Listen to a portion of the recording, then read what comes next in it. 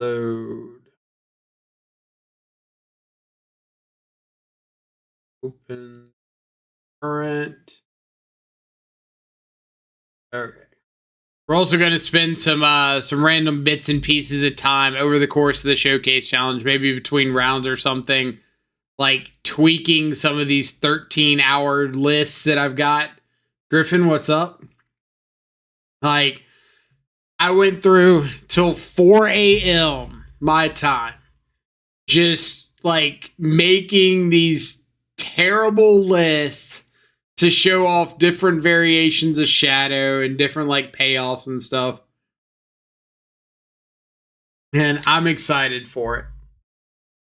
More excited than I should be.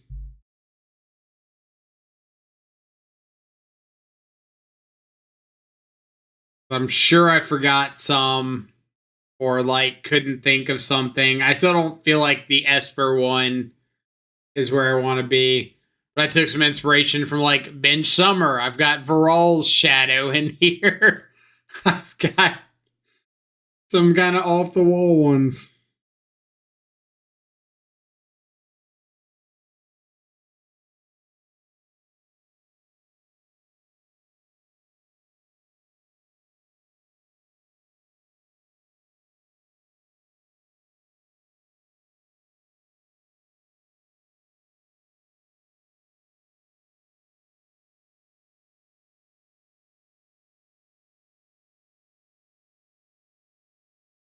Ugh. All right. How much longer we got? Couple minutes. Yep.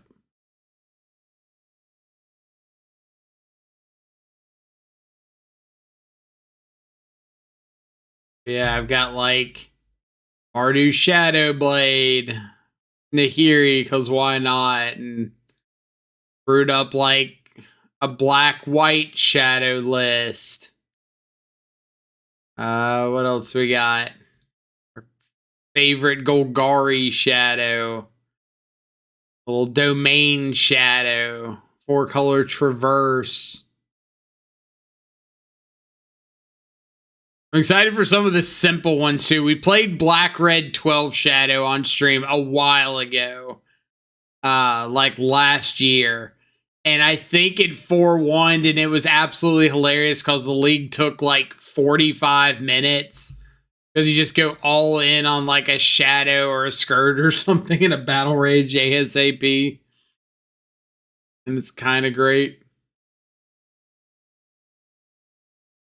Then I have like a mono black list in here, just signing bloods and agademes and scam package, and I'm excited for it. I think it's gonna be hilarious. Hand's got a Ragavan, can't throw it back. Ragavan, functional mana, backup Ragavan.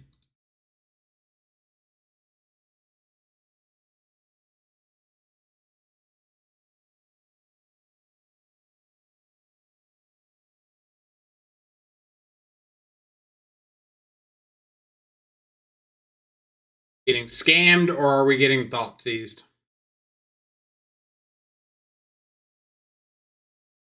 Deal. Ooh. I like that one. Ever mulligan a functional hand on Moto? Stonks. Stonks. Get Overgrown Tomb. Right.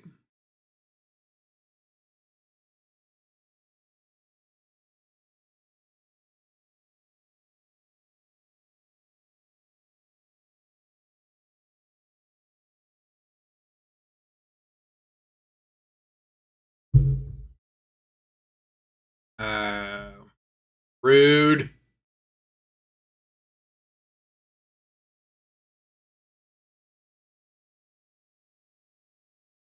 Super rude.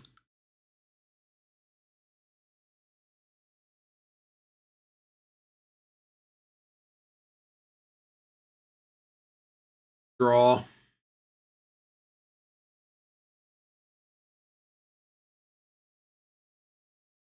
I think I'm just going to ditch Croxa and Bolt. Bolt doesn't really matter. And I could potentially draw into an Unholy Heat. Be able to kill off this Fury right now.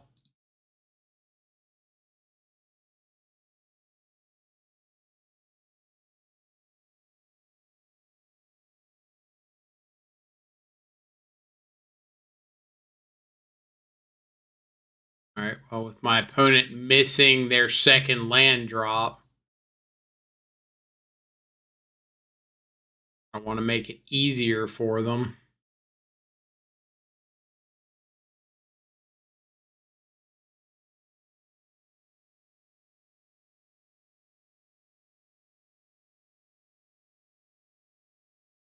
Turgoy's decent.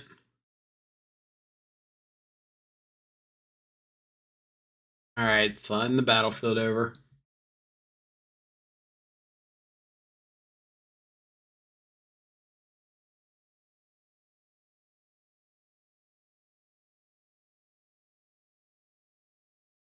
Oop.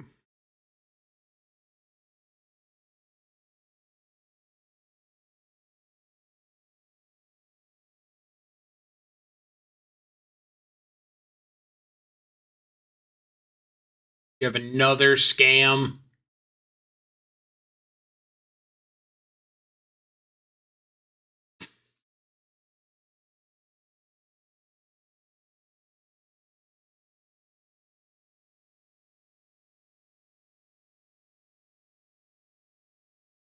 Okay.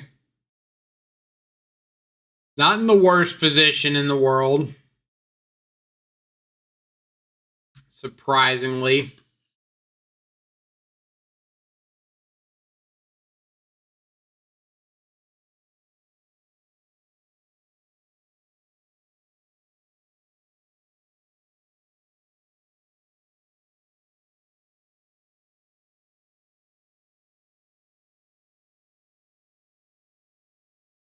See if we can eat another Undying effect.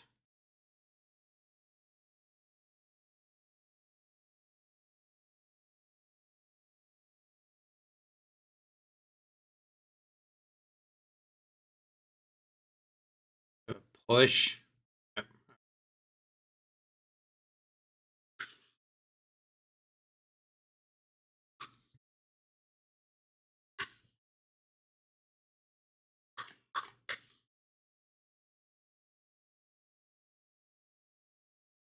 Playing for Croxa would be kind of dope.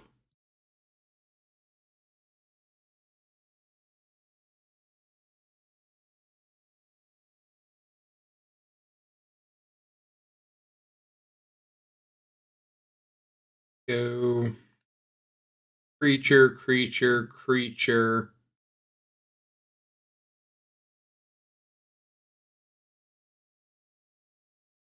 Nine cards in the yard. 5. Croxa. So I'm only going to have 3 regardless. Let's do last creature. Leaves artifact, instant, land, sorcery. We'll get rid of instant.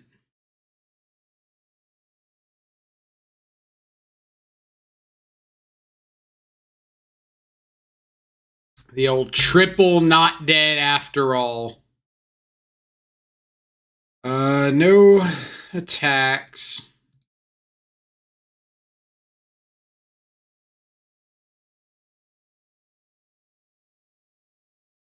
God, I knew their last card was going to be a Terminate.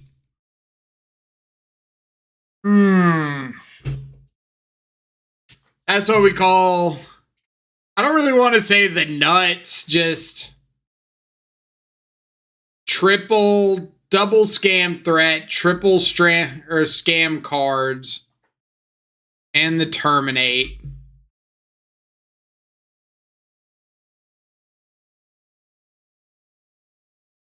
Alright. Sideboard in Veils, Terminate, Terrace under Autumnal Gloom. Side out. On the play. Double scam is the nuts. Well, that was triple scam plus the terminate.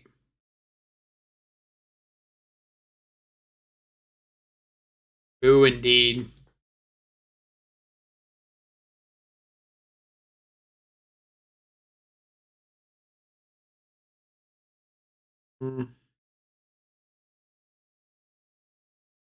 Better.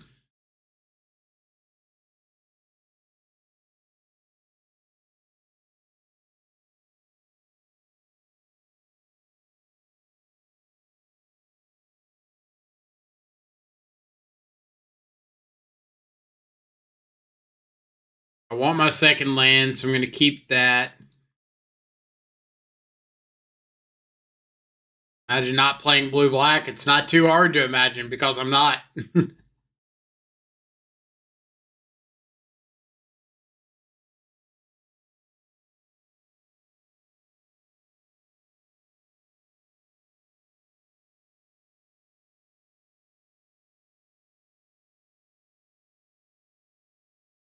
Actually, very not hard to imagine.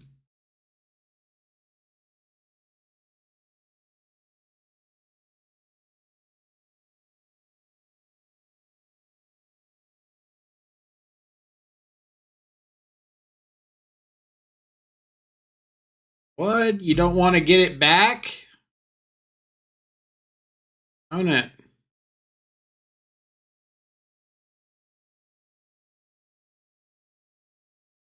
Anything you can do, I can do also.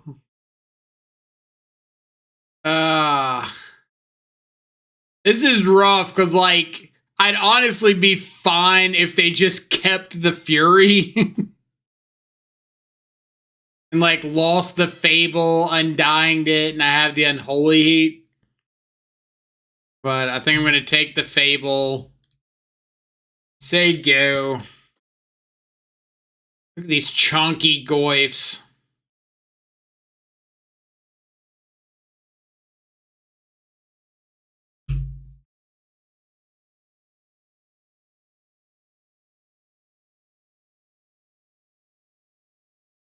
Easy Fable. Agreed.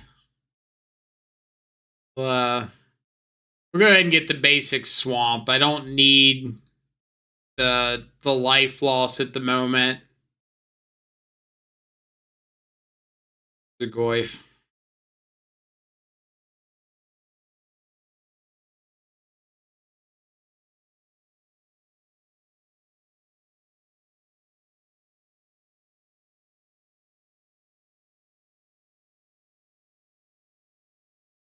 Their hand is Undying Evil, Fury, Verdant Catacombs that they still haven't played out.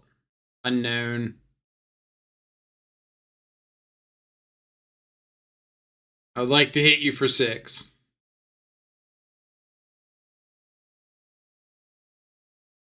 Rah. Where are your Murktide gods at now?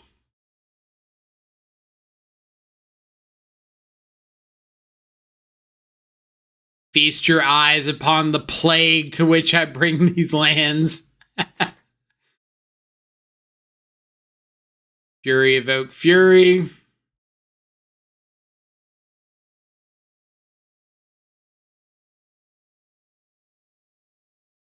Dying Evil. Holy Heat. Easy. Let's do it again. Do it again. Do it again.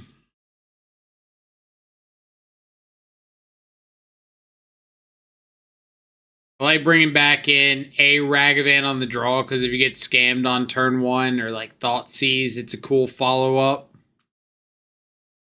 Thoughtseize is a little less good on the draw.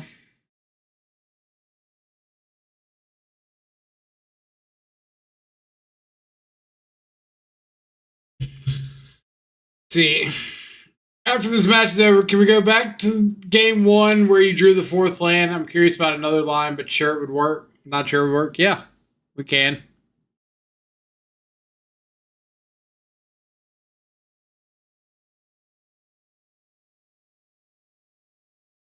All right.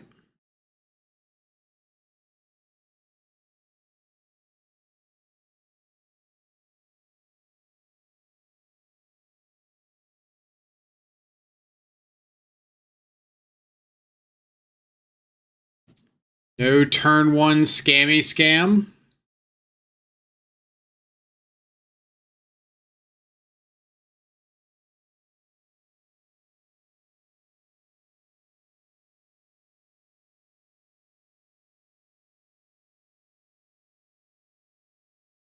So this has got to mean Dolphy.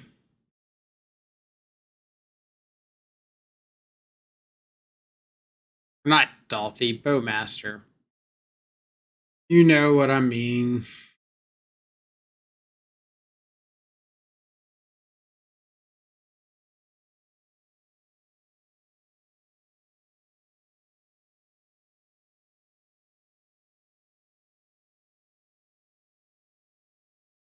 It Overgrown Tomb. No. Stomping Ground Swamp. And Bowmaster, their Bowmaster, because what Richard Garfield wants us to do.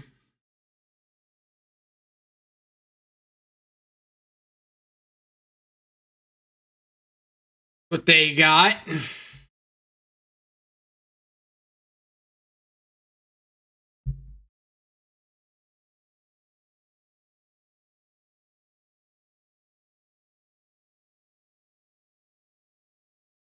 Yep. Pretty okay with this.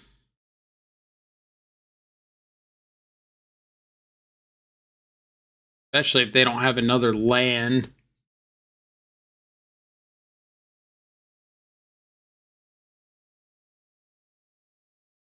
I just want to get Goyf down.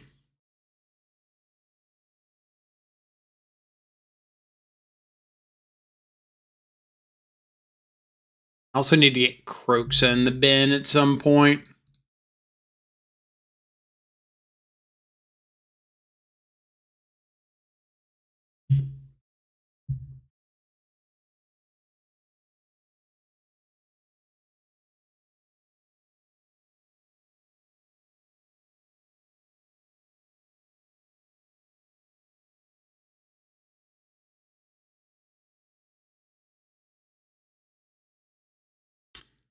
Let's bolt the army token.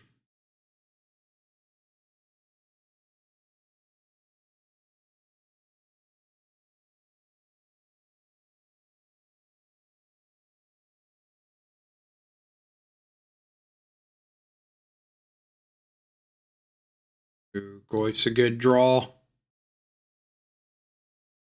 Goyf is a very good draw. Croxa you.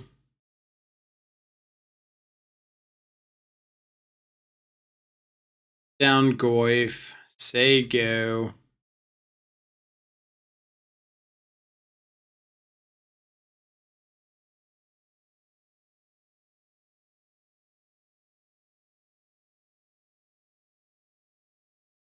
See what you got.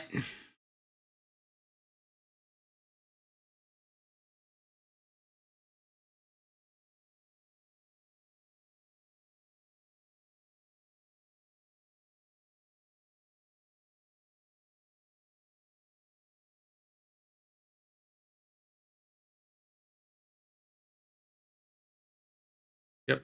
Table's fine.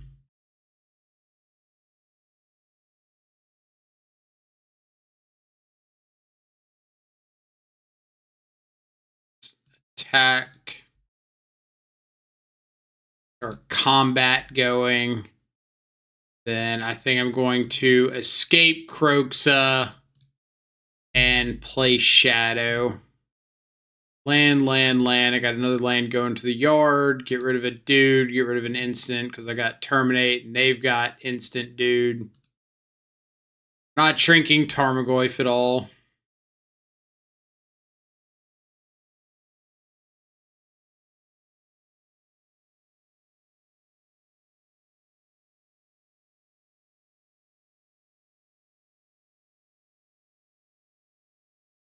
Overgrown Tomb, play Shadow. It's a 5/5, so it doesn't die to Fury.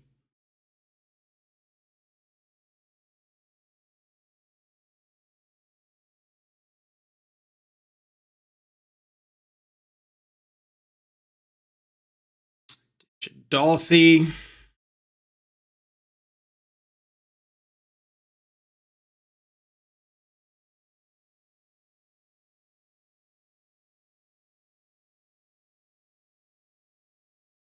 Just letting this through, right?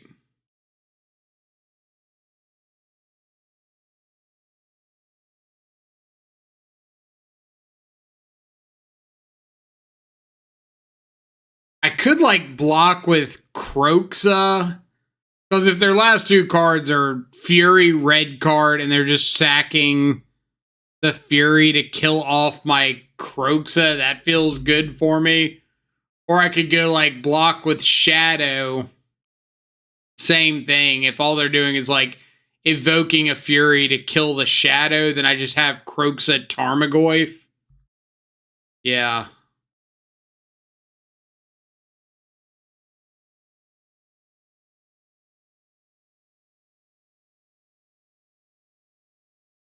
Or they've got nothing. All right. So we attack first. Get the Croxa trigger.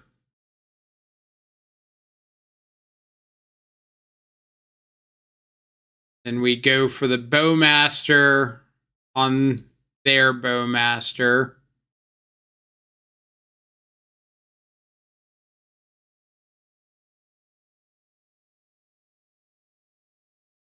What a no, baby. All right. Nice work. Nice work. Round of applause, everybody. Golf clap. Can we go back and look at that game one? I don't know if it'll let us until... Will it? Oh, yeah, it will. Nice. Nope. We can't go back and look at it till later. Yeah, we can pull up the stream. Twitch.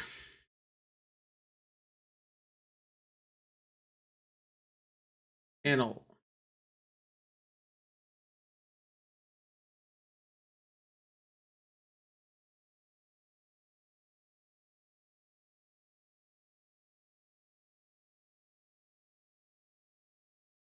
Hey, look, it's me. So many windows. Oh. Is this just going to like infinitely loop? Really? Okay.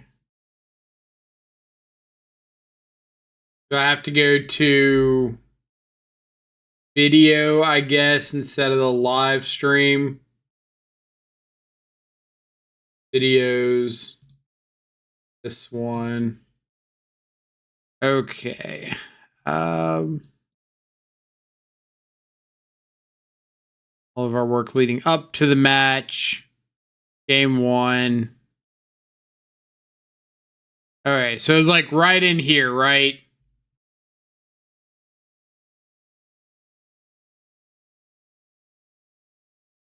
So that was the fourth land. So what happens if you play land tapped and copy Bowmaster on their upkeep?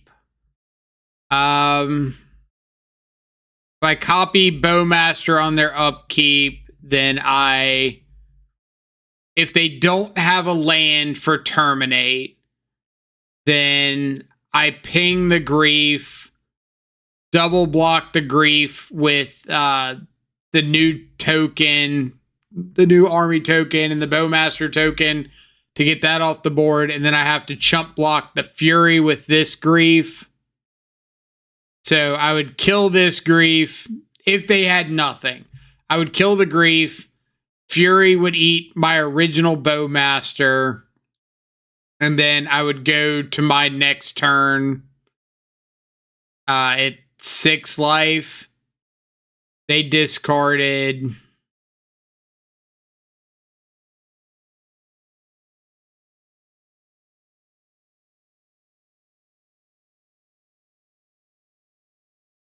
They discarded a Ragavan, and then they untapped. And yeah, still had land terminate.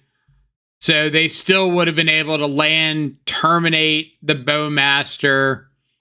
And now I have to chump the Fury, can't block the Grief, and I go to 2.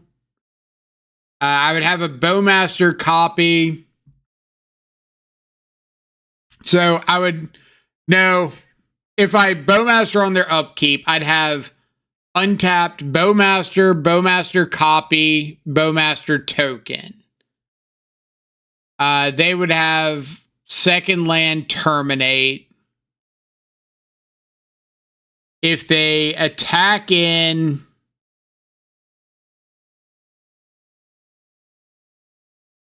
they would have second land Ragavan terminate.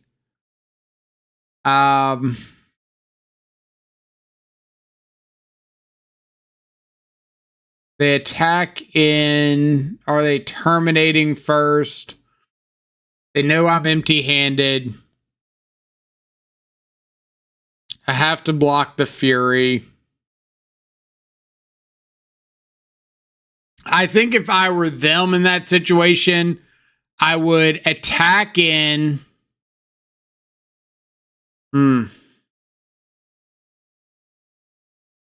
Yeah. Attack in. My best play, again, is to block the Fury with the original Bowmaster, double block the Grief with the Bowmaster and the token, get the Grief off the board. They've got the Fury, and then they just play second land and pass. They hold up terminate for the Reflection if I hit anything good, or if I get back Croxa, they terminate the Croxa next turn, attack in. I have to block the Fury with the Reflection, and now it's like Fury versus my empty board.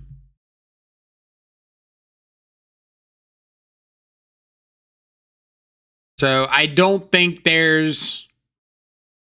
I guess that would give me a chance to hit like Unholy Heat.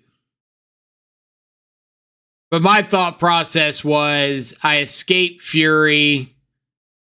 I can trade Fury with the Croxa and maybe like trade Grief with the Bowmaster and the Reflection, and then just escape Croxa again the next turn and put them on like a 1-turn clock.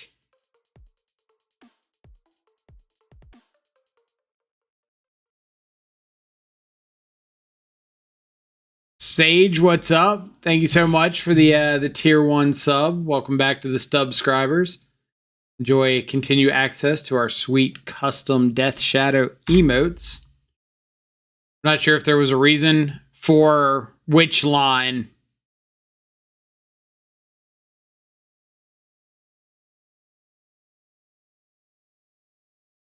To which line are we referring? Ooh, Reed's playing the challenge. Let's look at my last comment. Was there any reason to go for that line instead of Croxa? For the Bowmaster line?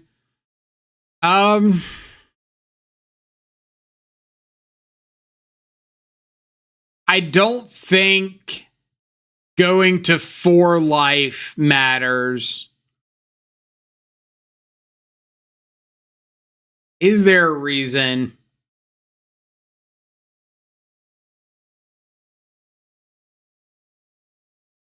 I don't think there's, well, I'm sure there's realistically some reasons, but I think Croxa getting or having the potential to get Fury off the board is like the biggest reason to go for the Crocodile line.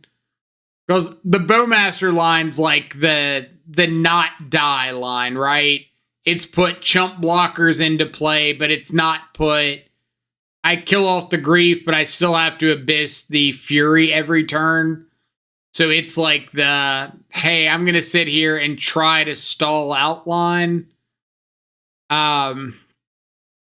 If I had the 5th land and I could copy the Bowmaster one turn and then escape the Fury plus, or escape the Crocodile plus copy the Bowmaster the next turn, then I'd be more on board with it.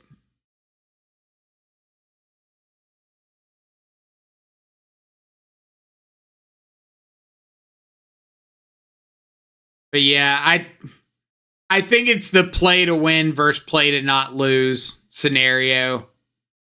Like, I think Crox's play to win. I think Bowmaster's play to not lose.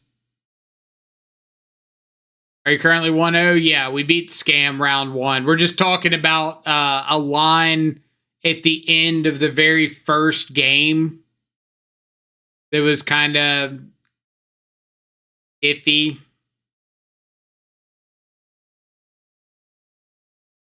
See what Reed's playing. I hope some version of Jun.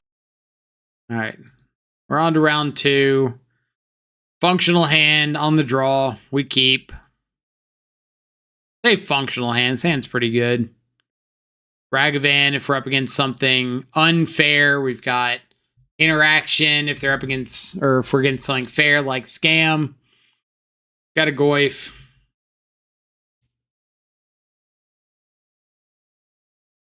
I'm on board.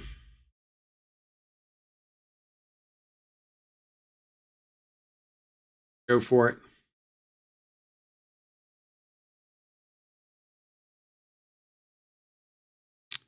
Bloodstained Mire. So my initial guess would be we're up against Scam.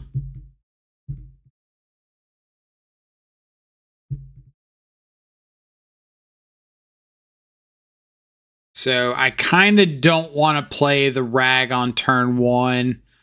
But at the same time, if I Rag and they like don't have a turn 1 removal spell and go for like a Dothy on turn 2, I feel pretty good. If they go for Bowmaster, then I think the Rag wasn't doing anything anyway. So I think I'm going to go for the turn 1 Ragavan. Yeah, we'll keep questing Druid. A lot of these scam lists are like cutting back on their amount of turn 1 interaction. So there's like a reasonable chance they don't have anything. Not Scam. Not Scam. Just creativity.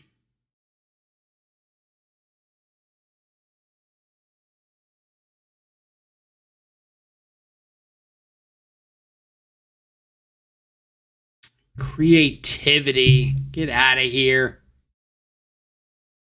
Get out of here. Lame indeed.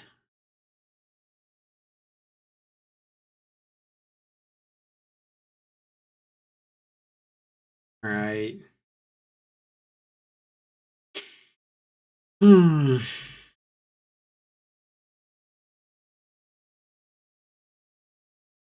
Yes. Killing the Wren pays off. Justice for you, boy.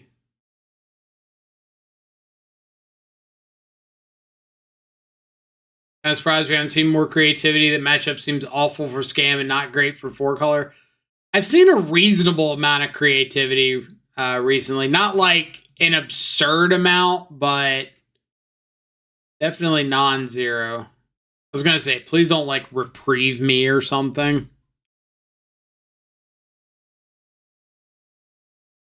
Leyline binding. Yep.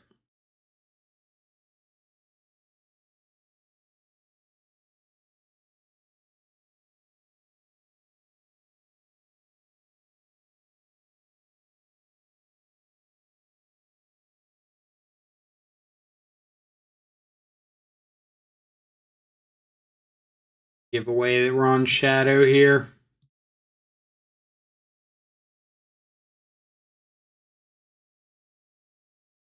Seek the Beast.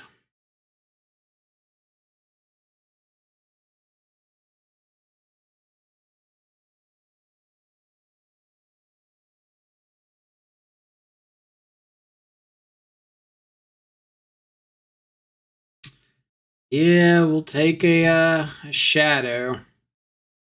If we don't have, or if our opponent doesn't do anything crazy this turn, we've got a pretty decent next turn with like Questing Druid plus Shadow plus like some sort of something.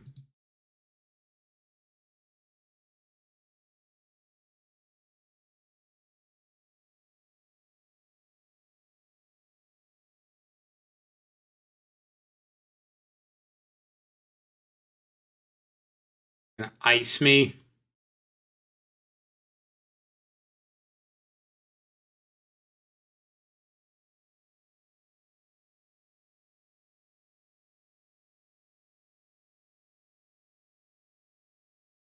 Not really sure why you're waiting for my draw step for this, but sure.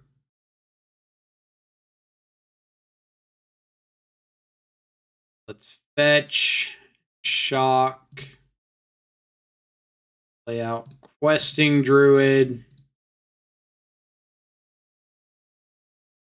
play out Shadow.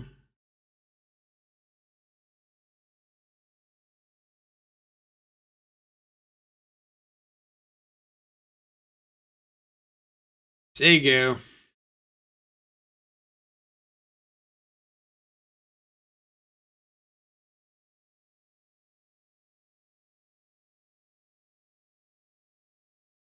Must found the fourth land if they're fetching here. Either that or their hand is just like 5 copies of Leyline Binding.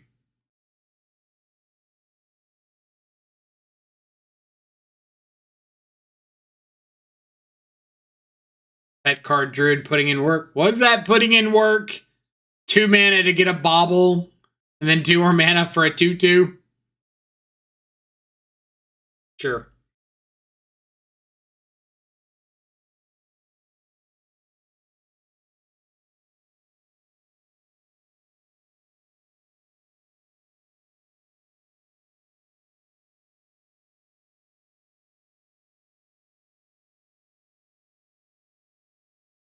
What do we got?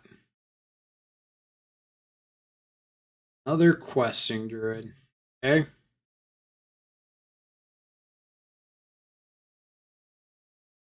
Work is exactly what I call it.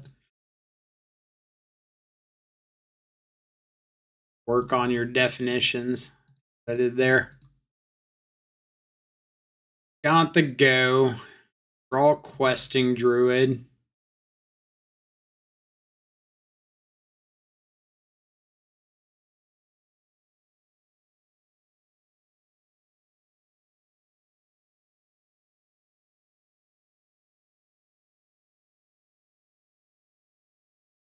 Any consideration to bolt self and fetch for a 2-turn clock?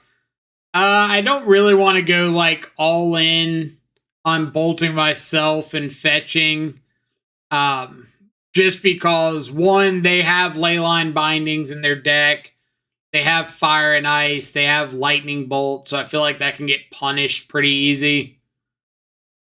And I kind of want to just save these in case they had like double Dwarven Mind, double token for creativity or something.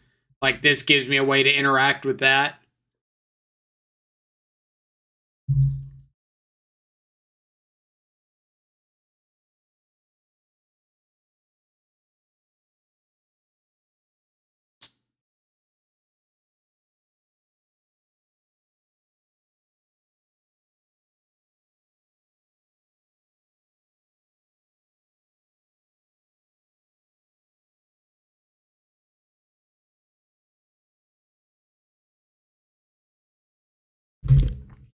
I also have to think about like if they go for a creativity here, like just play creativity, Is there any chance we could kill them if we just let it resolve? Like, they go up to 14, we bolt them back down to 11. Shadow grows to a 7/7.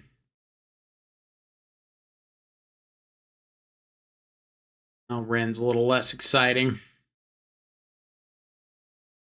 Ooh. Ooh.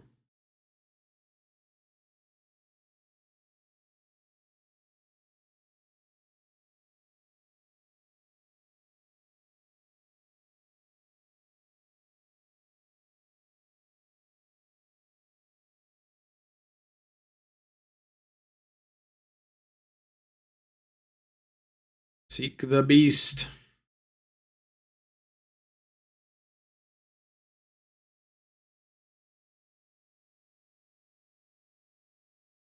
So.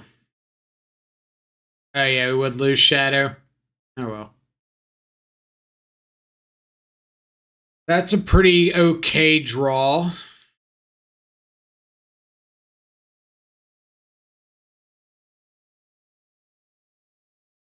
Let's go ping the token. Back in with Shadow.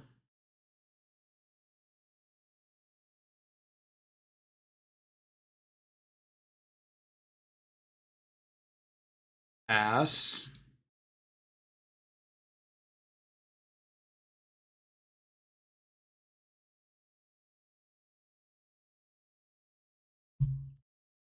Surely they just have to go for it now, right? If they have a creativity.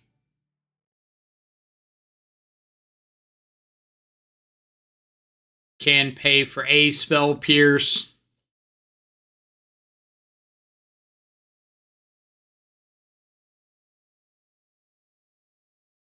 Opponents can't cast spells this turn. Main deck silence. Main deck silence. Can we just like take a minute to appreciate that?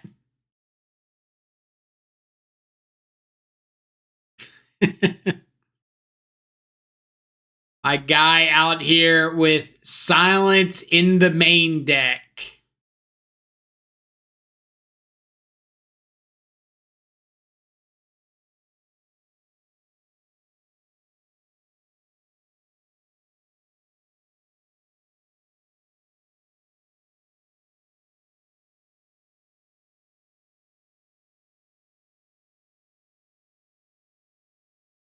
Hashtag no respect.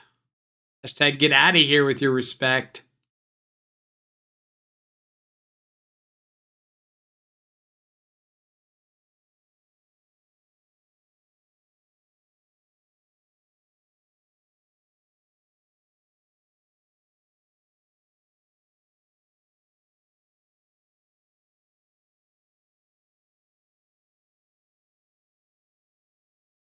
And finding their 4 red mana for creativity.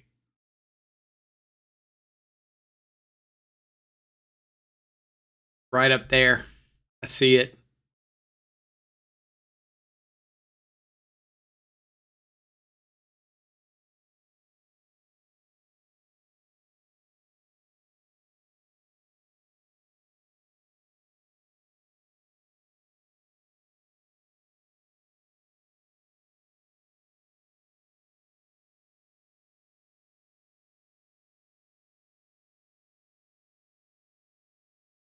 Cast it.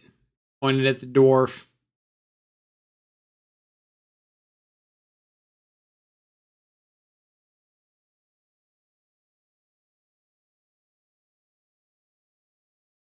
Brain time.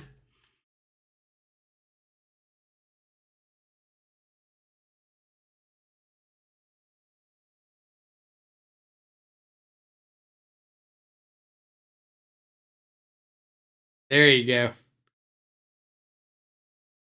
They figured it out. Killing my dude is correct there. So I applaud them for for making it to that conclusion. Lightning bolt.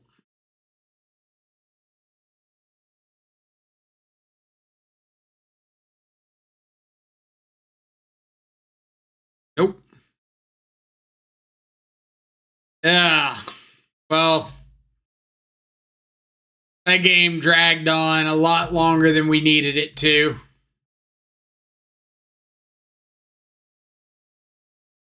But that's okay. That's why we get game 2 and maybe 3 and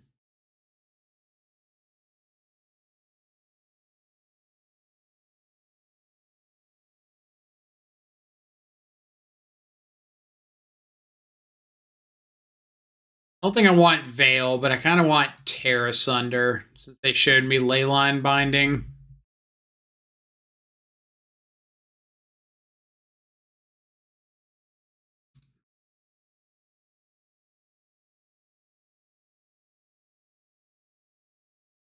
I'm on the play.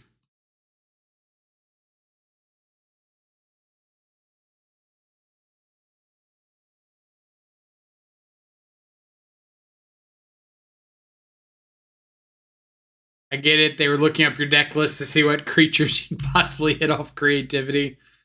I mean, I showed them like Ragavan, Shadow, Questing Druid, Bowmaster, something like that. So I feel like they should have a decent idea what they're hitting.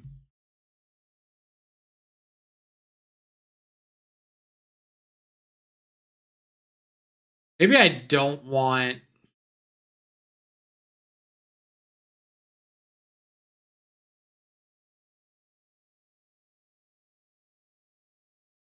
I don't think we want the other Terminate. Like, I want to kind of slim down my interaction. Make it as cheap and efficient as possible.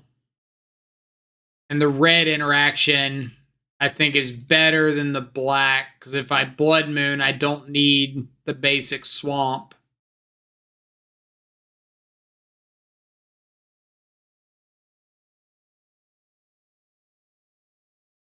Something like this.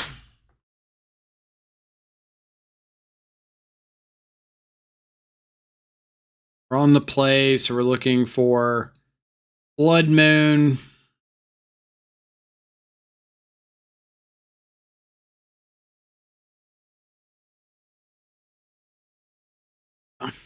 Can't really throw this back.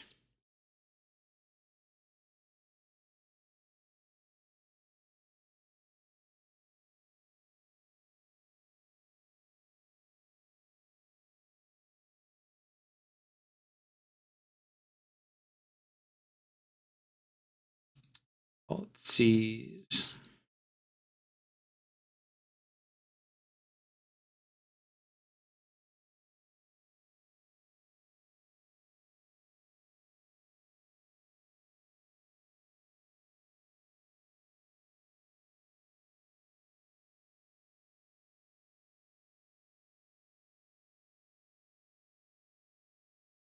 Get through my little Ragavan.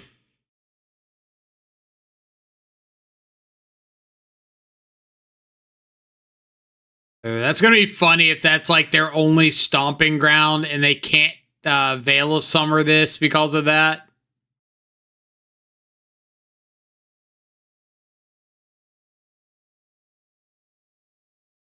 I would laugh quite a bit if that's the case.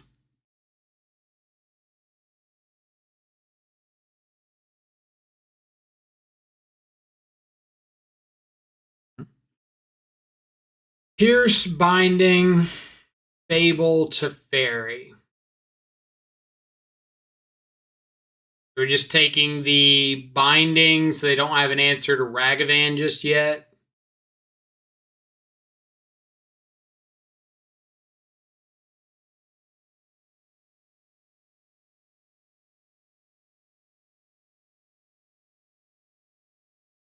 Yeah, there's no guarantee they're going to be able to play their 3 drops on curve either.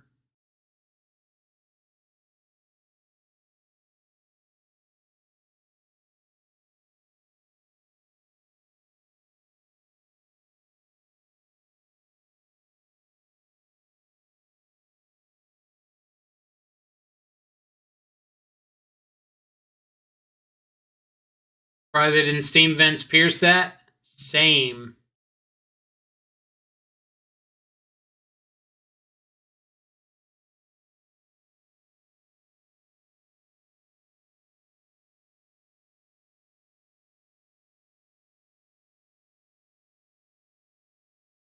Okay.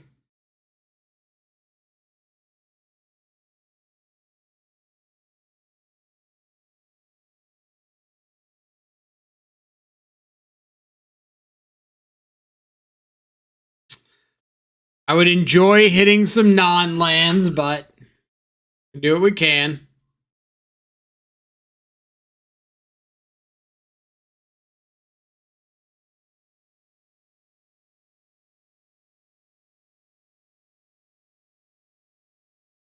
You have the untapped land to be able to Fable / Teferi here.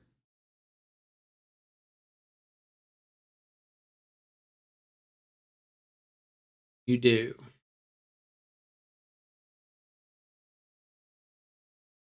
But you're not going to.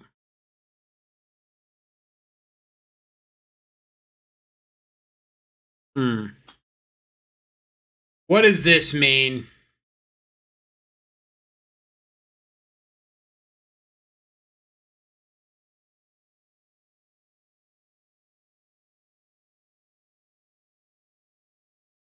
Like a bolt?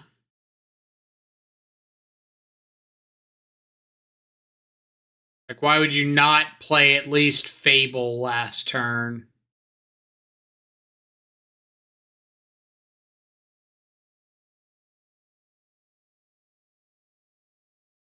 Called it. Called it.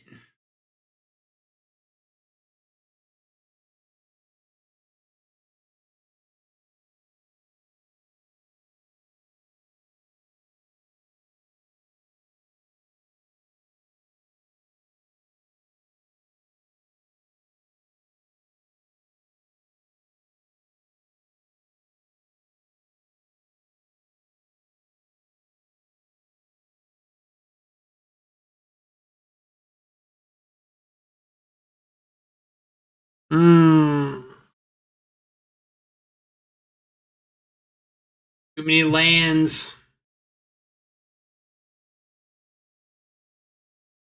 Less lands.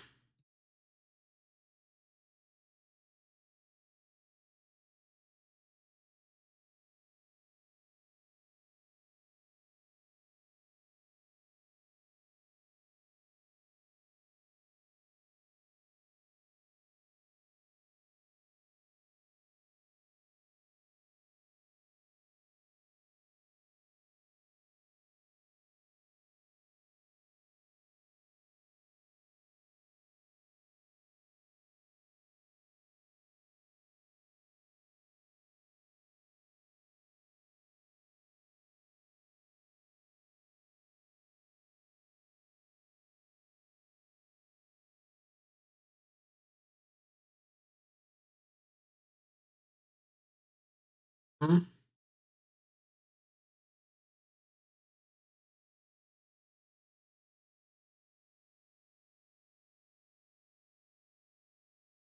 All right, so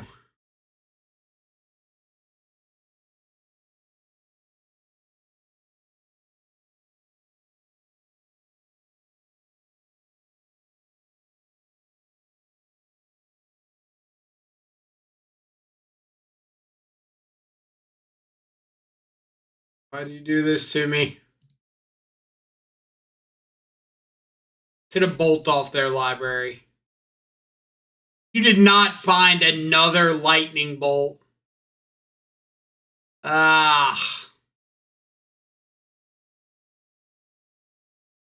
Falling apart here in the final hour.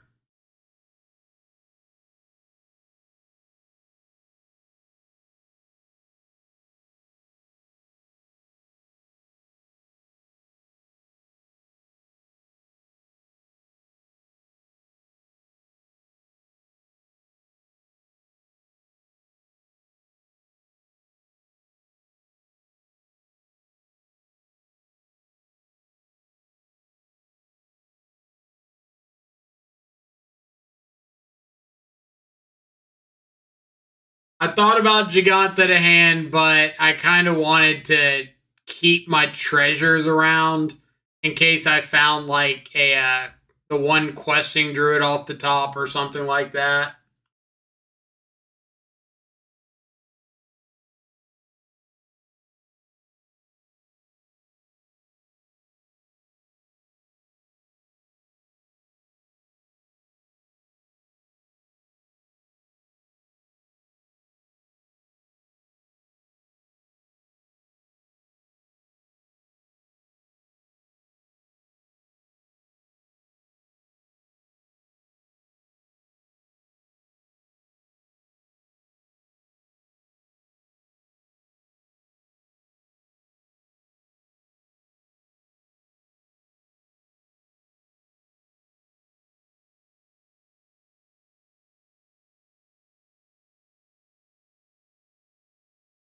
Countering? Are we thinking? Are we?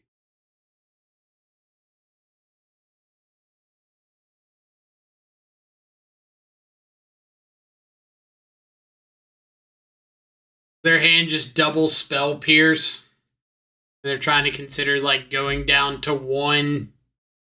Tap me out.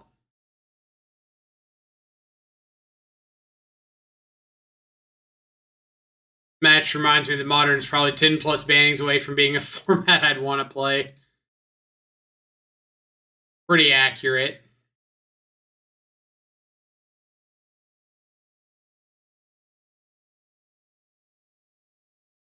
And I hate that, like, Teferi has fallen out of the discussion for a lot of people on cards that, like, should be banned. But I'm still 100% in the camp that, like, this card should not exist. But we've just gotten to that, like, oh, there's so much worse stuff than Teferi. Teferi's fine, but Teferi helps police some of the broken stuff. I'm like, no, Teferi's still not fine. Teferi's still very problematic.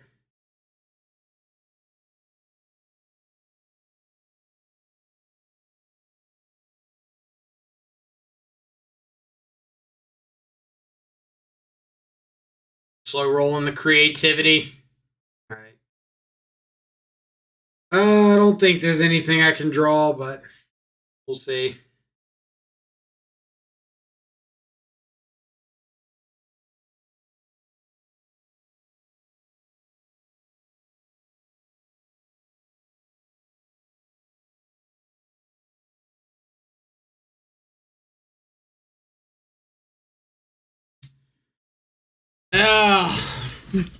You prepare for scam.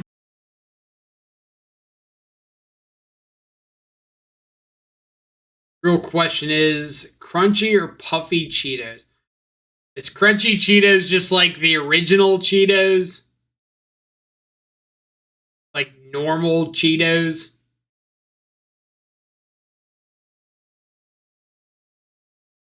If that's the case, I'd probably say normal Cheetos.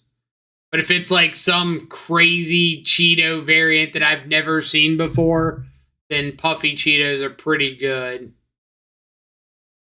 But like the Cheeto puff balls, those are really solid.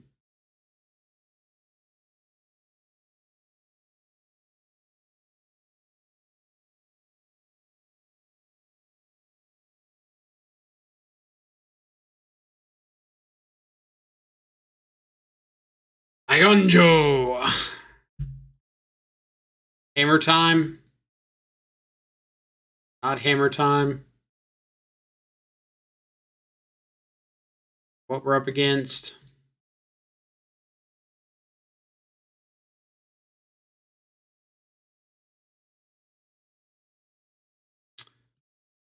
I'm guessing Hammertime with Igonjo, Exile, Urza's Saga.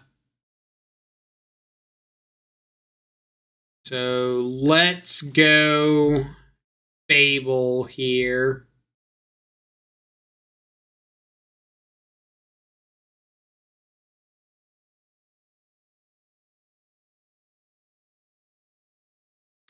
Pass it to you. The original are just always the best. The original are very, very good. I support them being the go-to. All right. Well, it could be anything, but I'm still assuming Hammertime. Throwing ideas out.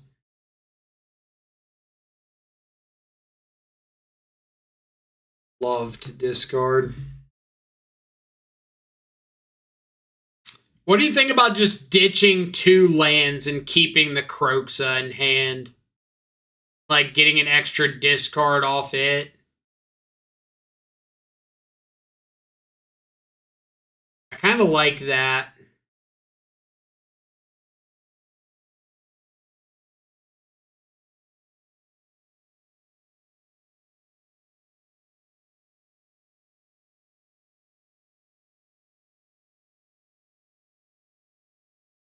Now, are we trading off Ragavan for the Stoneforge? I will offer up that trade.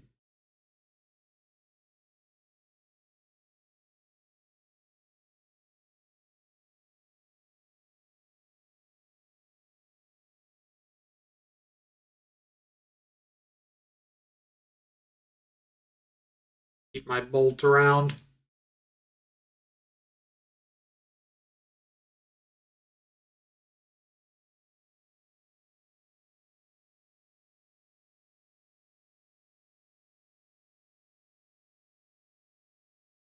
Yeah, I can bolt a Paladin, or if they have something like Forge Anew, I can interact with that.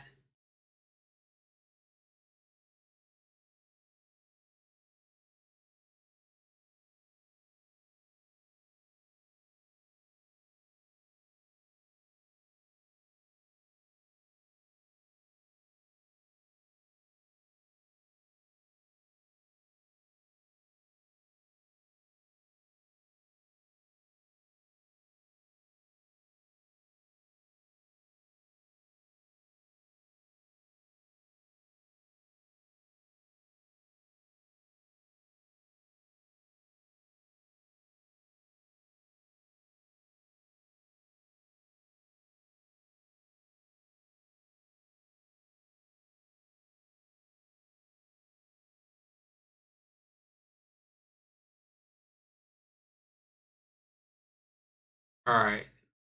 Let's pass. I want to wait for him to put a hammer or something on the stack.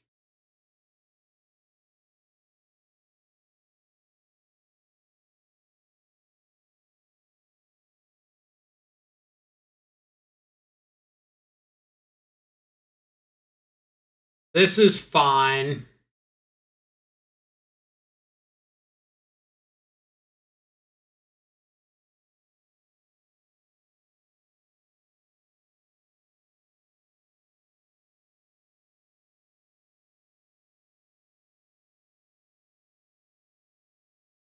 This, we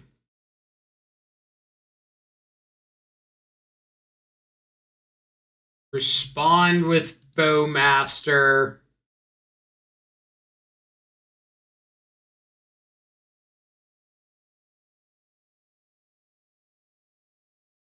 Ding you.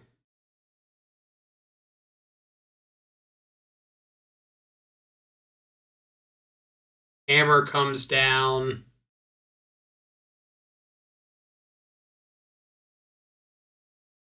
I guess I didn't think about them drawing after. Crap.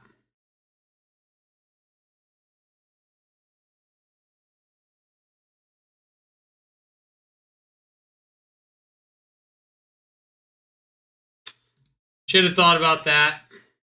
I thought or forgot about them stacking Sigarda's Aid trigger here.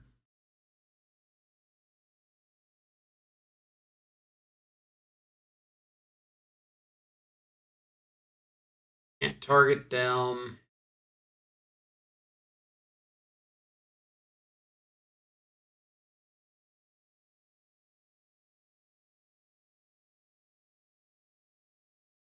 Pretty not good.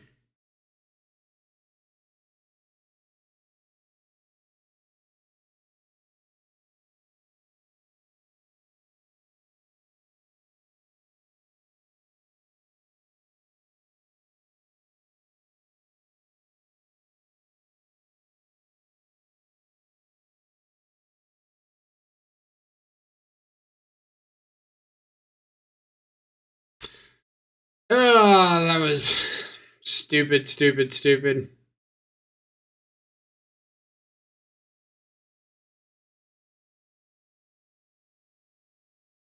I need to attack with the shaman token to get back Croxa. So if I attack like...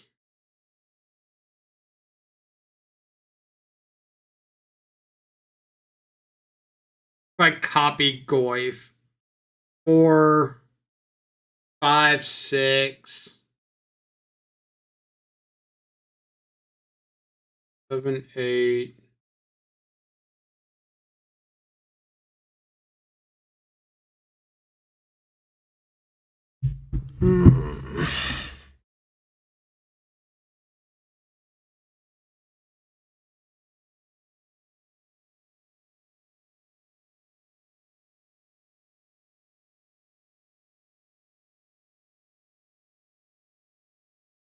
Yeah, I mean, I guess if they do get a Shadow Spear, like, I still have just untapped double Shadow. That's pretty okay. But they ditched a Stoneforge to Croxa, so...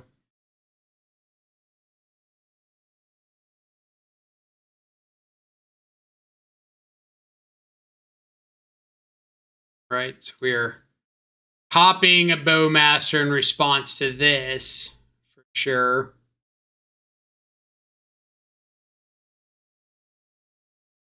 Can't do anything to kill them for a bunch.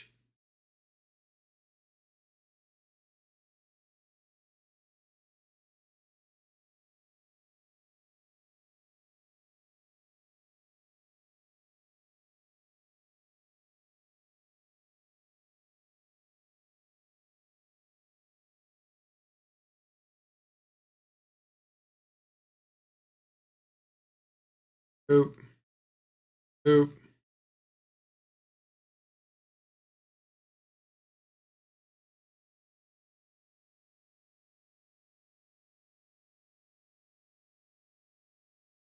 Okay.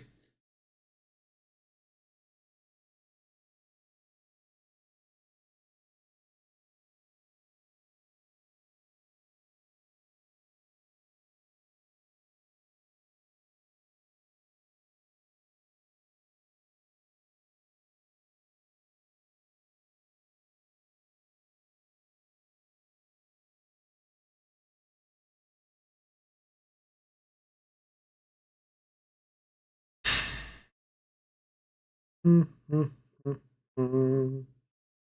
can get back Croxa and just like suicide the shaman in to be able to reflection again.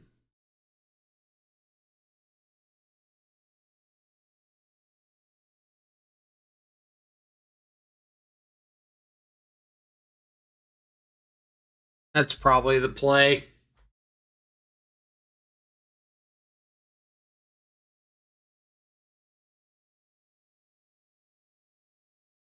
Yeah.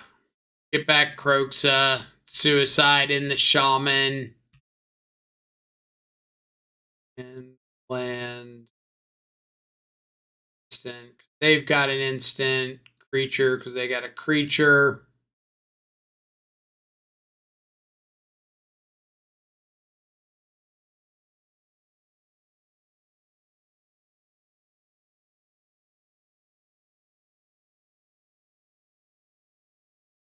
Paladin. Suicide in the shaman for the treasure token to be able to reflection because I really don't think the shaman matters anymore.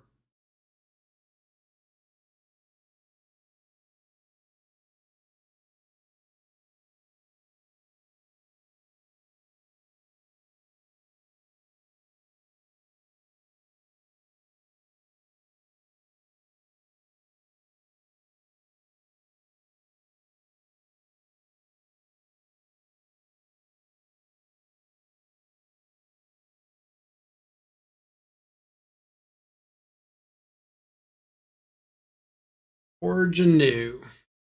Okay.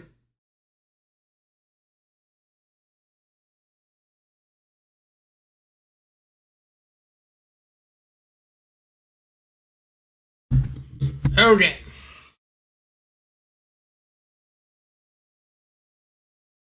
So I have to block everything.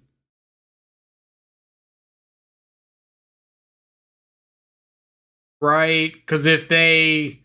Worst case scenario would be I'd leave one of these unblocked and they have another hammer and they're able to play out a hammer, attach it up with the aid, and then move a hammer over with the Forge Anew to the unblocked one. If their last card is Shadow Spear, there's nothing I can do. Because they can just move one of the hammers onto one of the already equipped dudes, Shadow Spear it. I am dead. So, we Bowmaster. Copy Bowmasters make more blockers. I can't beat Shadow Spear. There's no reason to play around Shadow Spear.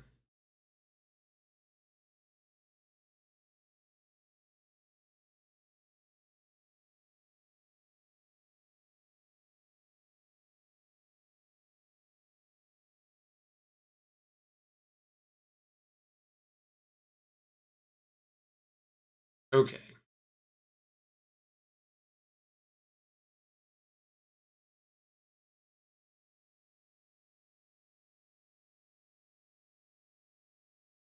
Nice. Nice, nice, nice. Tear Asunder, EE. Terminate. ER.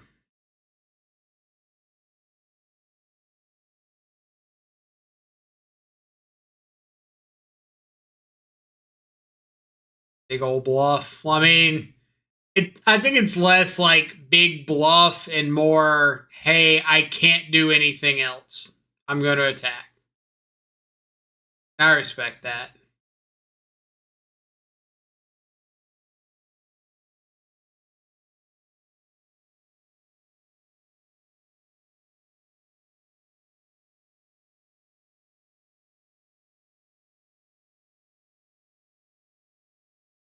Skip the Blood Moons on the draw. Was there an issue with them passing the turn and not attacking? Was not expecting that. Are they dead if they pass the turn and don't attack? Because I get to copy Bowmaster into turn, or just like copy Goyf, untap, get another Goyf, and attack everything. Kroxa triggers, ditches their last card. They've got 3 Goyfs that are, I think, lethal. Plus, like, Kroxa, Bowmaster, the big dude, and then their Fable. Or the Fable was tapped. I think they were just, like, dead on board if they passed and didn't do anything.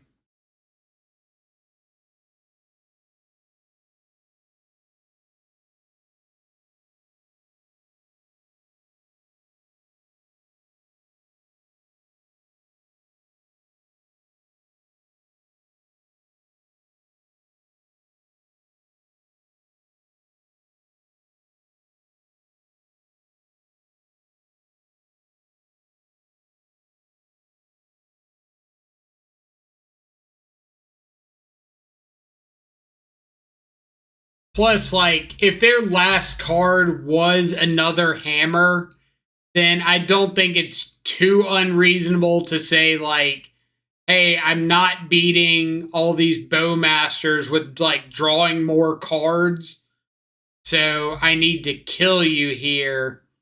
And the best way to kill you is for you to just, like, slip up and leave one guy unblocked, and I get to flash in a hammer, move another hammer, kill you.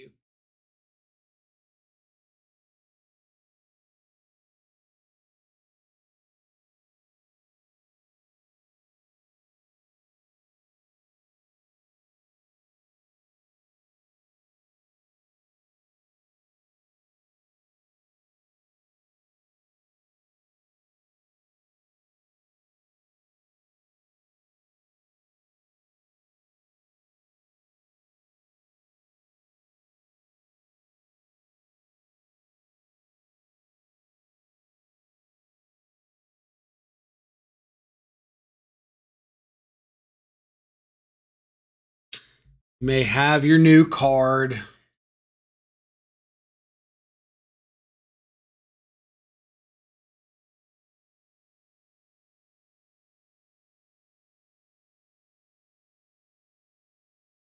I have had a bit more success recently against like the awkwardness of Esper Sentinel by just treating it as like a 1-mana 1/1 ETB draw card instead of trying to like play around the trigger or get too cute with it. Like just kill it off the bat.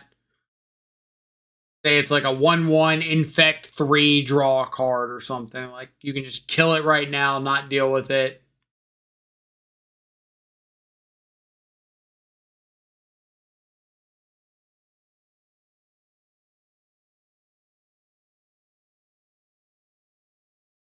The Beast. EE.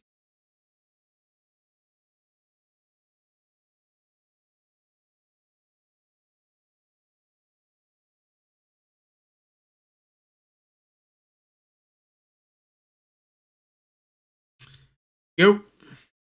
A pretty decent questing druid.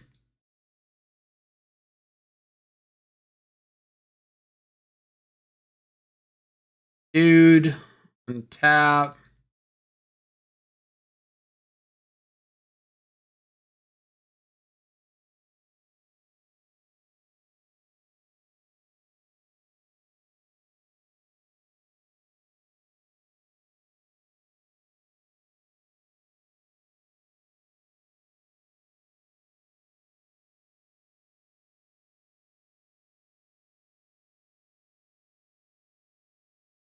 Clint, what's up?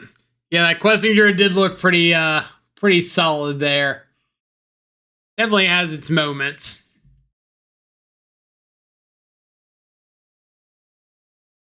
This a pure steel paladin? Sanctifier. Yuck.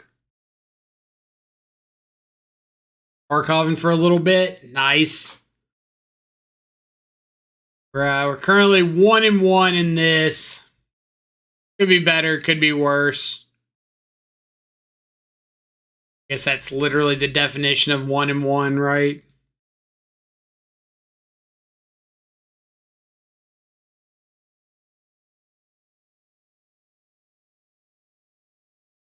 Alright, well if this doesn't scream second copy of Pure Steel Paladin, I don't know what does. Bolt you.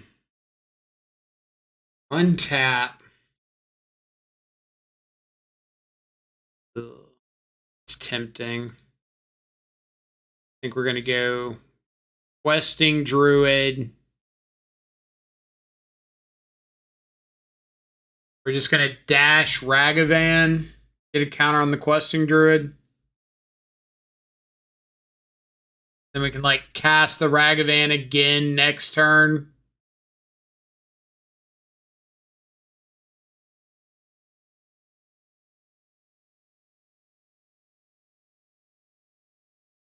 Damn, they played a Sanctifier on FU. What? Ornithopter doesn't trigger my Questing Druid. Demand a refund. League is obviously bugged.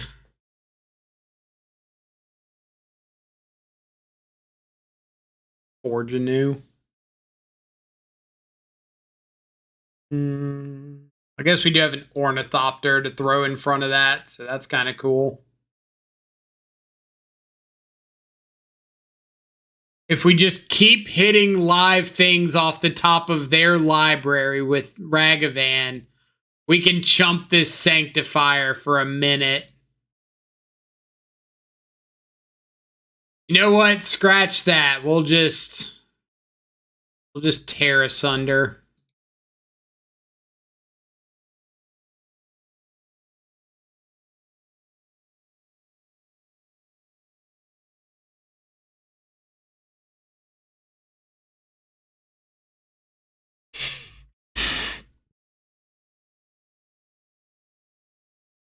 That's interesting.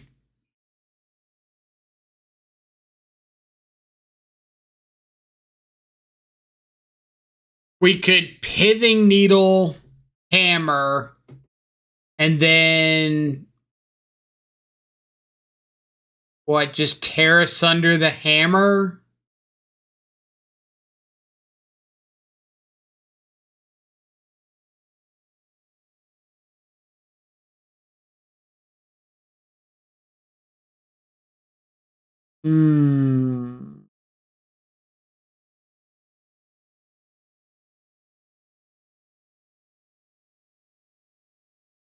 Like, I would love for this tear asunder to hit the Sanctifier, but if they have a protection spell, I lose the chance.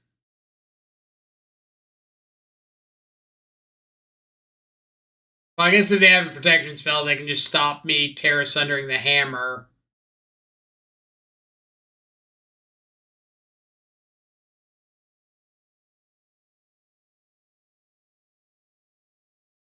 And Pithing Needle would stop future hammers.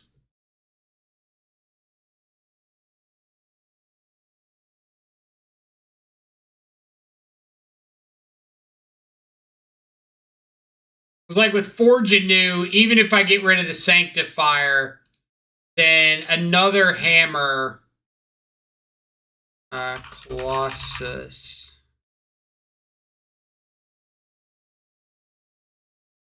I also kind of think they're just like F6'd here.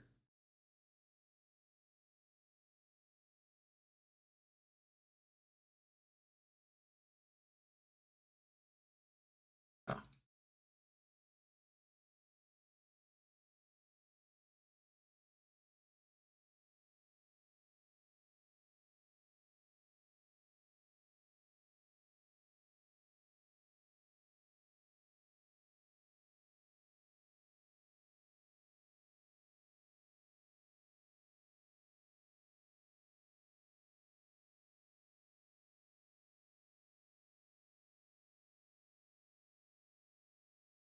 Yeah, Surge is like my big fear.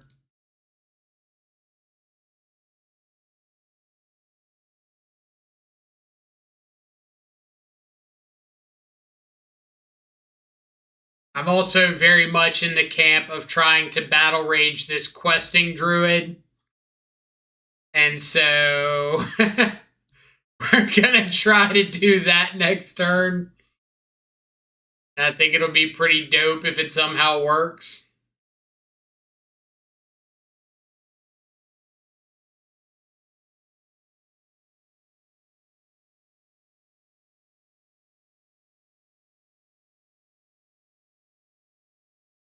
Great, 2/4/4 white angels. This is like fine, right?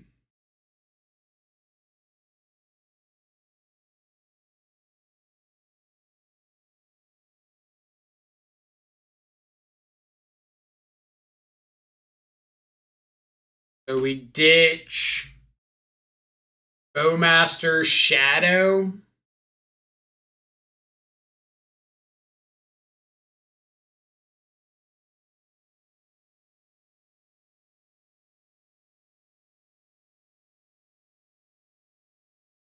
They're tapped out here. I kind of want to make something happen.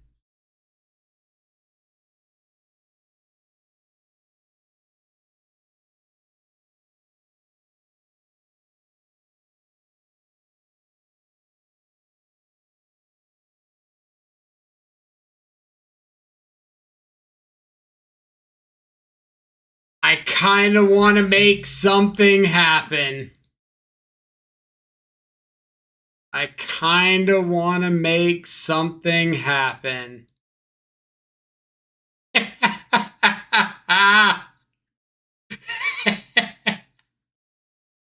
Battle Rage questing druid for lethal. Us. The good old double strike trample 8/8 questing druid.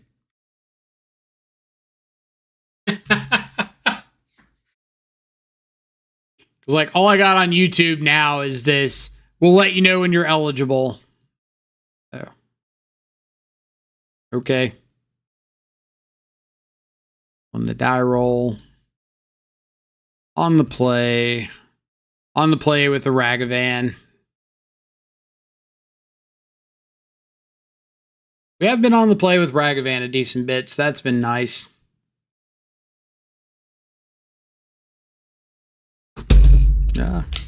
Water bottle. Water bottle, please.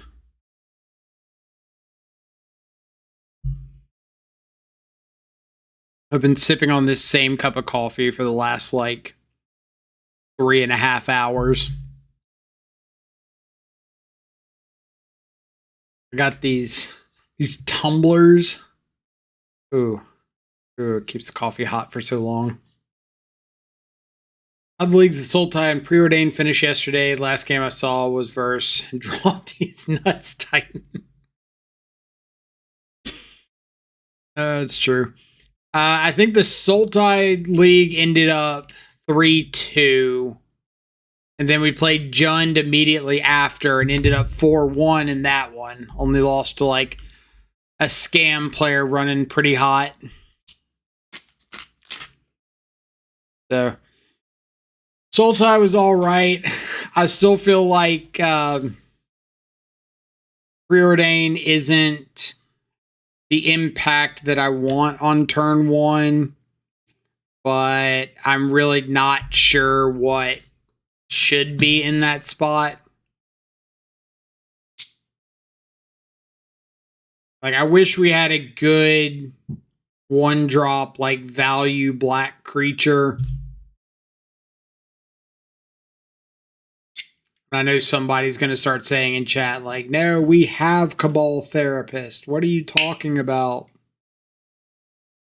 But that's what I really think. Or I think Sultai is missing 2 things. I think it's missing a 1-mana play, a good 1-mana play to go along with, like, Thoughtseize.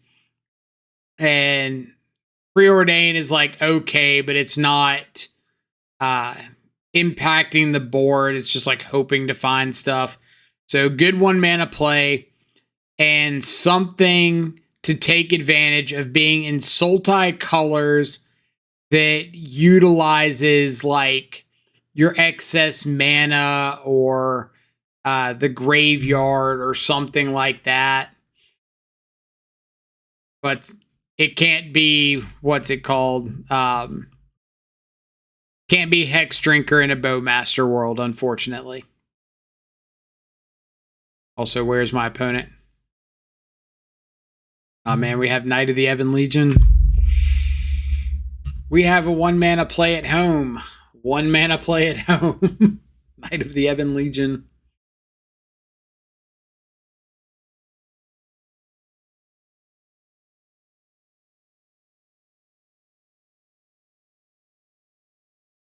This is the game that never begins. This goes on and on, my friends. Some people started playing. All right, there we go.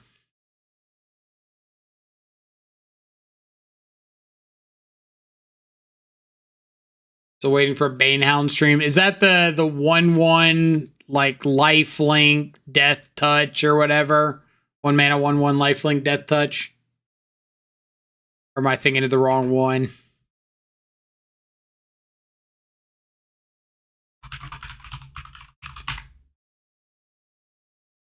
Oh no, it's 1-mana 1/1 lifelink haste. Sorry. Not even death touch, just haste.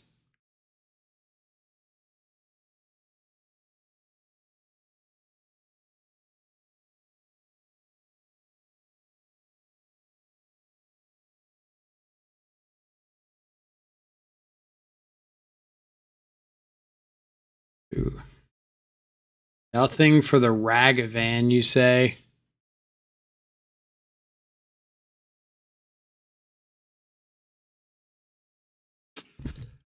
Ooh.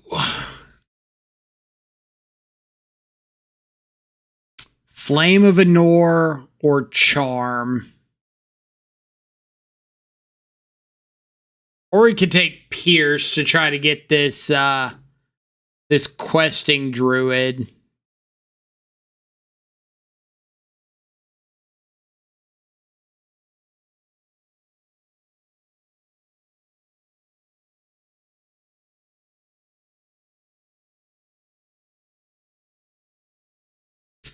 Or I could just take double Murktide, but I've got this Unholy Heat, so I really don't want to take Murktide.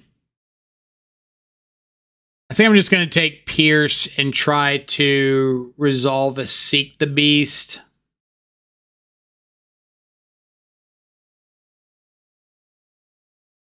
Which I could just go for Seek the Beast on their upkeep, but...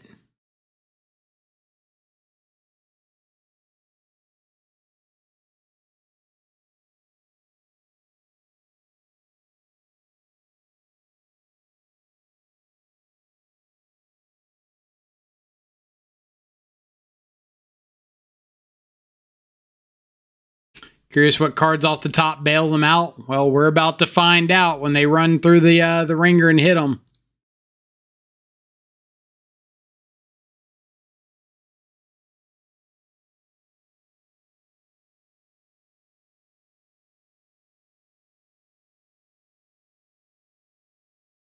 So we take Charm. We take Charm. They Flame of Anor and kill our Goyf. That's not very fun.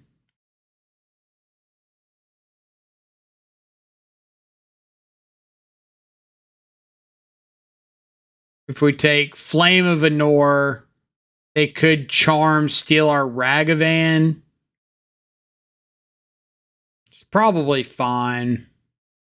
Fine-ish. I could just take one of these Murktides and, like, leave them with a couple 3-mana plays, but then I still have to deal with another Murktide, so I think I'm taking one of these spells.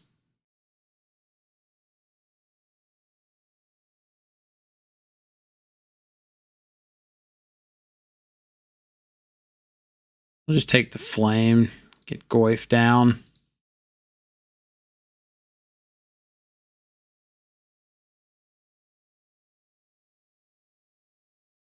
Neither of those seem great.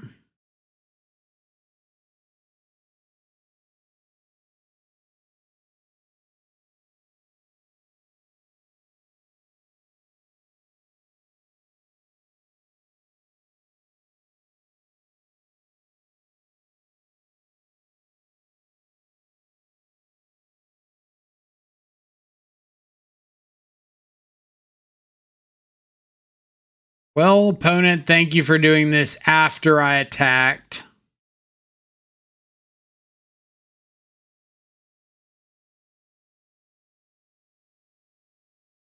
But before damage...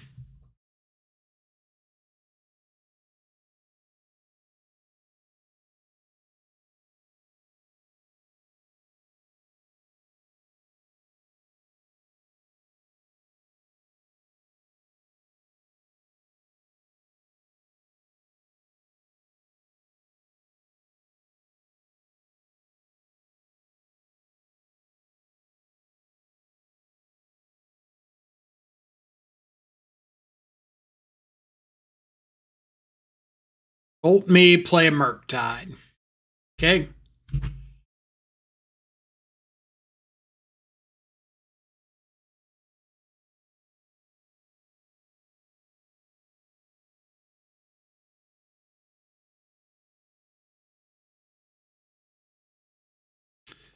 Well, we wanted to know what kind of draw got him out of this.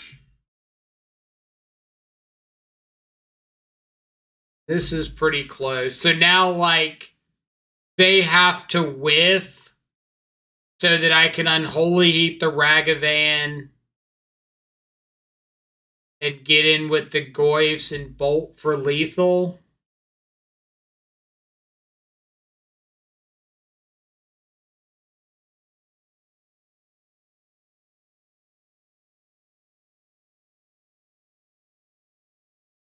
And I cannot...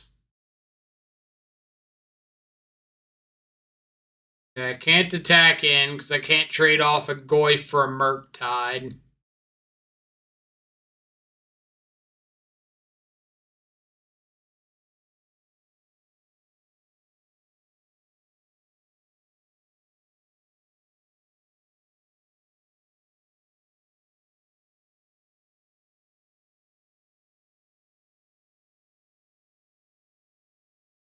Alright, so they're dead on the attack. Not dead if they don't attack.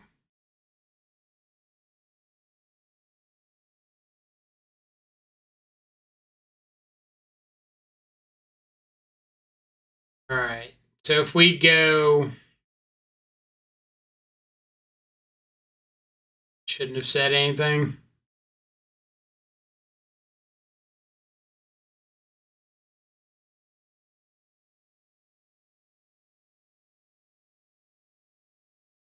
Bolt this one.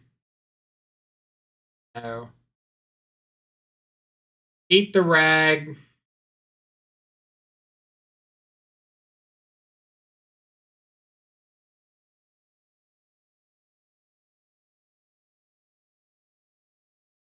Eat the rag, untap.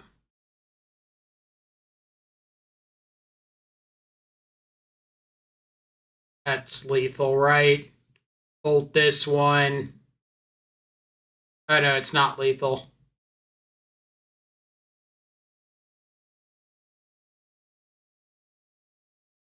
Not lethal at all.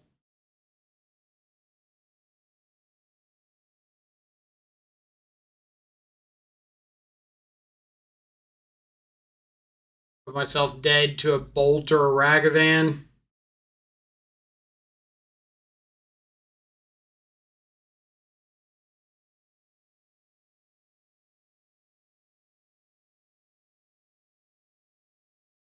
I kind of forgot, like, oh, they can just block the shadow.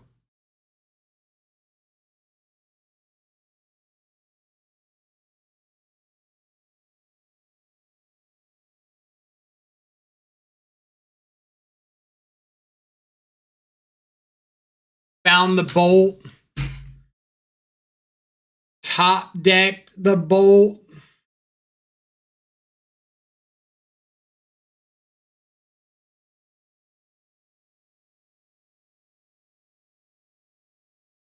Yeah, the second attack was lethal if they draw nothing, but like I can't beat the Bolt off the top. There's nothing I can do about that.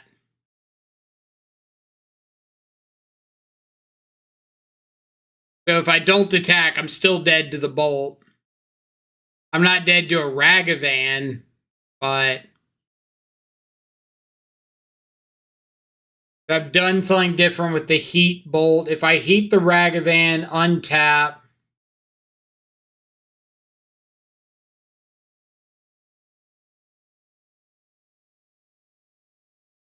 Now, I think the play was Bolt the Murktide, the 3/3 Murktide, instead of heating the Ragavan, untap, attack all, and if they block with the Murktide on something, heat the Murktide.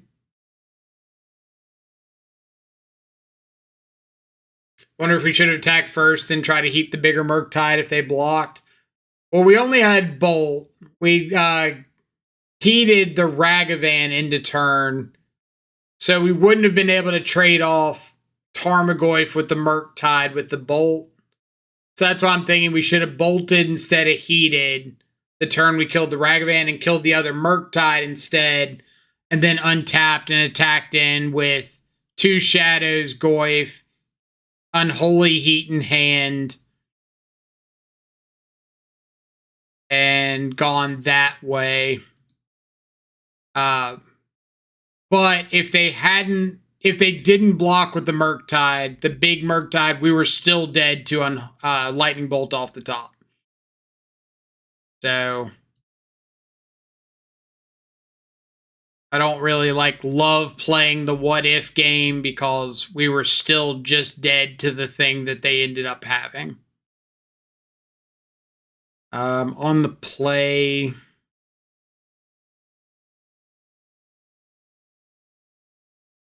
Play on the play.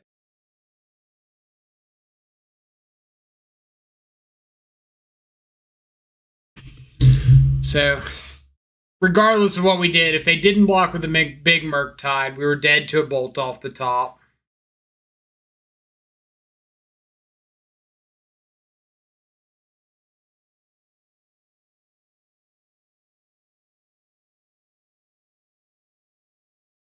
I also could have Questing Druid on their upkeep game 2 or turn 2. They ended up top decking a counter spell right when I went for Seek the Beast on turn 2.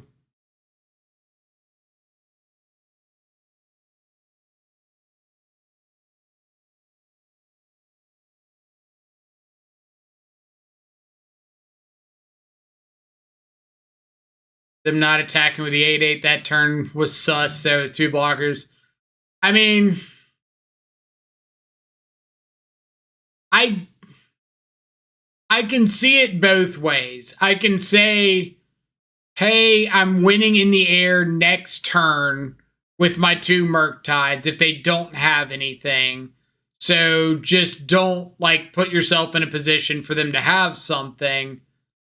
But I can also see hey, I've got multiple blockers and they need to get 3 things through to kill me.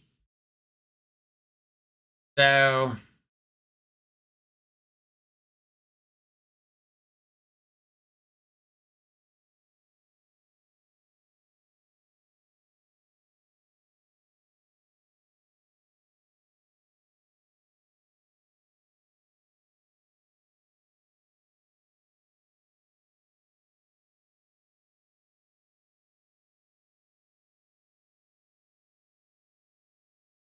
hindsight is in fact 2020.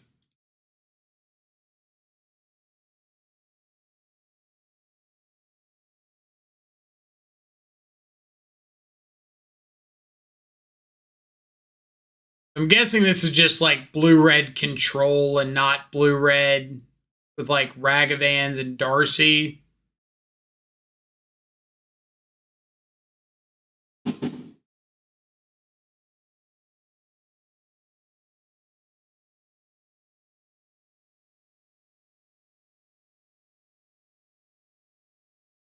Kind of want to fire off a bolt for the extra damage.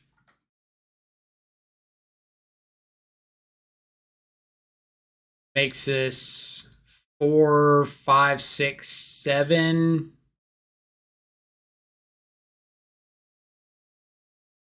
Seven with another Tarmogoyf.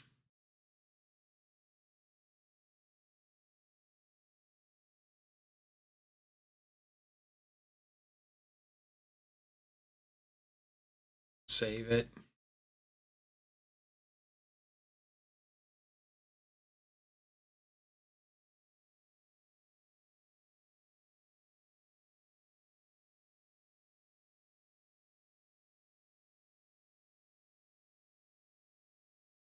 Subtlety.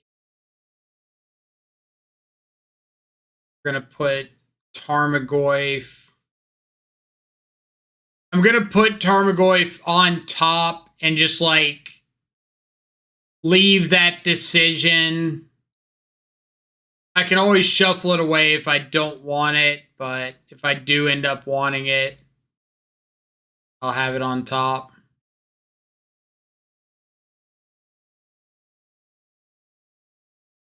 Expecting a counter spell, so we'll play out the Tarmogoyf pre-combat. If they do have a counter spell, then this other one grows. Yep.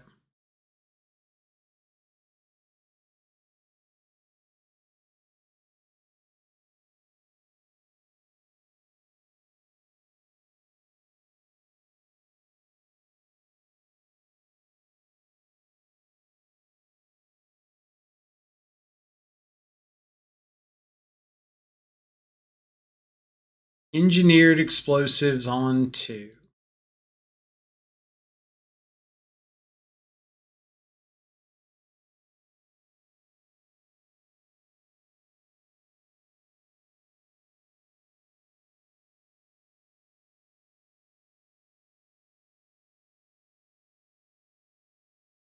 Yep. The Beast. Shadow, Fable. Oh, we can play out a Shadow, so might as well, right?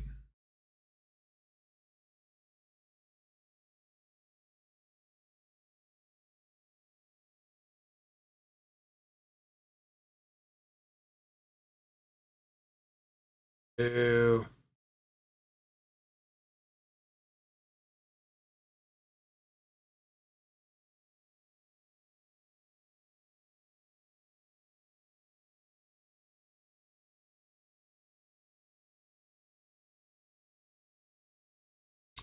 The questing druid.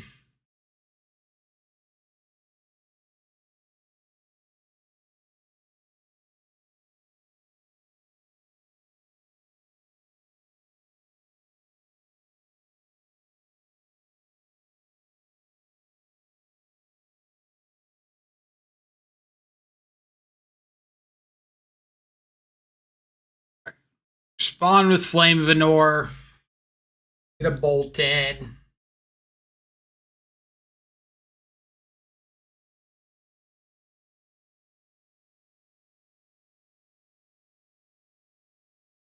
Jordan's fine.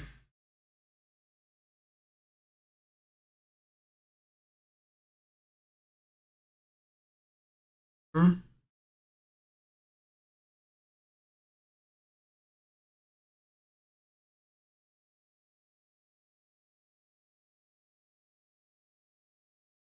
They've got to have the counter spell for this, right?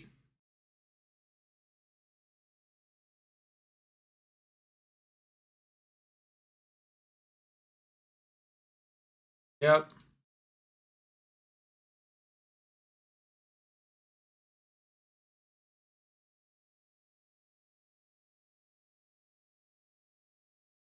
Gonna come down to a Hall of the Storm Giants. Not this turn.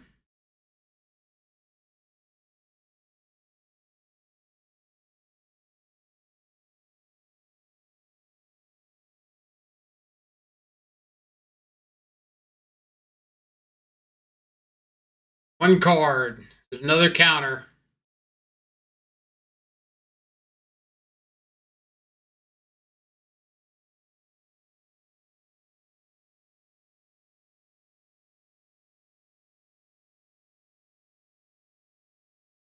You're gonna Archmage's Charm, Snap Charm, steal my dude, kill me with Hull on the crackback. Man. I know they got Flame of Venor. Kill my dude, draw 2.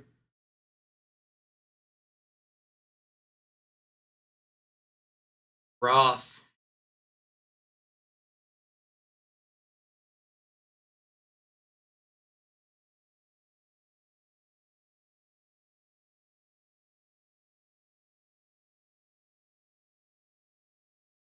Rough, rough, rough.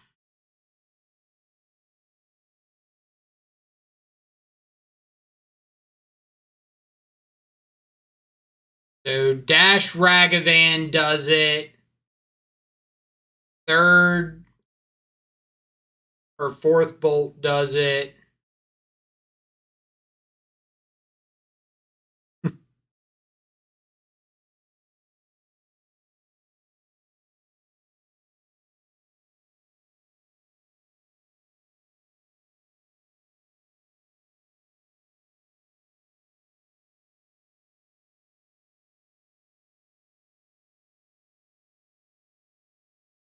Assuming no Force of Negation.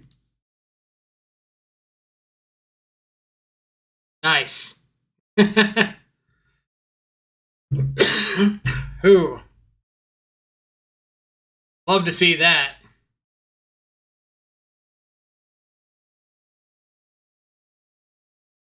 One top deck winner begets another. Truth. Now I want to change up my sideboard plan a bit. If they're more on like blue-red control than on blue-red Murktide.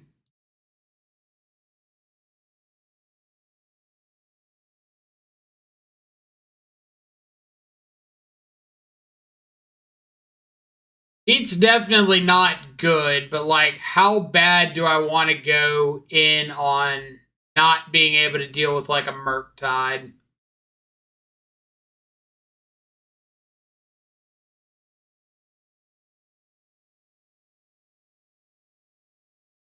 That's kind of still just a pain in the ass card.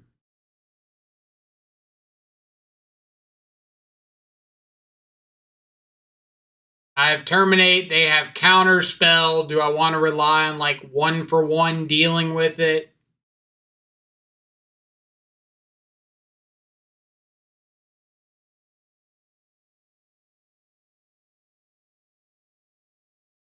I'm considering TBR.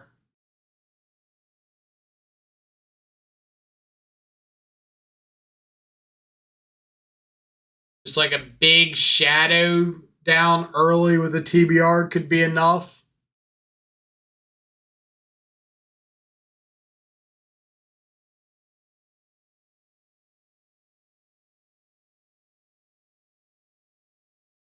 Like, I don't bring in TBR against blue-white control, but against blue-red with just bolts and maybe heat, like Flame of Anor.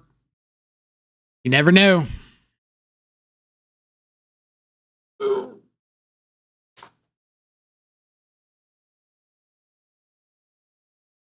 We're about to see a Ragavan on the play, game 3 from them.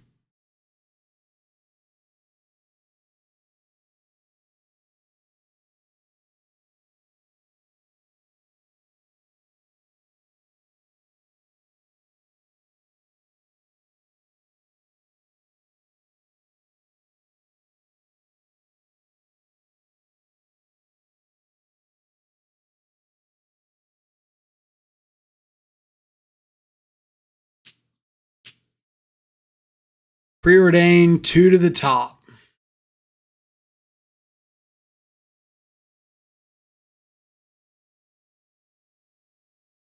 Another preordained. So let's get down Ragavan.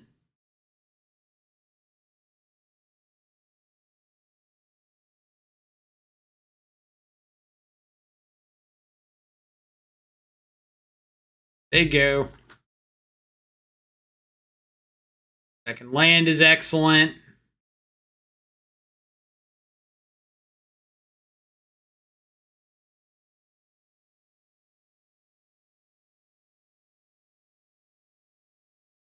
Preordained 1 top, 1 bottom.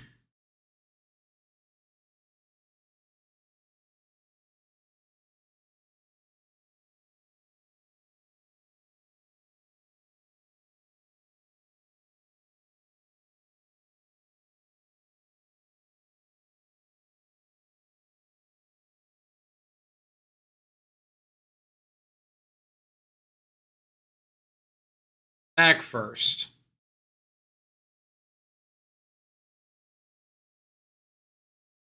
Shuffle away the island. Removal spell for the Ragavan.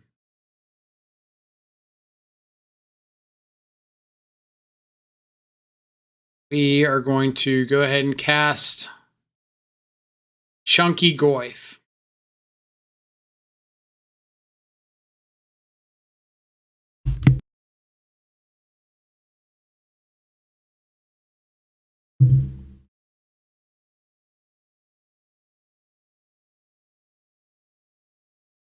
Hearse.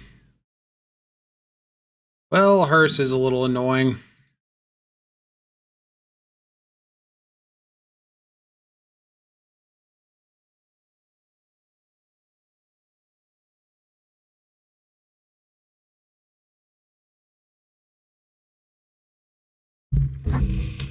So I got to get rid of if I don't get rid of heat, then they can subtlety my shadow and have delirium to kill Tarmogoyf. I kind of want to get rid of the subtlety.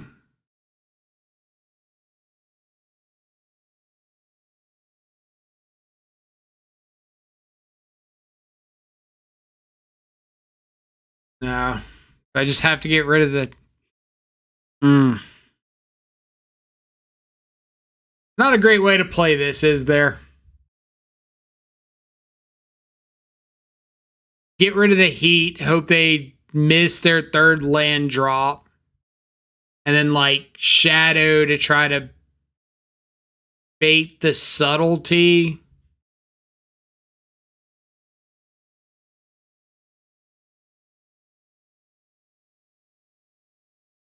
I could get rid of Snapcaster and go for the shadow, but then they still have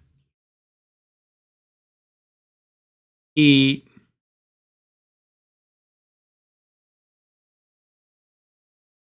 Getting rid of Counterspell could be good. I was kind of hoping to get rid of a creature to have the extra power. Yeah. I'm on board with the Counterspell. I just think taking like either subtlety or heat doesn't do much for me.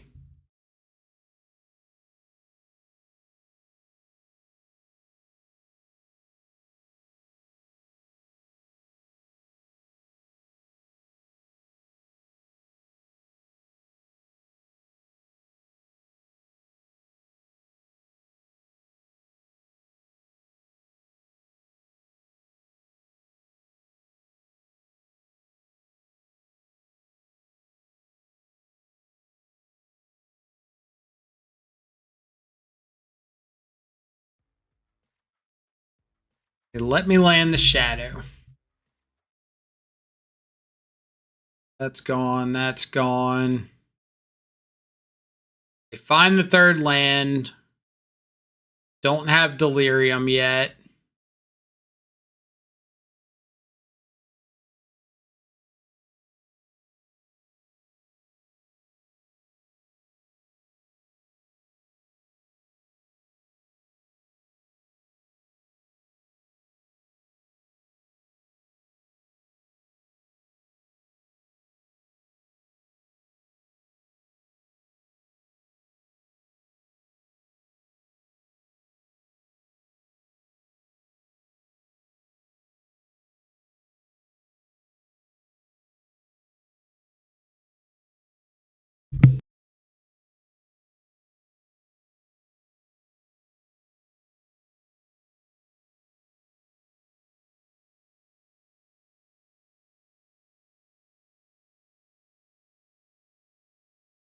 So if I go for Croxa, they can ditch this subtlety. That gives delirium. I could start with Seek the Beast.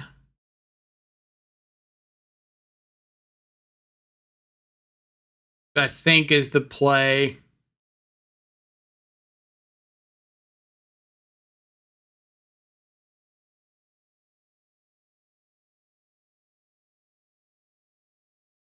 If they respond with Bolt My Shadow, I can bolt myself.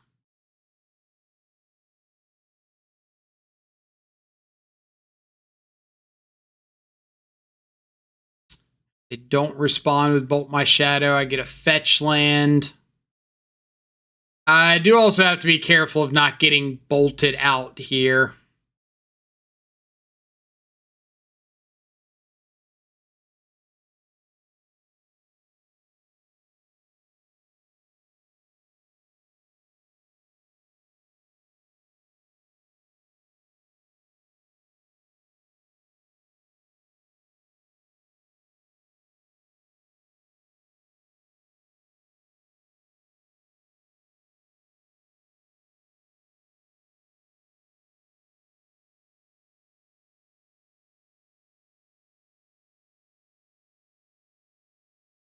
Snap target lightning bolt.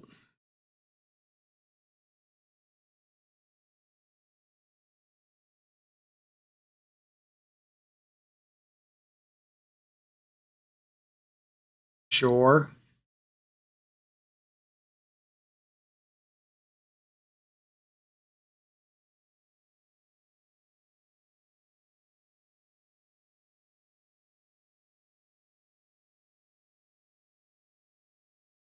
Lay out my other shadow.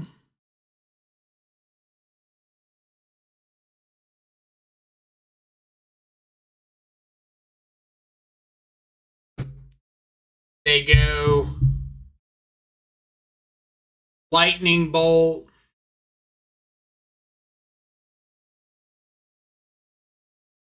Yep, that's fine.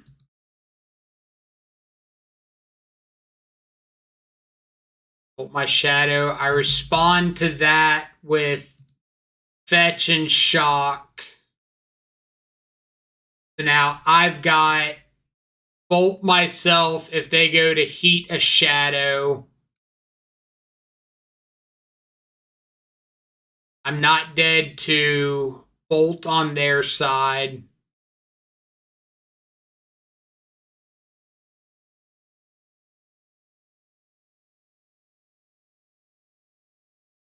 Okay.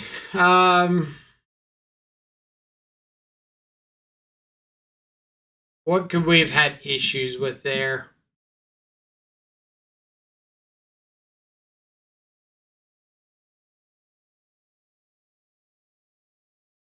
I think the counter spell bolt or the snap bolt line there was a little greedy.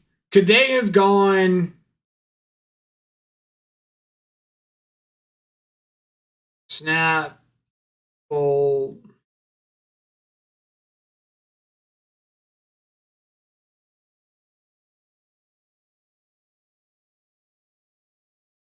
I'm wondering if there's any way they could have blocked with the hearse and kept the Snapcaster around, but I don't think there was. They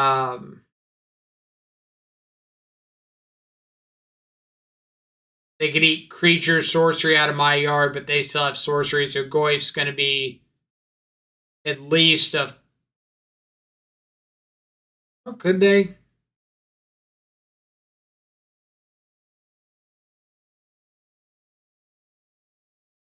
I mean, I think they could have snapped target bolt, crew hearse, hearse blocks Goyf, hearse eats Ragavan something out of my yard, and they shrink the Goyf. They get to keep the Snapcaster, keep the hearse. They have bolt up. Monkey. Yep. Opening hands have been pretty solid today. Had a lot of turn one Ragavans.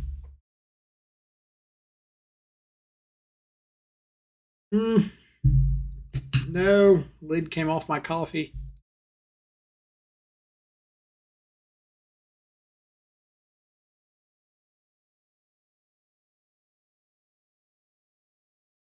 Get a blood crit. Out a ravioli. Say go.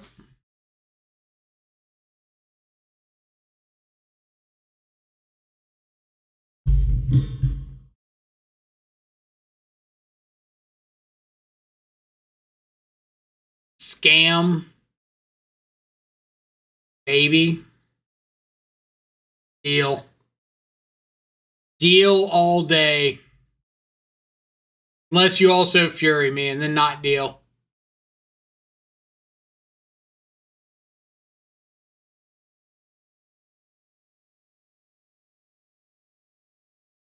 See, we're just scammed too. It's fine. No judging.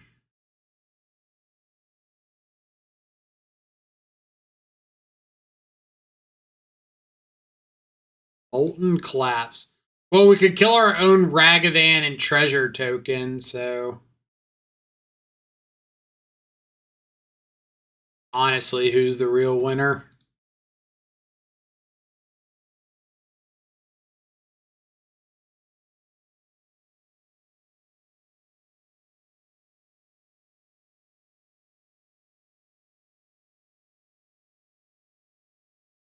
When it ditches Grief.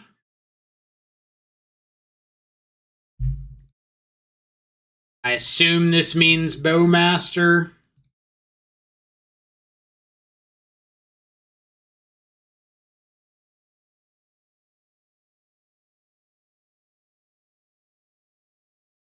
Ah, who saw it coming? Not I.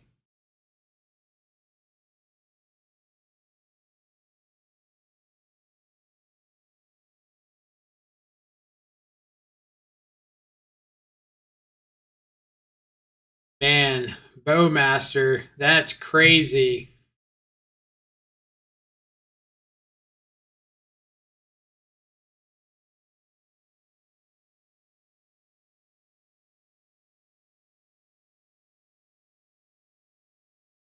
Man, Dolphy, that's crazy.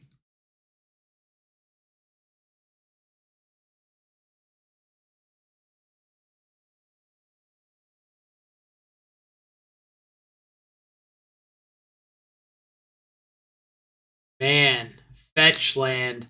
That's crazy. Do I want to trade off Ragavan for half of this?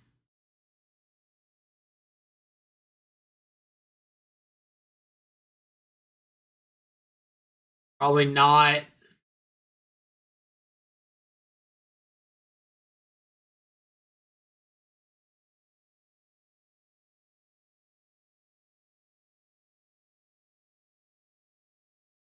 Go ahead and get back Croxa, get a card out.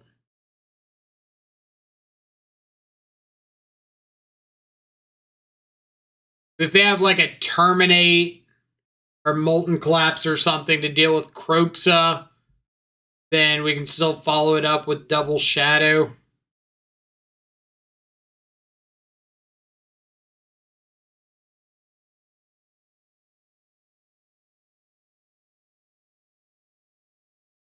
Also gives us a chance to maybe find like another fetch land to be able to Shadow plus dodge Fury.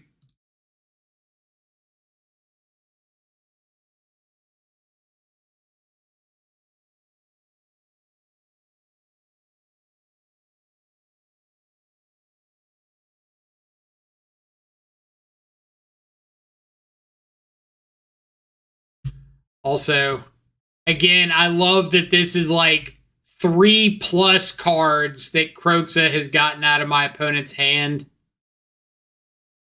I think that's super dope.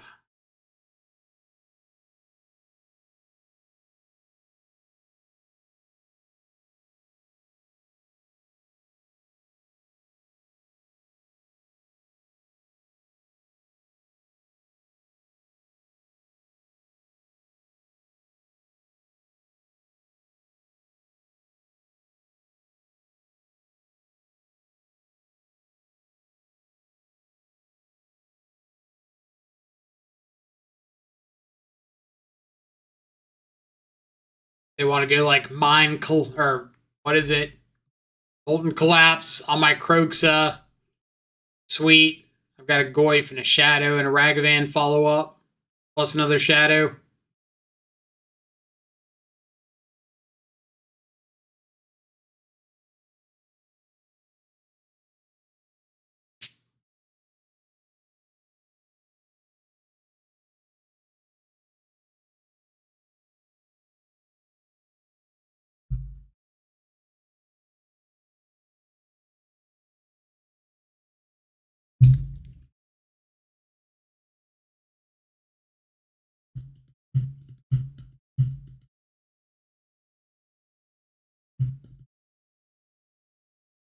Are there cards?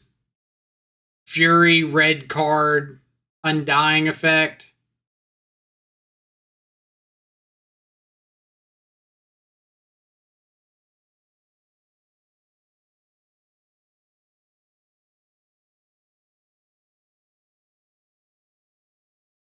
What the fuck just happened?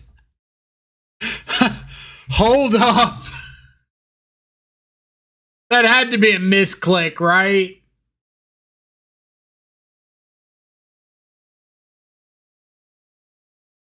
Or did they cast my bolt? Is that what it was? No.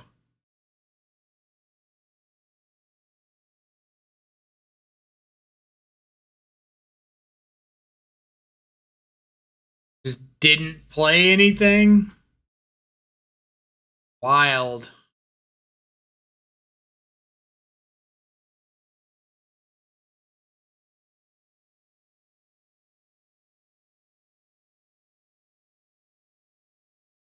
I have got no explanation.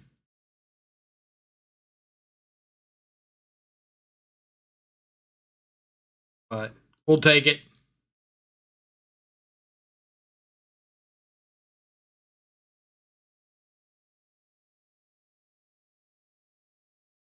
I believe they just sacked the Dolphy for no reason.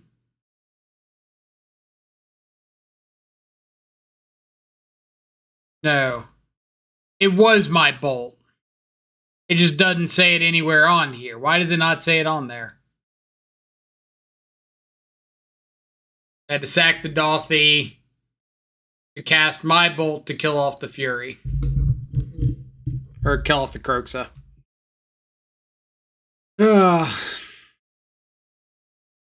Like, it never says cast bolt on the game log over here. It says cast Fury for its evoke cost. Target Croxa. Activate the ability of Dolphy. Oh, I guess that's what it was. It just screwed up here and says cast Funky Monkey targeting Croxa. It should say cast Bolt. That's what it was.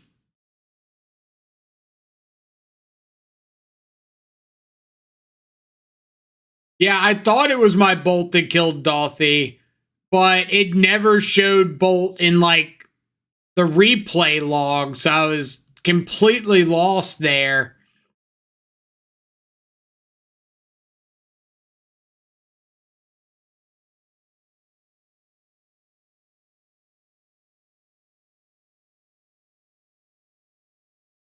Croxa best value engine confirmed. I mean, Croxa got what? Croxa 8 Grief that they pitched the first time. They pitched something the second time. They lost Fury, Ragavan exiling to the Fury, Dolphy, all to get rid of Croxa. And there was another discard in there somewhere. They ditched a Fury too.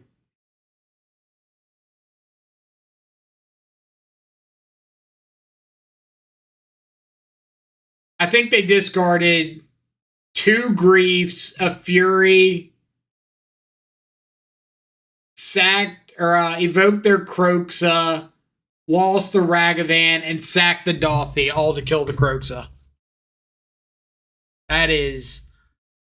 Whew.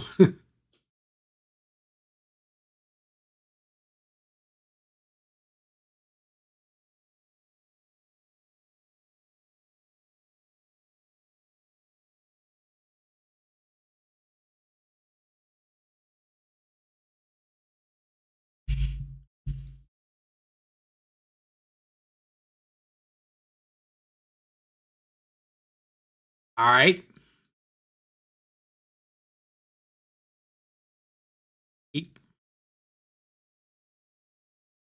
Ley line of the void.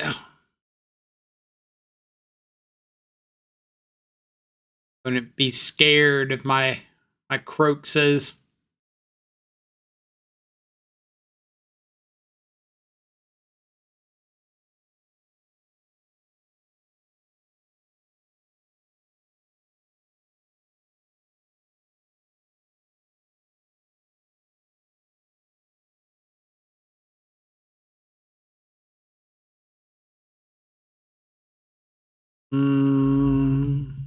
I could save this.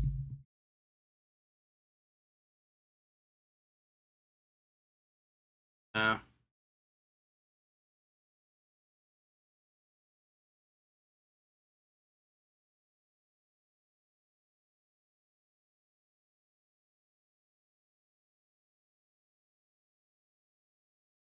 Versus card decks, unless you're in rush on whole bobbles. It changes up a little bit with Bowmaster in the format now. Like, my opponent didn't turn one Thoughtseize or Grief me, so I kind of want to get this bobble draw before Bowmaster comes down, just to stop that little extra bit of a clock. It would be a little bit different if it weren't on turn 1, too. Like, if it were turn 3 or 4, I'd probably hold it and wait for a spot, but specifically when they can't cast Bowmaster, I think it's okay.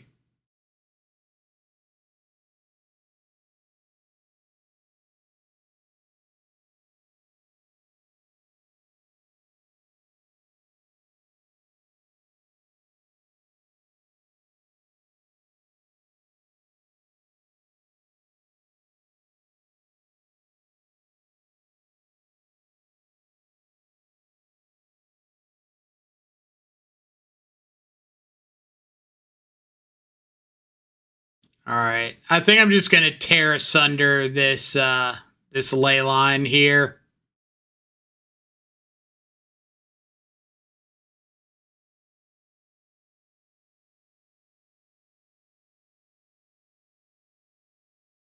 Is it exciting? Not really, but lets me get down Goyf.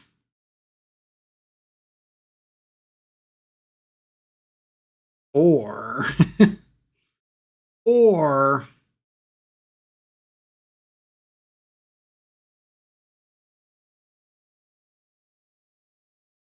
just gonna start throwing Goyfs at them.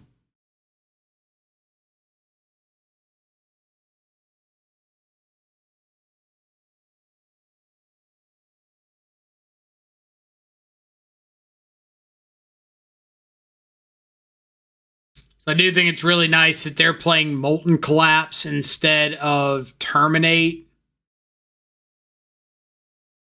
Sorcery speed is pretty relevant.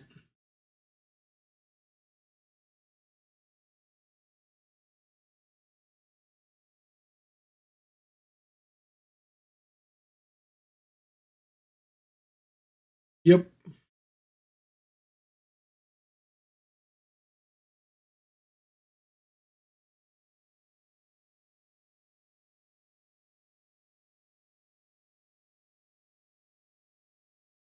So if we just believe that they've got a hard cast Fury next turn,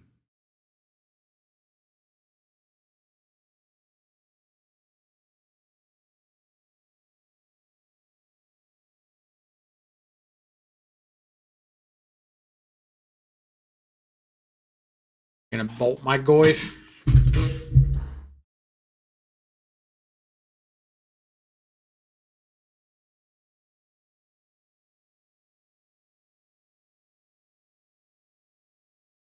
No bolting of the Goyf.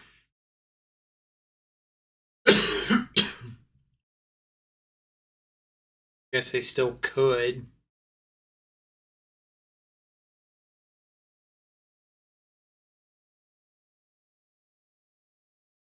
Hmm.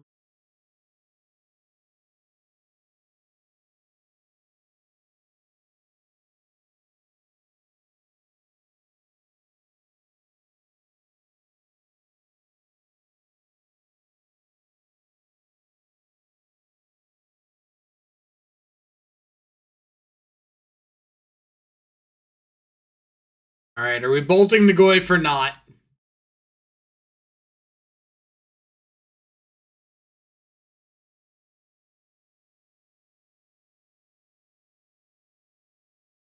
Got places to go, beanstalk decks to brew.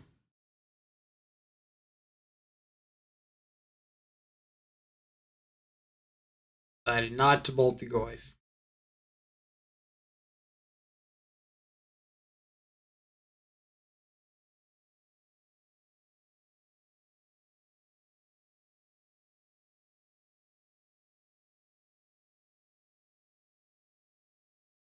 Oh, yeah. Oh, blocks. Like to do it again. Like I said, still kind of feels like just a hard cast Fury here.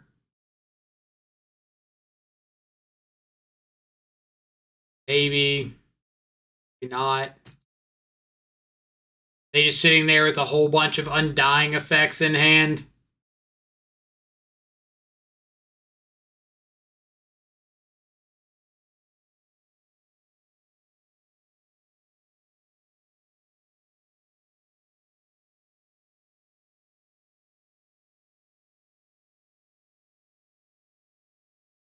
That'd be pretty funny.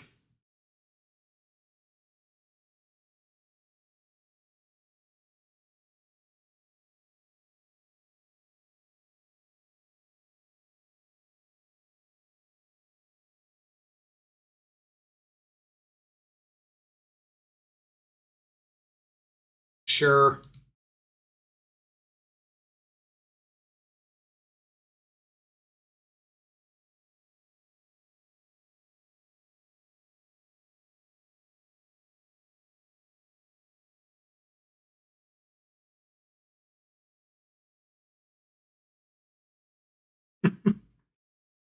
Another one.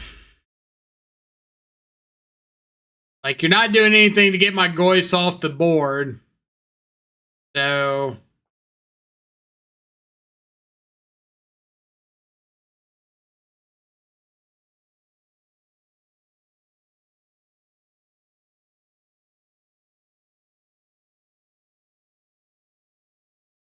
Thickest army confirmed. My army of 2 3s.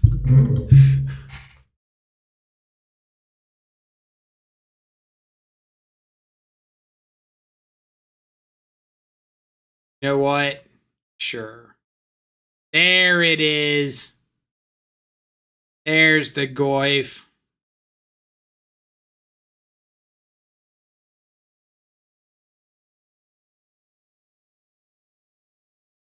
Or the Fury. Ah, I knew it. I knew it. I knew there was another one.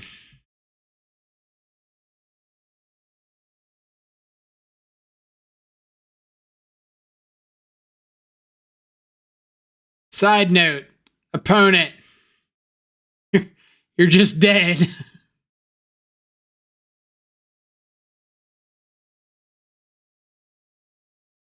You are just dead.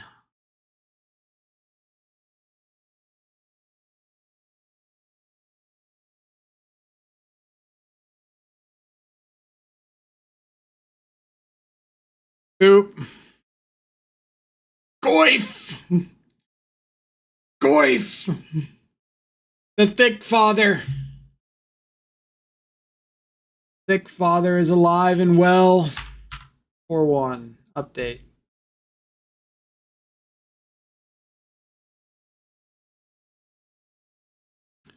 Thick Father too strong.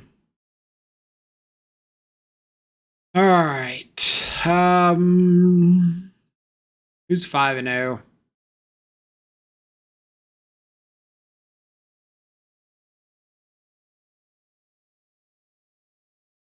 Mike, Goof is unplayable cardboard.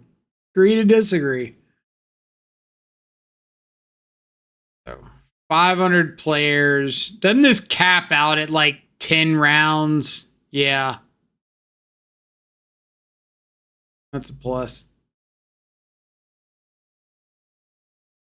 Yeah, Saul Spike was 4-0. Down a game. Solo seems good with Heartless summoning for sure.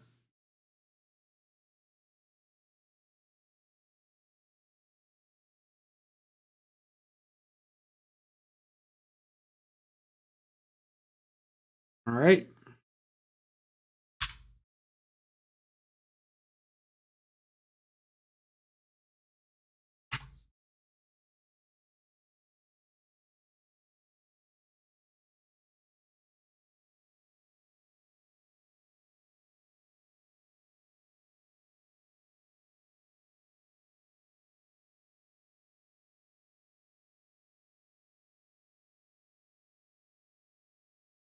check out the football scores today.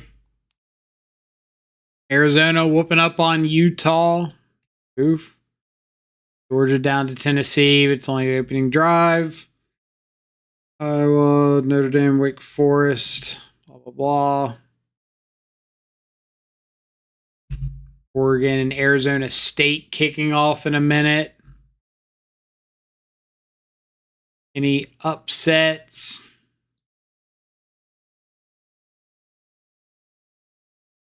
Michigan beat Maryland, but only by a touchdown.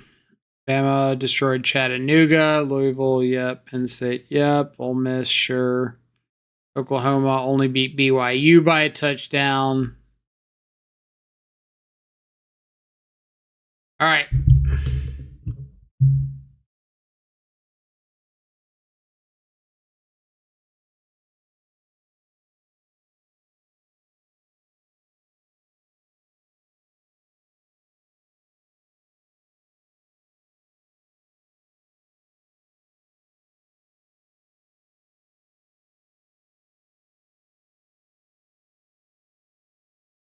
Heart being Golos Drifter Shadow.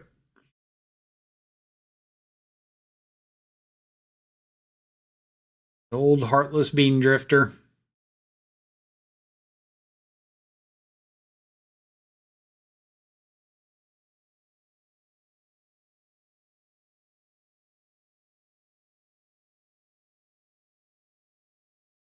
Yep.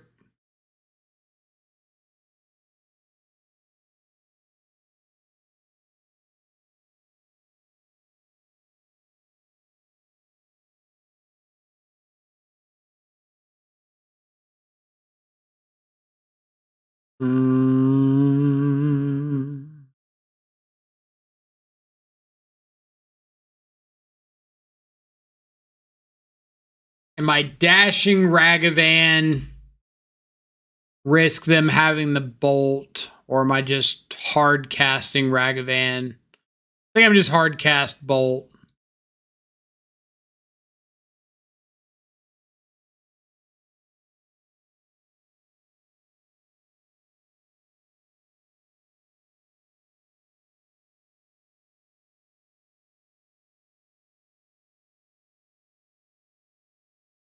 Might just like offer up the trade with their Ragavan.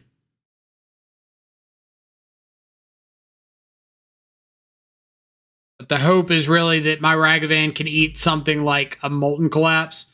Going for dinner, have fun. Appreciate it. Thanks so much for stopping around and hanging out.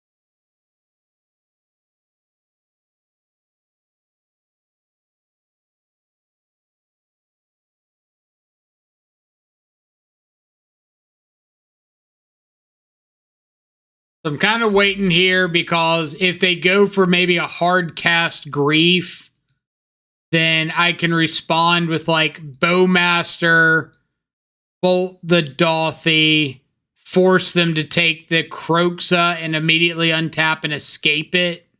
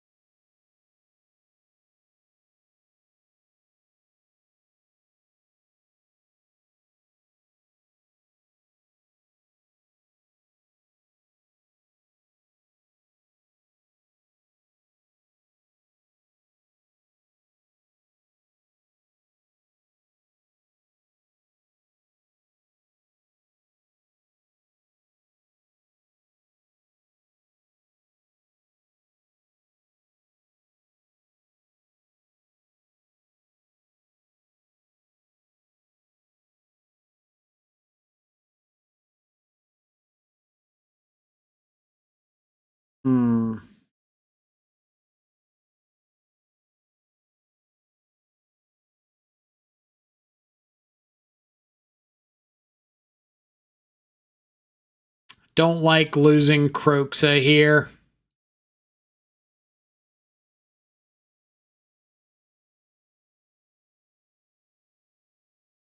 Oh, and they have a Croxa. Ugh.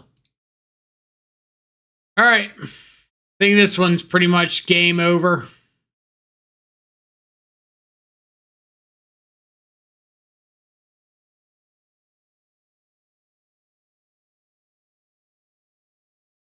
Really know what I draw to get out of this.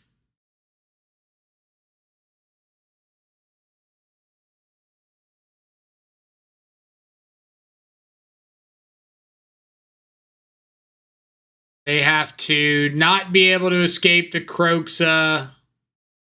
I've got to find an answer to Dolphy.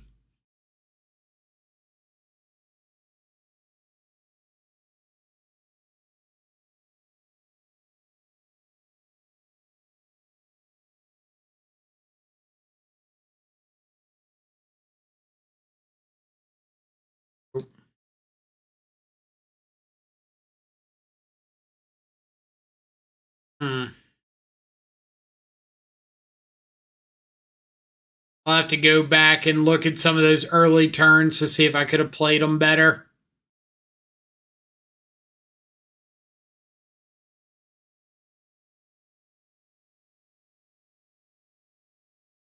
Like, what if I had just killed off the Ragavan on turn 1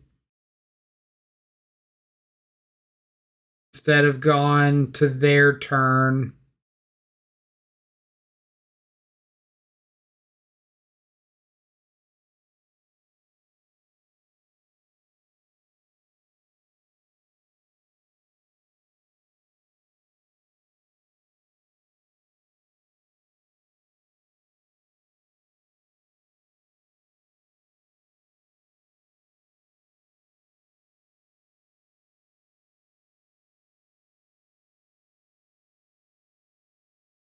I don't think there was much.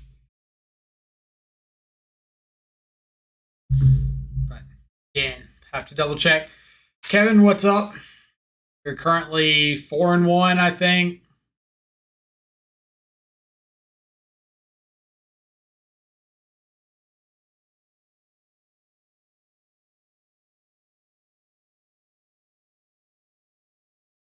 Play Heartless, we should play Grave Titan. So I think you're getting into this line of thought of like, oh, if we play Heartless Summoning, we're going to have Heartless Summoning every game turn 2. And what you don't want to do is that and then have a bunch of dead cards in your hand when you don't have Heartless Summoning.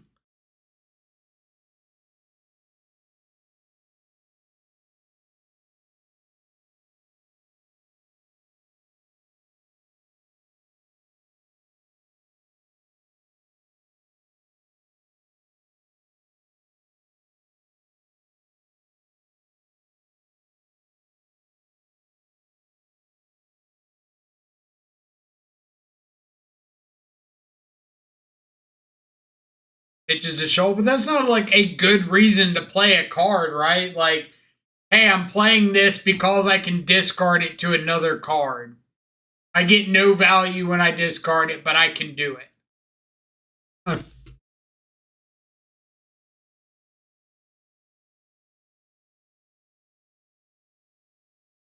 Like, we already know Shoal is bad.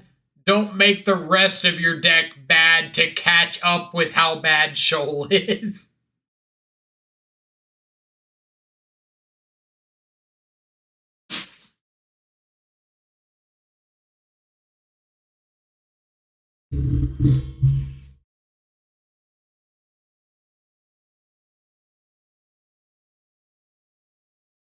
You need no Beseech the Queen.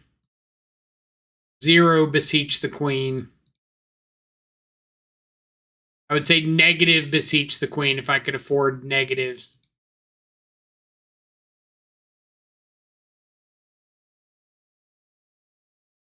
I mean, like, at the end of the day, if you're paying for the deck, we'll play whatever you want to play.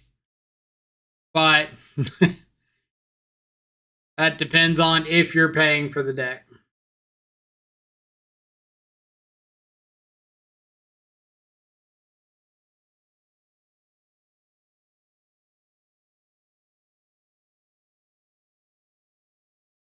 That's a lot of lands.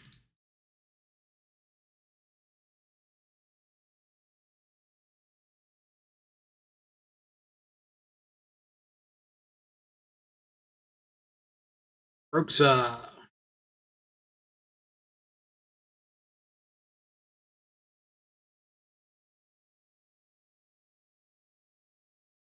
Roxa ditch Dolphy. Does that mean second Dolphy?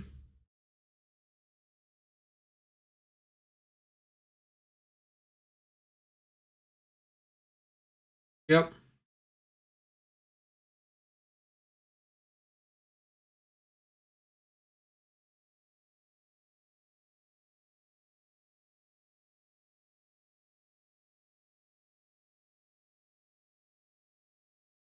Gonna play a game and be like, man, if I just had one Beseech the Queen here. I have a feeling that's not how that conversation's gonna go, but I've been wrong before.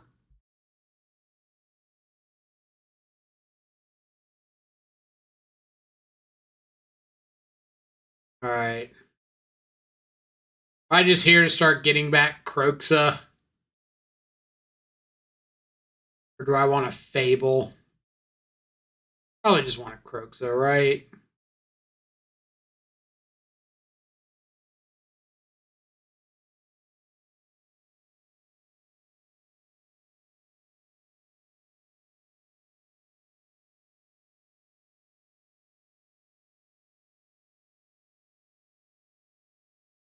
When in doubt, just Croxa.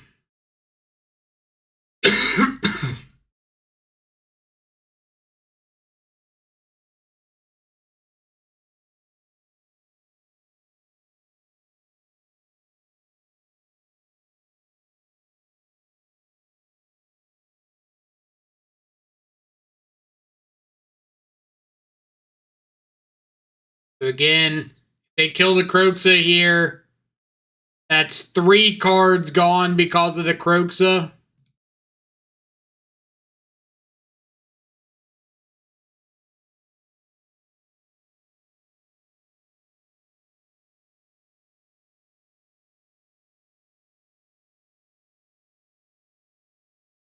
If they like, oh, they don't even have a follow-up.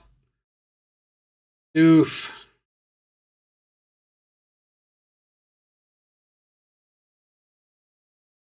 Let's go.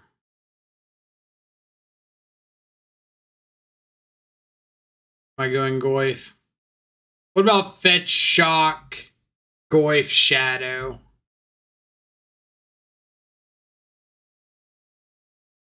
Yes. Goyf Shadow.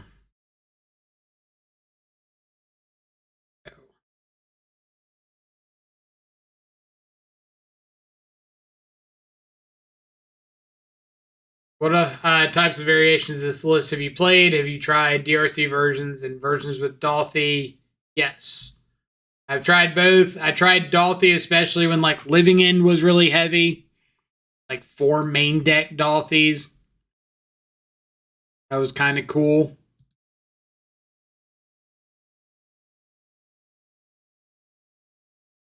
I've tried DRC a few times. Never been a DRC fan.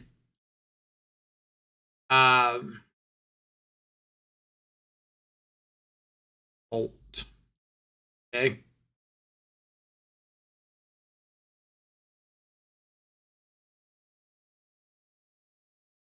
I've tried like getting closer to Jund mid range and playing like Liliana's, Renin 6s, that stuff. I've tried I've tried Bloodbraid Elf. Like obviously the Traverse Shells.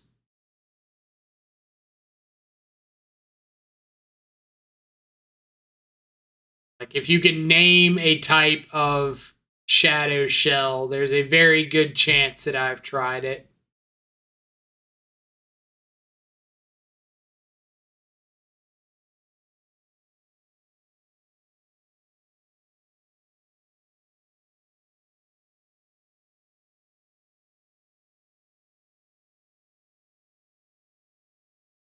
Attacking with Goyf. If their last card is like another Undying effect, then I'll take the chance to just get it out of hand.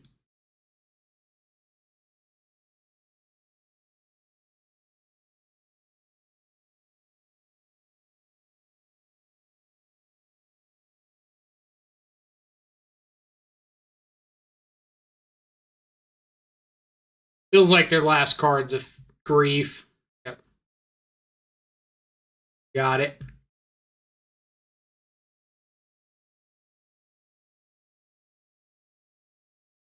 I will not be using Fable of the Mirror Breaker's ability.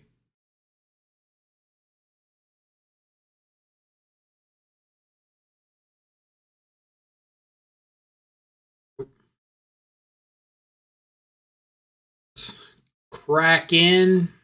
Fine with any way they possibly want to block this.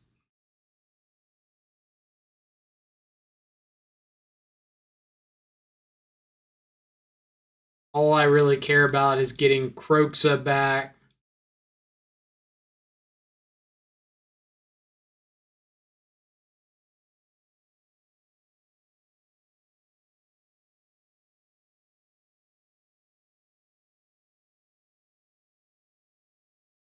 Go.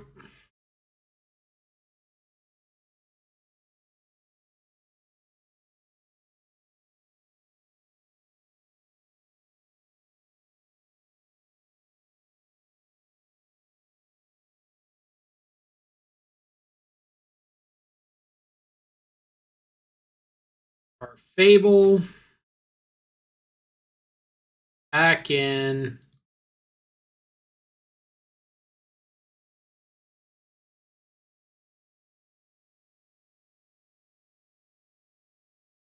The Bowmasters is fine. We're going to take 3 off of this Croxa trigger. We've got to block 2 things.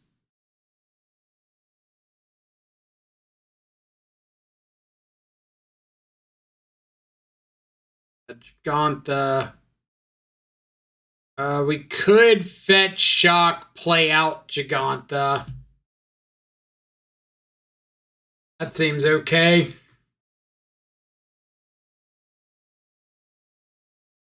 Moments before my opponent plays Sign in Blood into Double Bolt.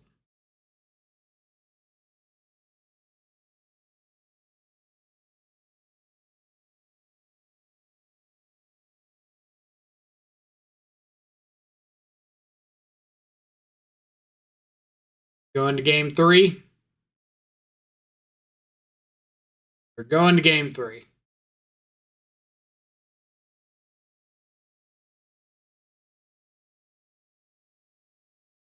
Game 3 on the draw against Scam.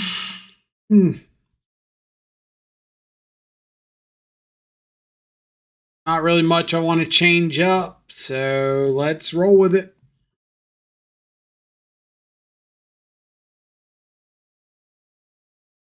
Sign Blood target, you would kill me there. Yeah, it would. That'd be much hotter than Sign in Blood Double Bolt.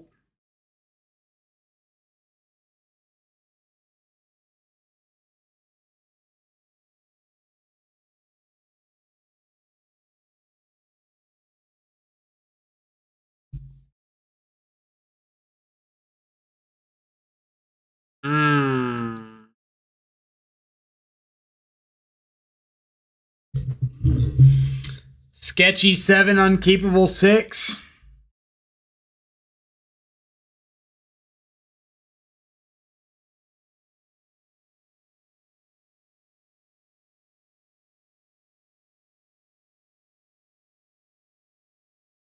Opponent mold to 6. I think we need to mull with them.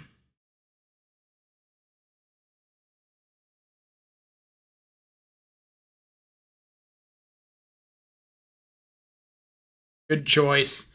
Isn't TBR good against them? No. No, it is not. Especially not if they're running Terminate.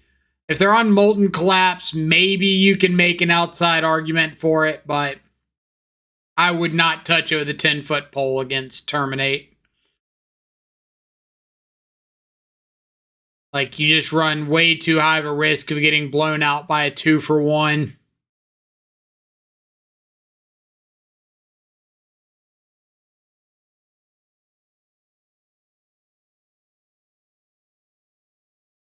Even more so if they're running Fatal Push out of the board as well, which you kind of have to make like that meta decision. We saw Terminate game 1 and 2, so I know they're on Terminate instead of Molten Collapse. They could be on some number of Collapse, but mostly Terminate. But like EE makes it awkward, Terminate makes it awkward. Again, talking about Teamer Battle Rage. If they're on any number of Fatal Push in the 75, that makes it awkward.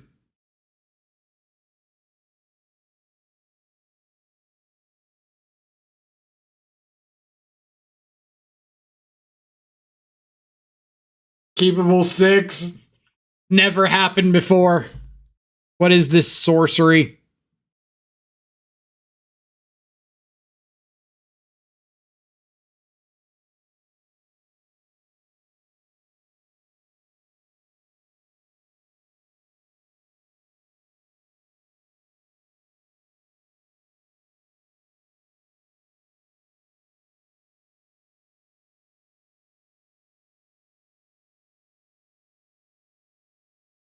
Opponent's got a tough decision in front of them.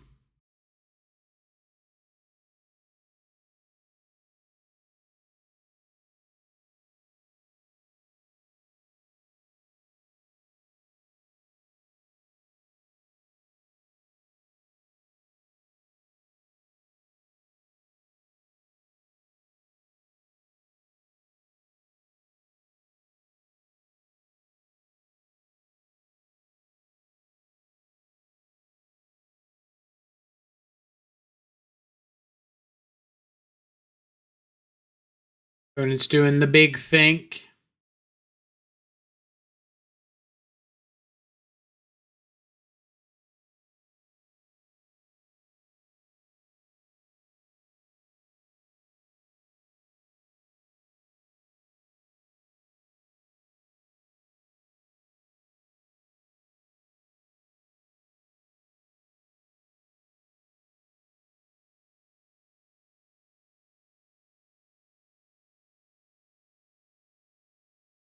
Opponent's doing the really big thing.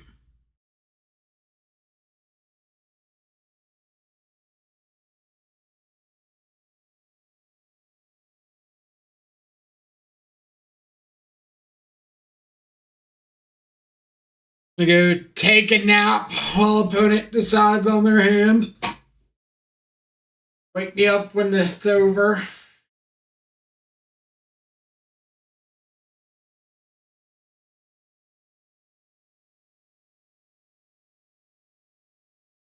Got 2 unkeepable hands and they're tilting? Maybe. I've been there.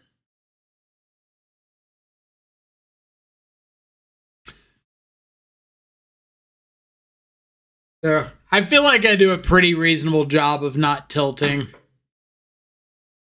most of the time.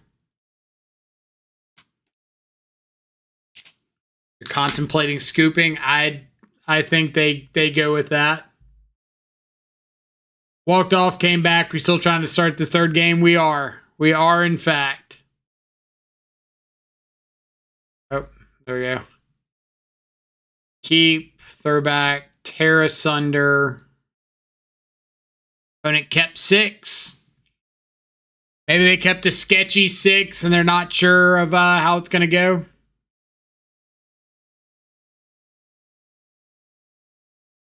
Grief Ditch, Feign Death.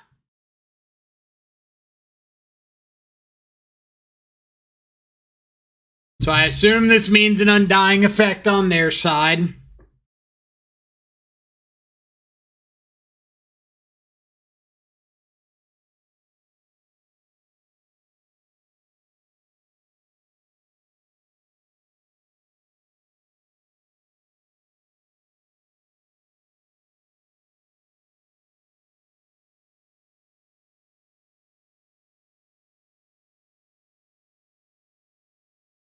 Yeah, they have to take Bolt. Then I assume, depending on the hand, probably like Bolt Thoughtseize. Think for 5 minutes and have the turn 1 scam is the most scam thing I've ever seen. There's the Bolt. Yep, not dead.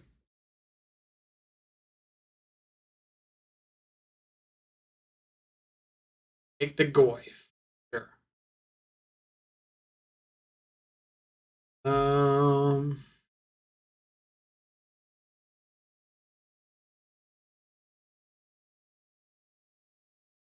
I could just go off like a basic swamp to save a life.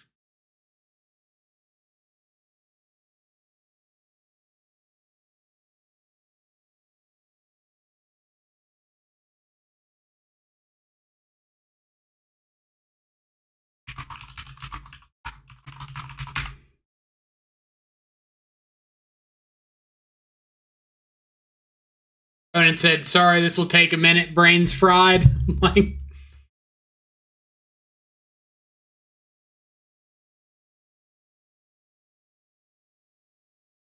broke.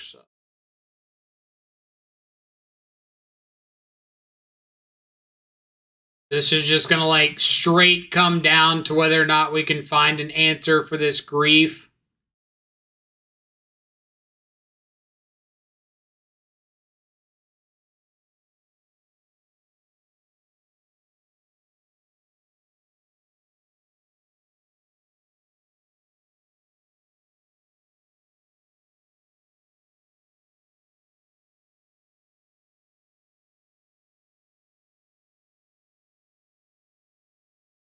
All right.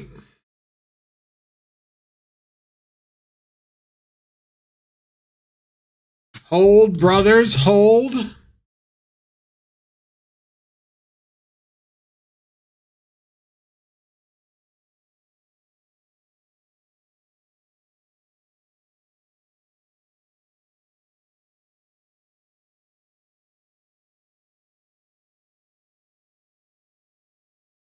We've got to go for the attack, right?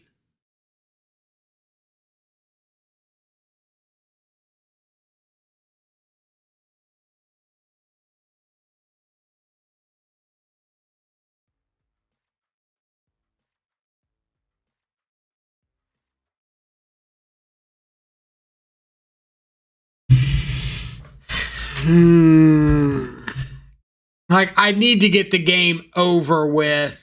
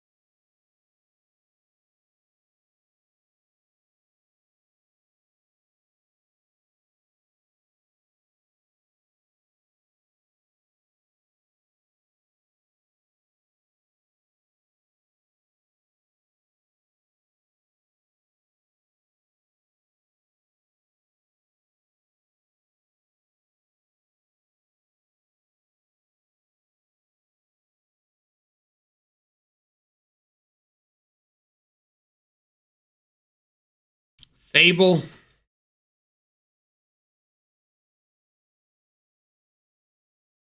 All right, removal spell for the win.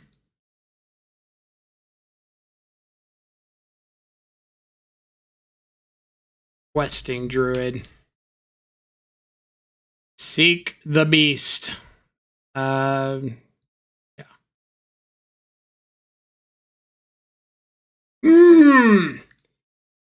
Get out of here, scam. Yes! What a game. What a game. GG's OP. Whew.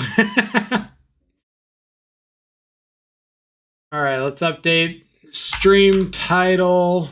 Update. Okay, let's check chat. Checkbone, thank you so much for the follow. Hope you're having an awesome Saturday. You can only deal with Bowmaster by bolting it, and you're dead to that anyway, right? Like, the hope was that if they did something like cast a Bowmaster to Bowmaster my Bowmaster, I could veil their Bowmaster and still get my block off. Let's see. What a steal, right? Take the Beast for the extra sweet.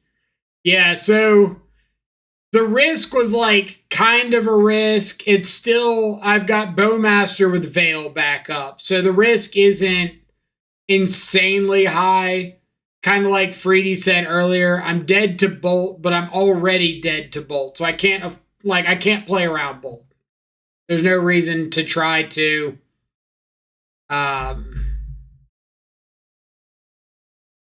yeah. All over the place. Are you ever going to admit me being right about Questing Druid, or absolutely not? That Questing Druid could have just been another Unholy Heat, which is what it's replacing. If it had just been the other Unholy Heat, then we didn't have to Questing Druid looking for an answer. We would have just had the answer. So, booyah. Zerk.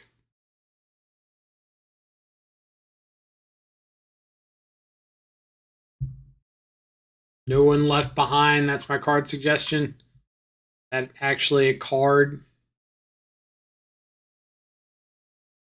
GG. No One Left Behind. That is a card. Spell costs 3 less to cast if it targets a creature card with mana value 3 or less. Return target creature card from your graveyard to the battlefield. So it can literally only target Shadow in our entire deck. And Bowmaster.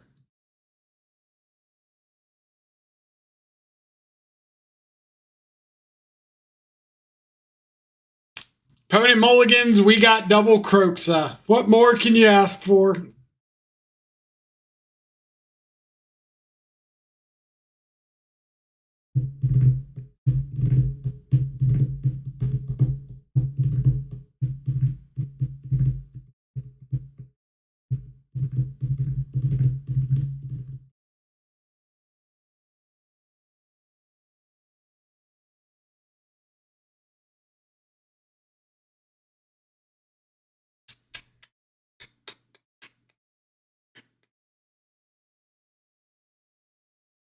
Carry on.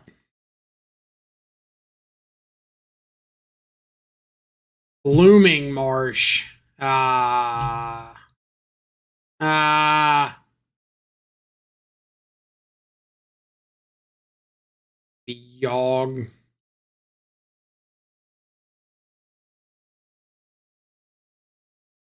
Ew. Ew.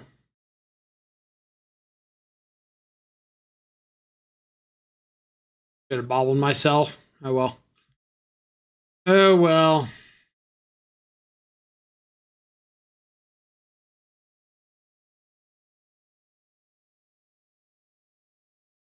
Man, imagine playing a deck that has a functional time mulliganing. Couldn't be me.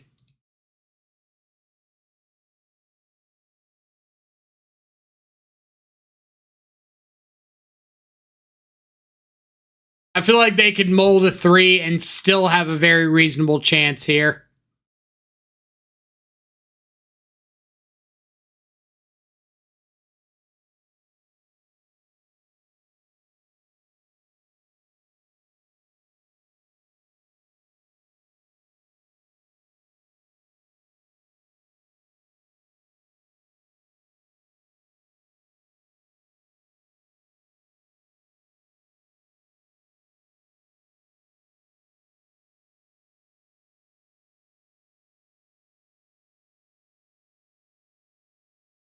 We need no Yawgmoth.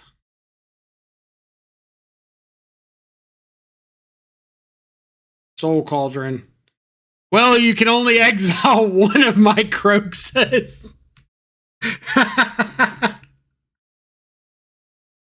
That is hilarious. I will admit.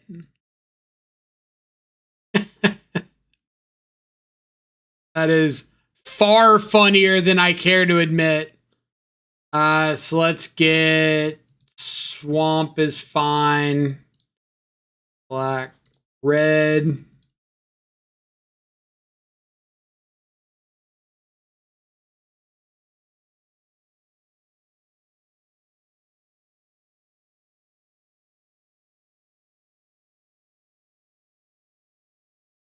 Got the cord.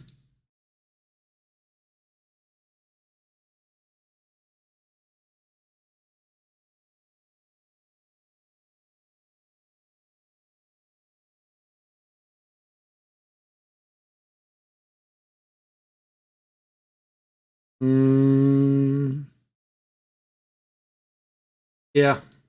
Trade rag for the front half of a wolf.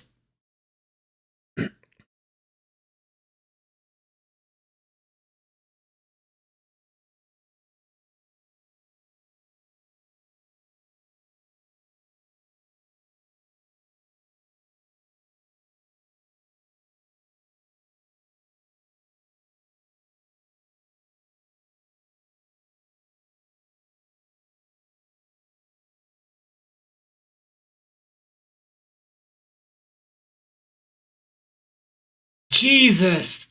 Fuck.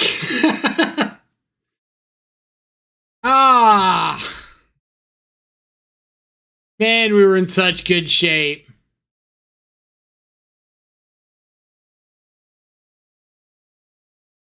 We were in such good shape.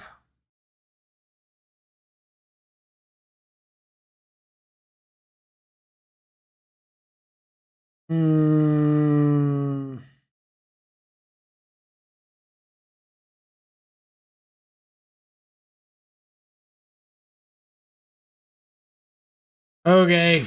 What's the play? I have to get the grist off the board. So I think I just have to like tear asunder the grist and pass.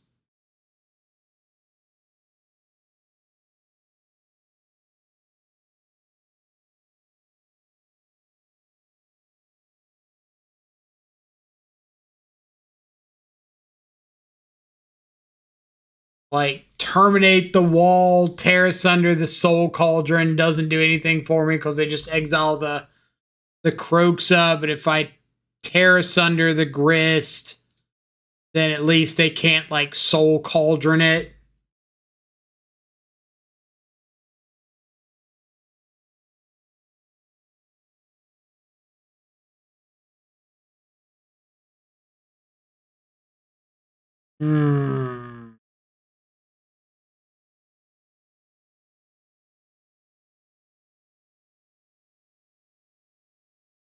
And that's frustrating.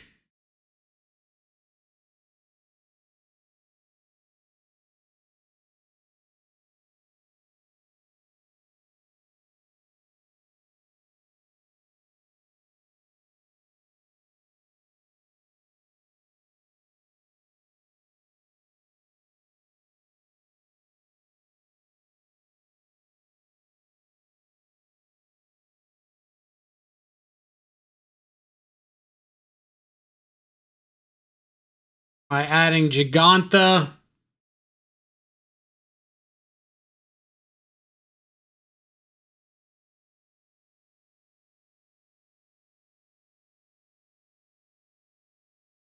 No.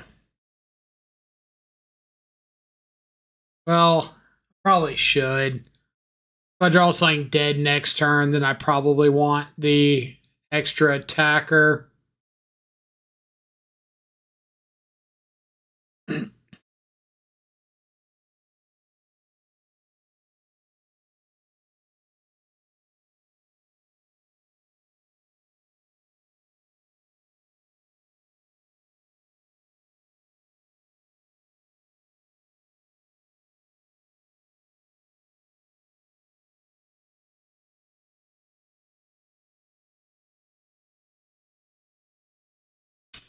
Into the Besage You for my Fable.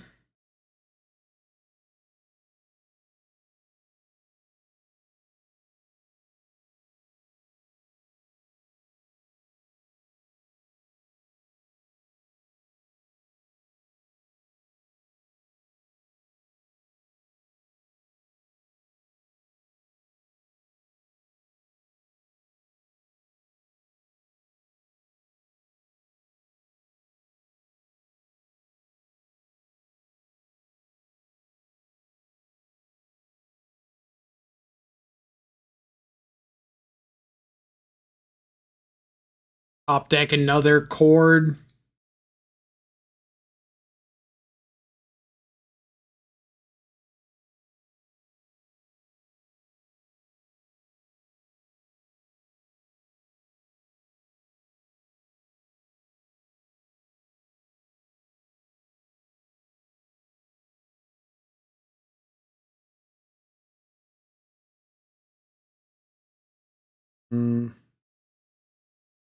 I terminate here. Dash rag.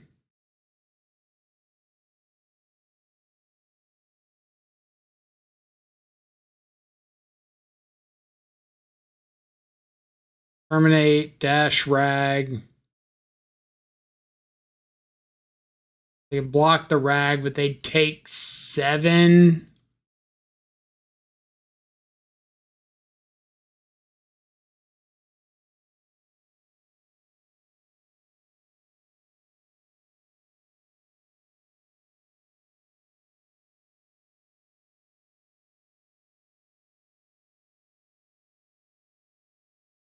Yep. Another chord.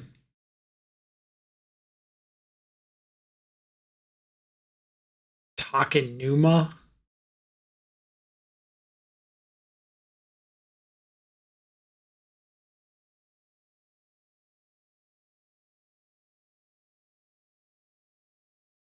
Takenuma, get back Yawgmoth.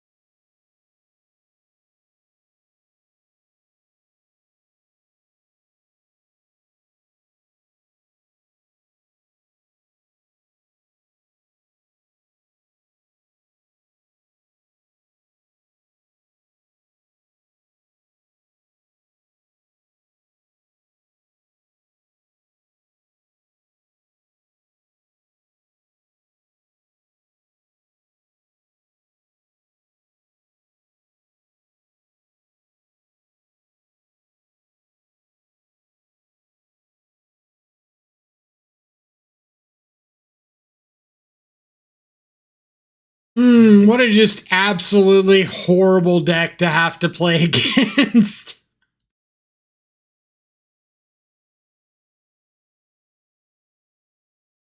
Where's the scam opponents when you need them? Ah, yes. Okay.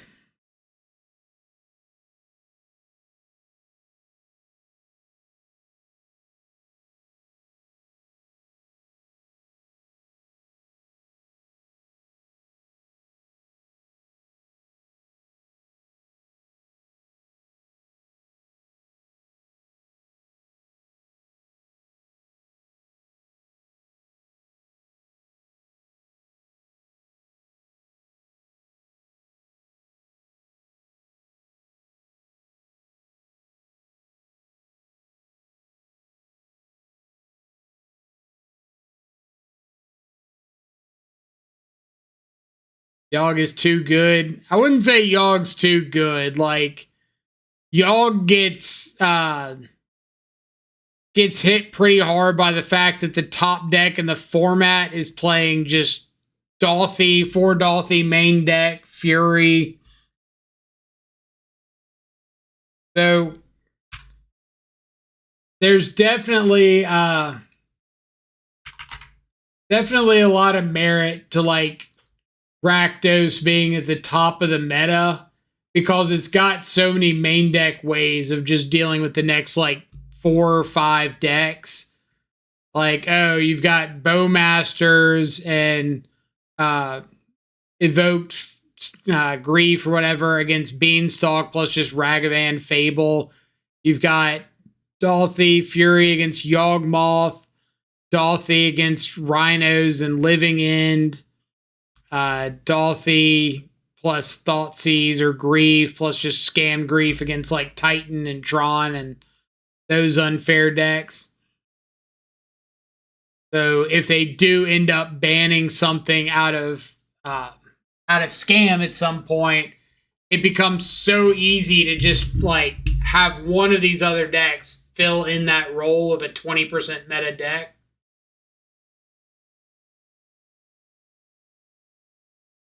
Reading Tachana again, it can stifle Cascade triggers, right? Yes. Yes, it can.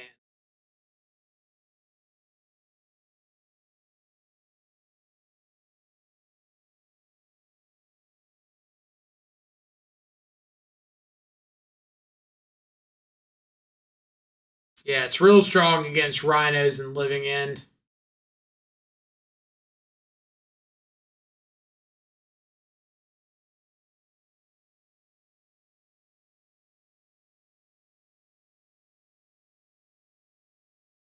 The Beast.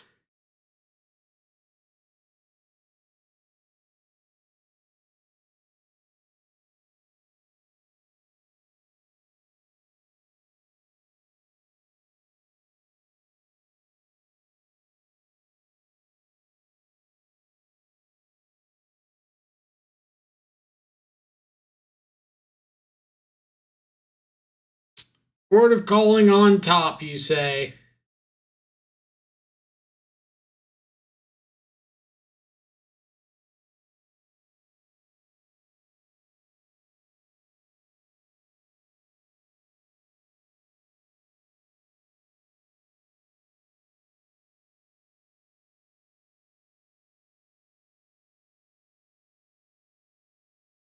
Well, I'm pretty sure they could have Soul Cauldroned and taken me off Delirium. But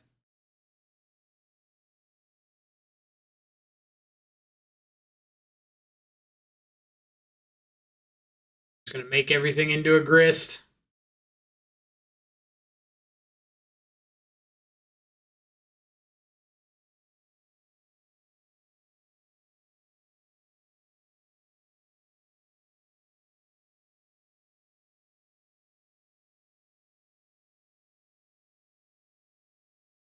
Interesting.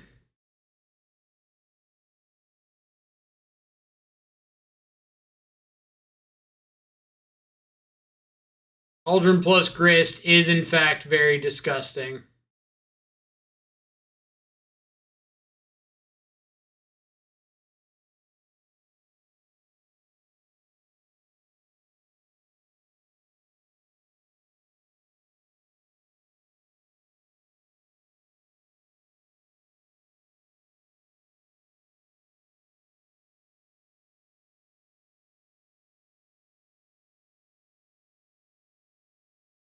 Loss already, right? I wouldn't say deterministically. Don't get me wrong, we are not in a good spot.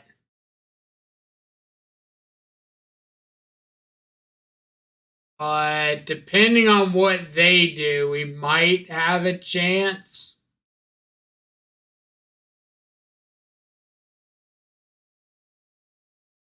Especially if they start messing around with undying triggers instead of just like, oh, they get Shieldred draw.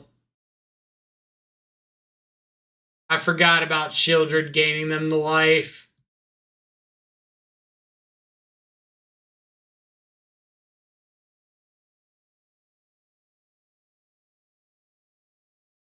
So, yeah, we are dead to the Shieldred.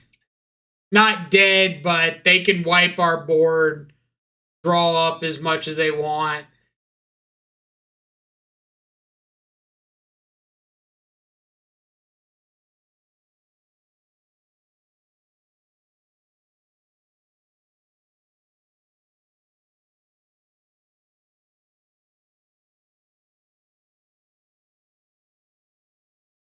What does the average Yawgmoth mana base look like?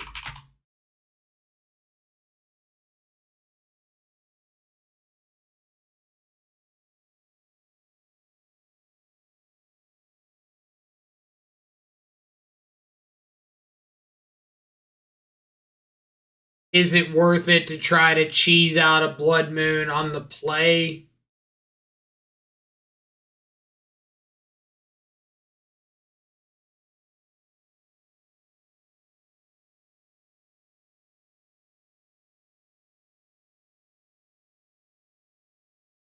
Force of Vigor, but I don't know if they're bringing in Force of Vigor against me. Maybe I bring in Magus. Not weak to Force of Vigor, Beseiju. Has the same chance of like a random hit.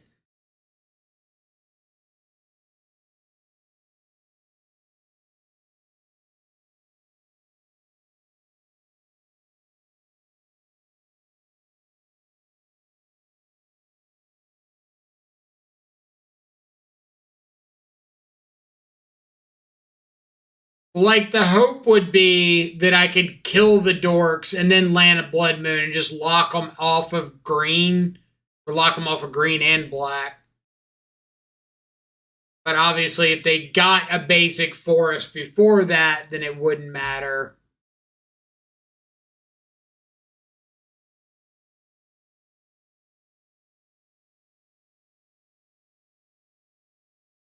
All kind of 50-50 shots.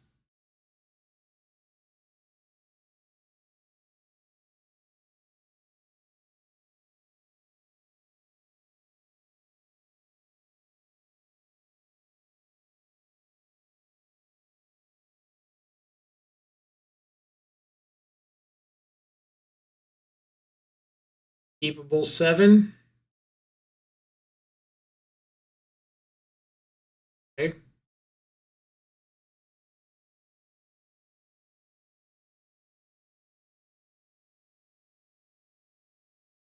Ditching Ragavan or Shadow.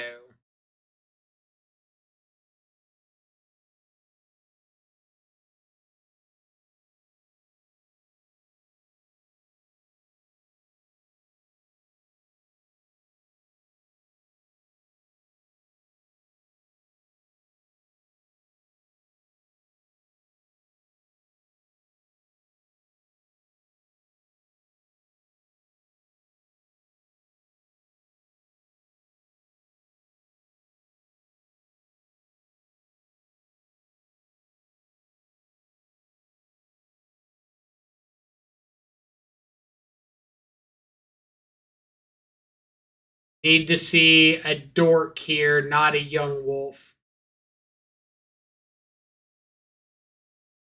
Colony Garden's kind of fine.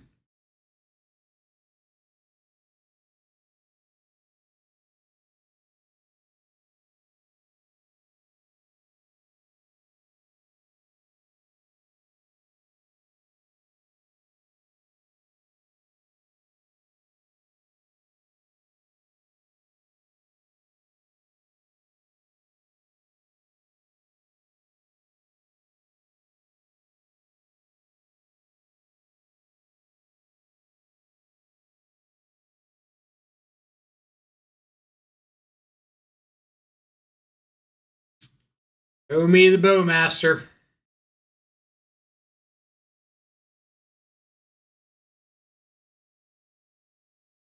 Hmm.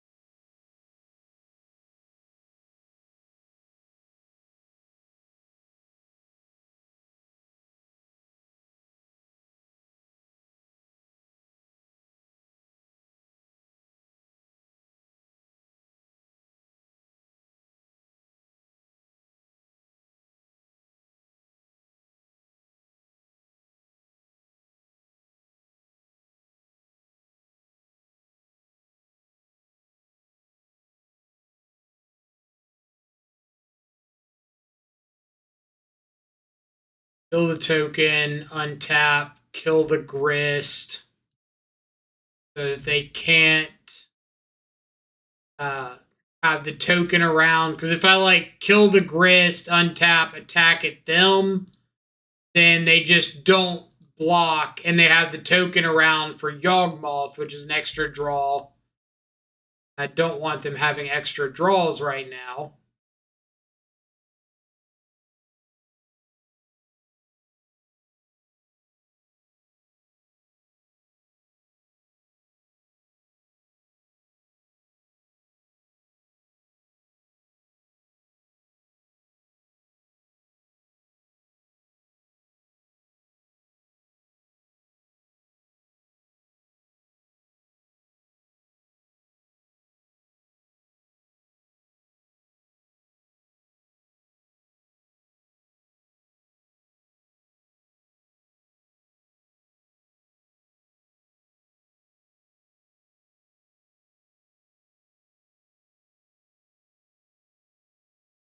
Oh, Bolt.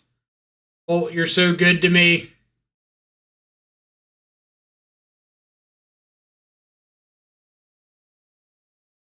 Alright, that questing druid was pretty fire. Only that one, though. None of the others. Just that one. Dude, you gotta lay off these grists.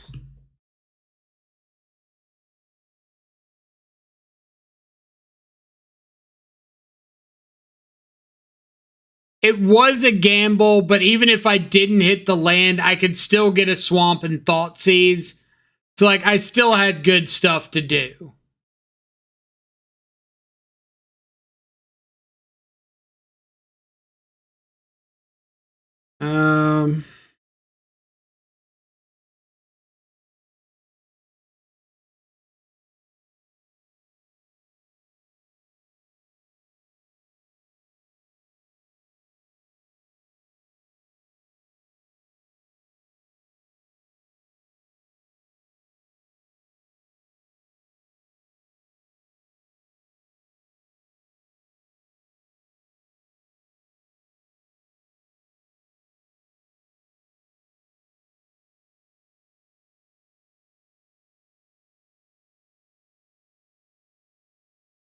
One ring. One ring to rule them all.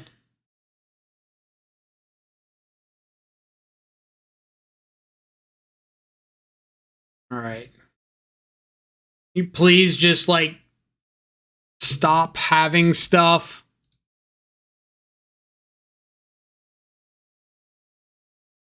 Land is hit. Make a dude in Yawg.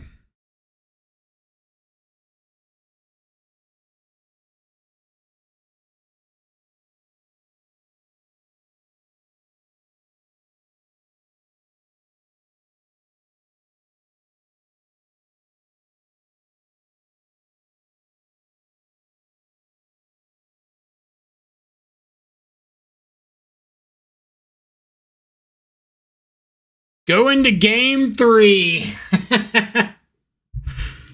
I hate this so much.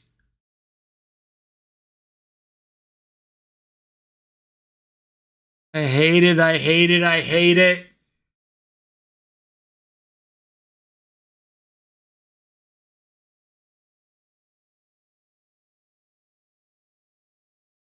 To be fair, I don't know if he could have beaten a Blood Moon. So I think I'm going to, like, board out the Ragavan, board in single Magus. Either Magus or EE. I guess EE can hit Cauldron.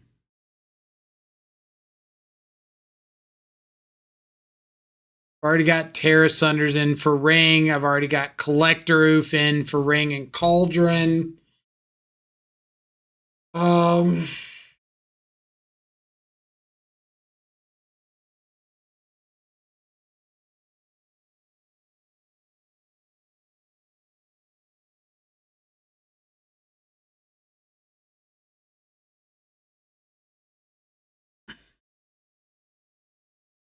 Okay.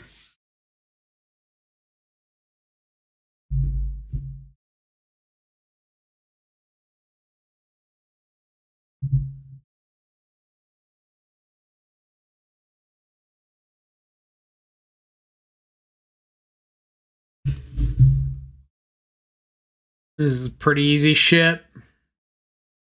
No turn 1 interaction. Turn 2 mopey threat.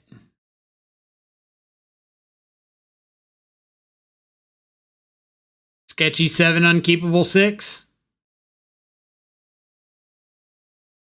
We have to keep this, right? On the draw. Thoughtseize. Hopefully hit like a second land and get to Tarmogoyf.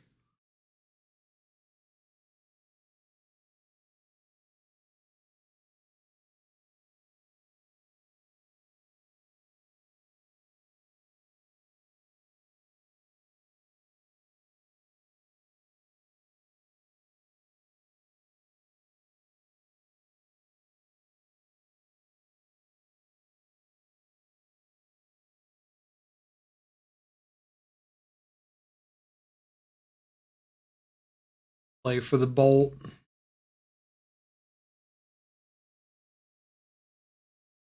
Cord might Yawg.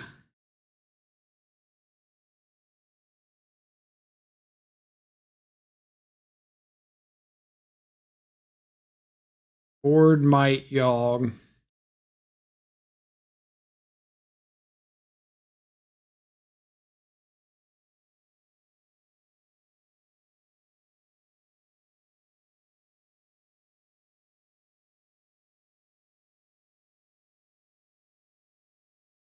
It's between Cord and Yawg. Think I'm taking the Yawg, take the guaranteed one.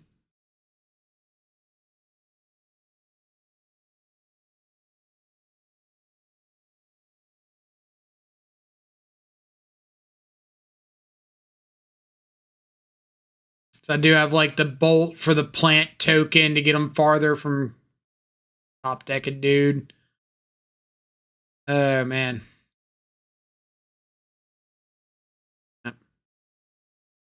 Yep.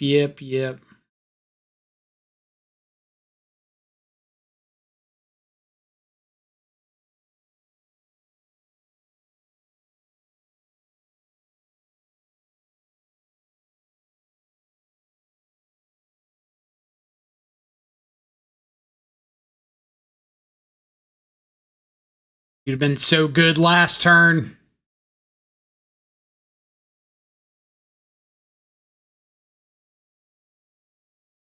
All right, so they're planning a cord for 2.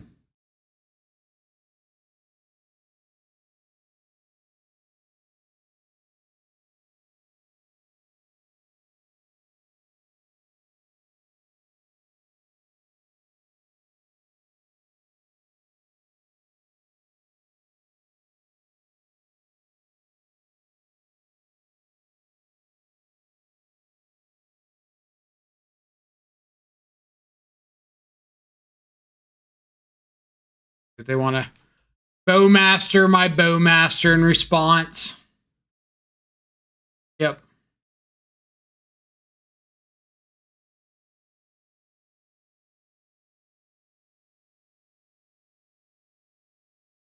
Come on, shadow off the top. Shadow off the top.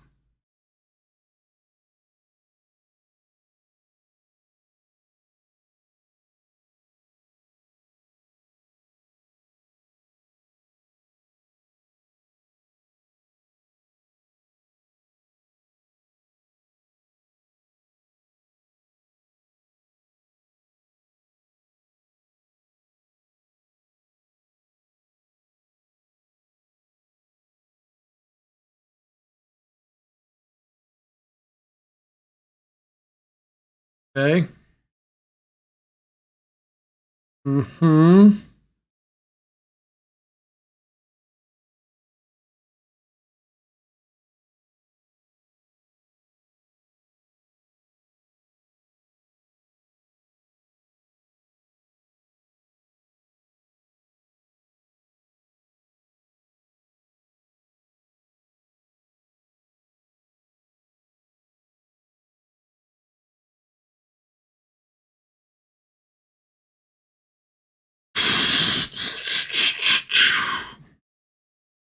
I want to bobble them and see if it's something I need to care about.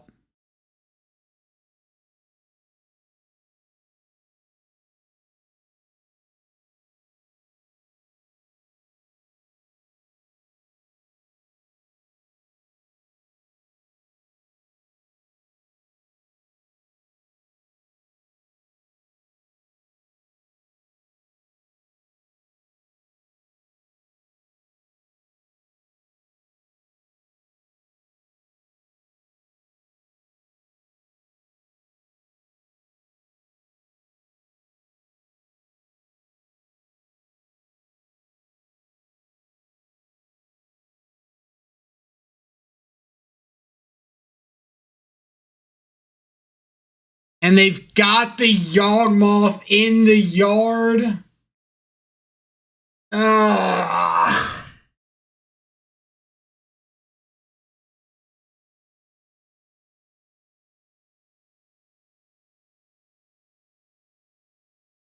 What a top deck.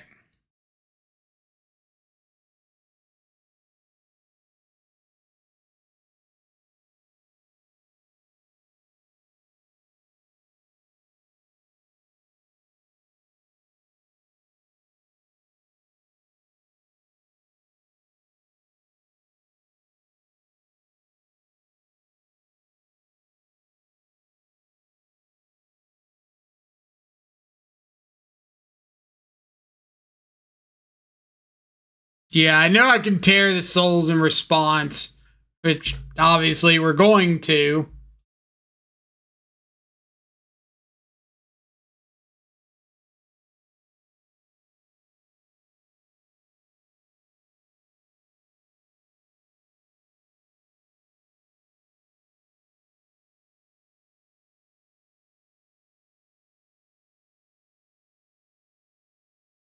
So you're just like not gonna activate the souls ever?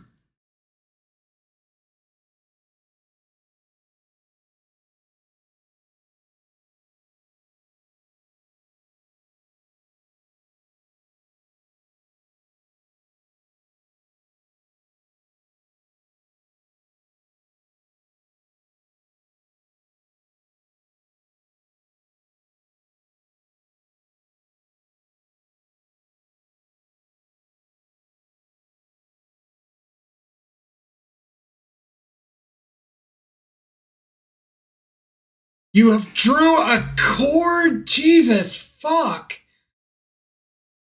God bless. A runner.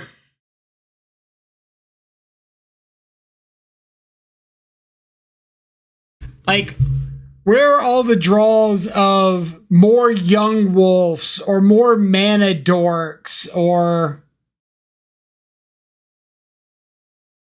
where's all that stuff? Why are we top decking Yogs or Cords and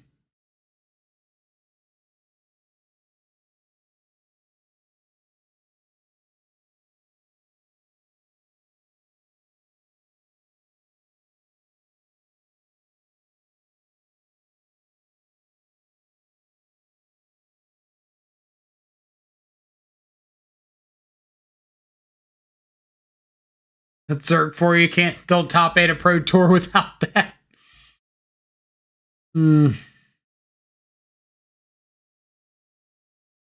it's like the reason I can never play any sort of ramp deck because I cannot draw a combination of things.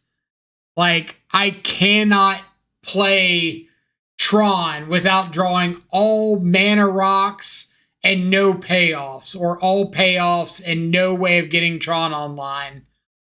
So when I go up against somebody, it's like, perfect ratio. Like, he's very good at Magic. No argument there. My opponent is phenomenal. They play the hell out of the Yawgmoth. They know this deck inside and out. But I can still want to get a little frustrated on it.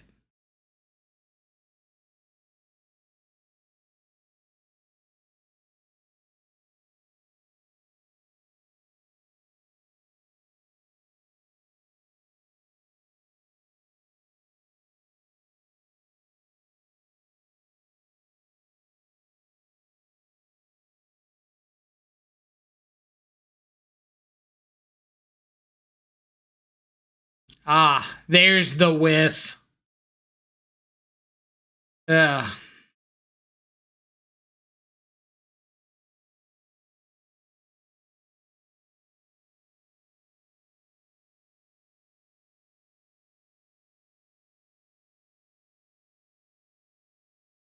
Well, technically, we still have a chance if these 5 cards are just like 5 lands. These 5 cards are not 5 lands.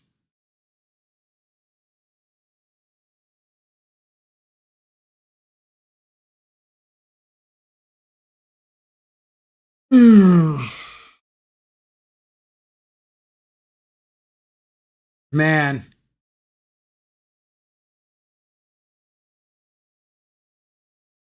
We so had that. So let's see.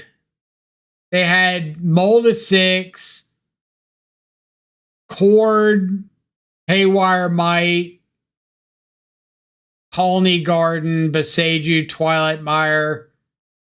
They top decked the halfling, which we had to kill or they'd be able to cord for more. They corded for 2. When they corded for 2 for the Bowmaster, I think at that point we had a really live shot. Now, if we could hit the second land a turn sooner, that would have helped out, but I think that cord for 2, that turn, we were still live. Honestly, hitting the Cauldron was fine, but hitting the Cauldron into the cord and being able to cord in response to the Terra Sunder, that killed us. Oh, shit. Sorry.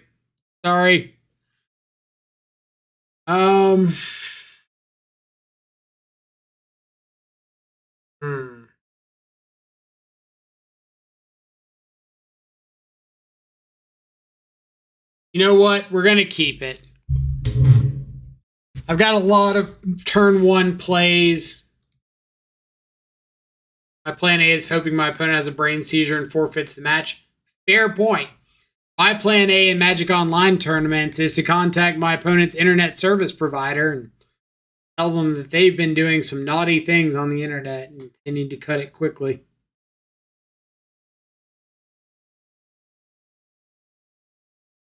Shatters Skull Smashing. Are we up against...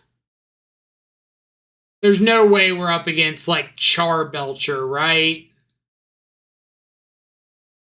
We are up against Charbelcher. Ooh, doggy.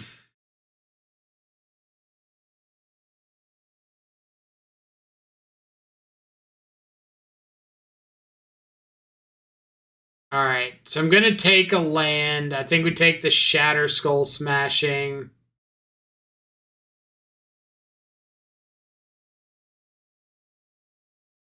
And we totally top deck a land.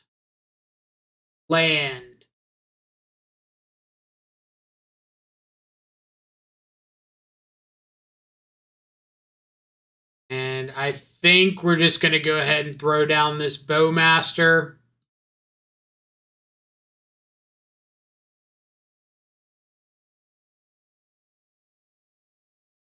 Dude, Belcher is like...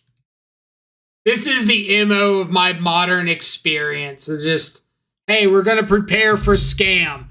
Belcher. Charbelcher. I didn't ask for this.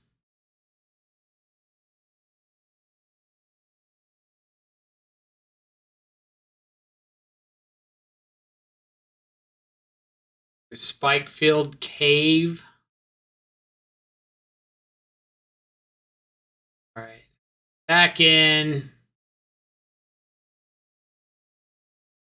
Oh, I can totally get mad when it's Belcher.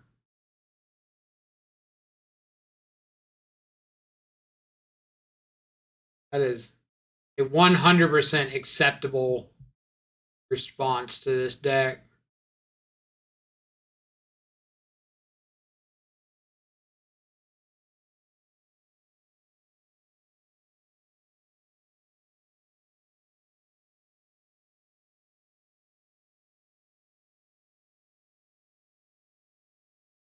Dang straight, we're pinging ourselves with Bowmasters.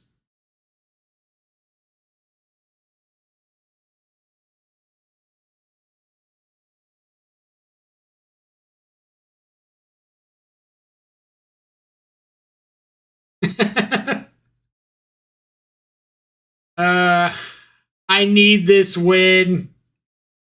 I need this win so badly. I'm not going to get this win, but I need it.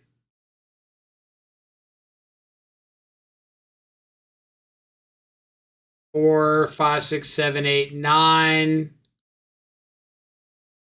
11, 12.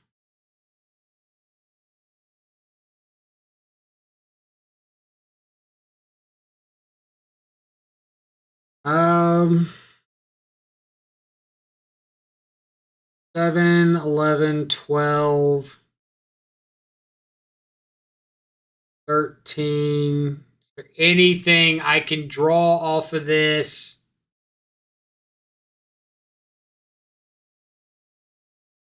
Another bolt doesn't do it.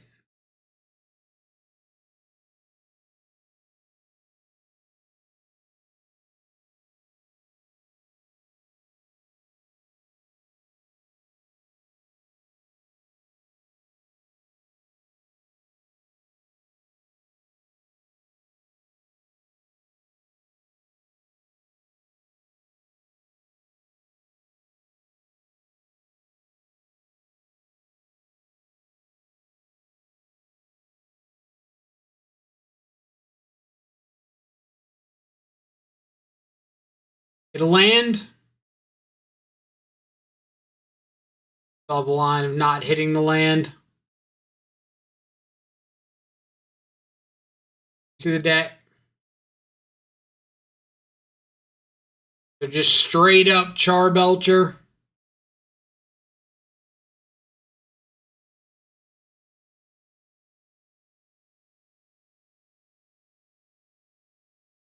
The Iron Crags. 4 Iron Crags. 4 Recross. 4 Pact. 2 Offer you can't refuse.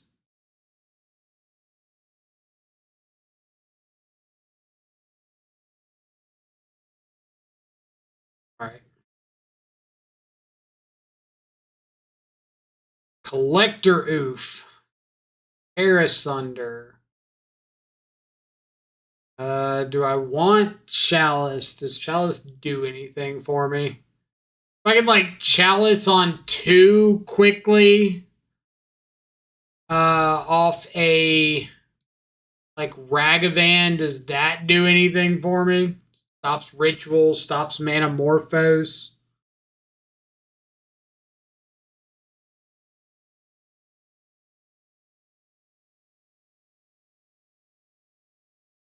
Otherwise, it's just this.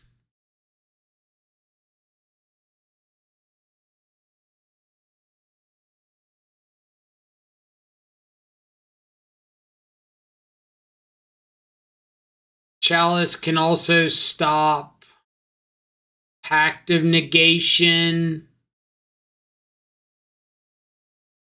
If I've got like a Terra Sunder or something.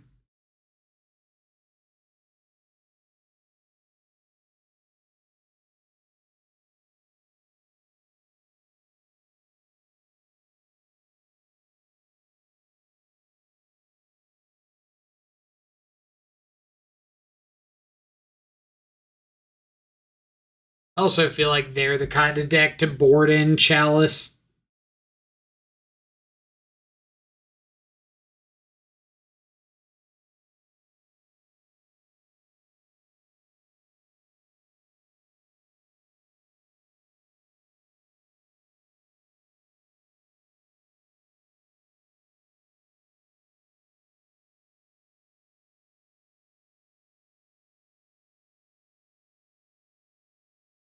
Is it getting much better?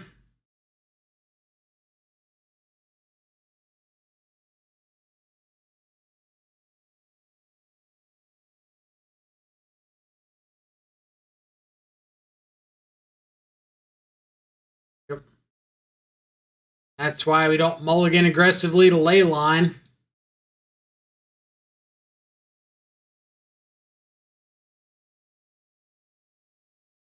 Or not to Leyline, to Thoughtseize.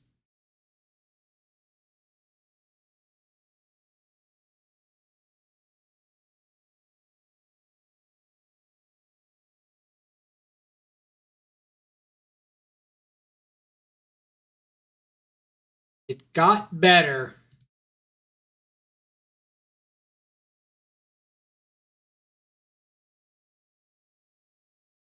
Ooh. Ooh, that would have been scary. I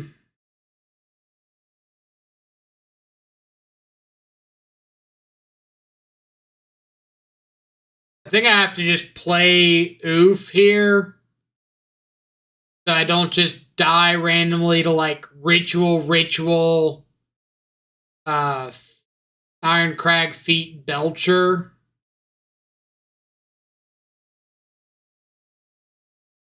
Are you right? I can't put it in the yard to grow the goif.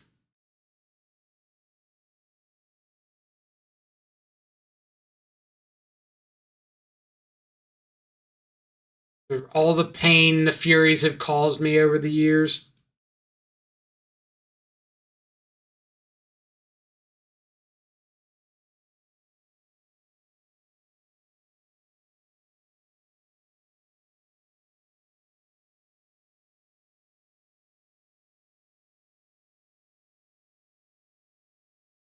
Come on, be nice and say you don't have a way of dealing with Collector Oof. Just scoop to it. Brought in one Fury, it's gone.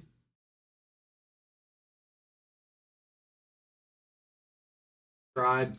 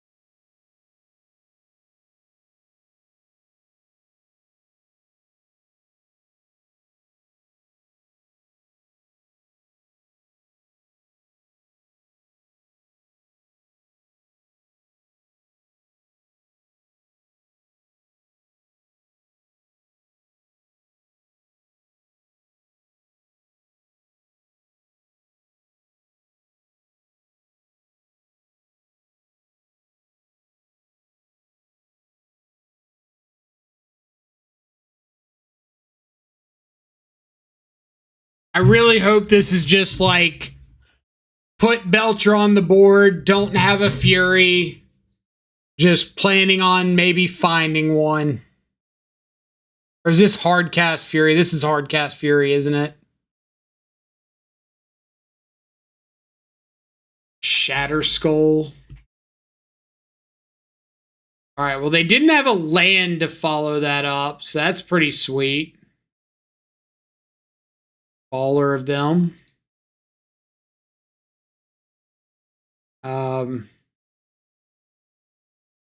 Creature in the yard, sorcery in the yard, so I can't grow the goif any.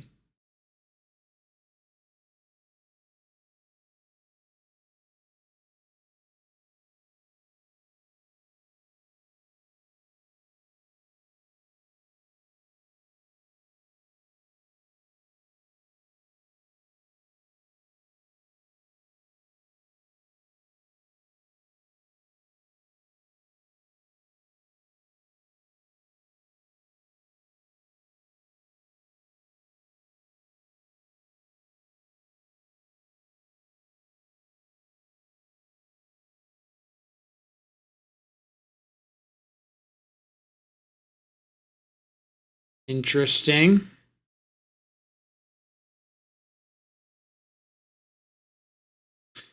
All right, draw a card. Draw a card for me. Manamorphose. Yes! We get a game 3. I'm shocked. Okay.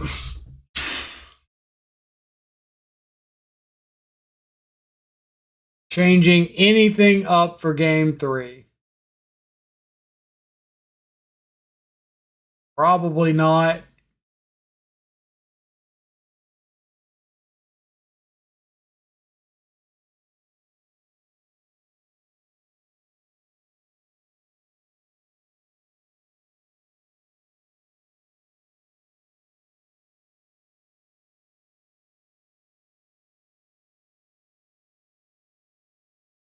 Terminate, no. Gloom, no. Heat, no.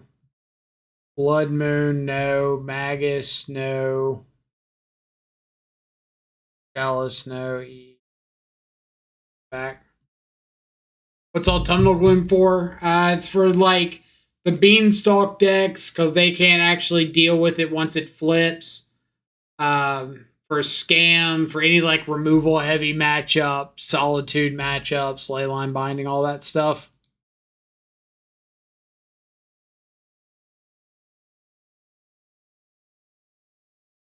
This has got to get thrown back. No black mana on turn 1.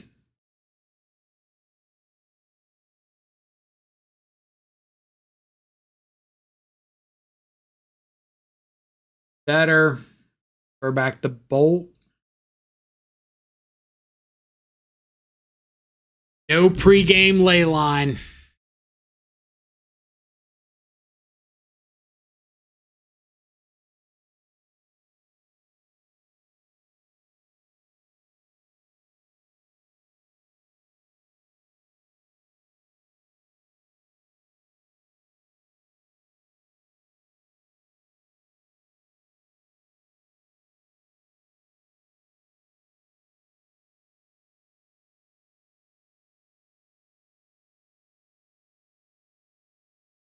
They've got plenty of land, so I'm thinking about just taking the Fury, but at the same time, if they like have to Fury pitch a land, that seems pretty decent for me.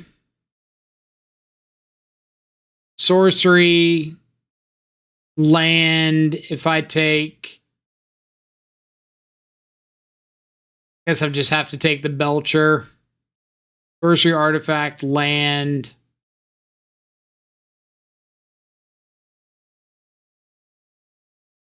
Yeah, take the Belcher. They go.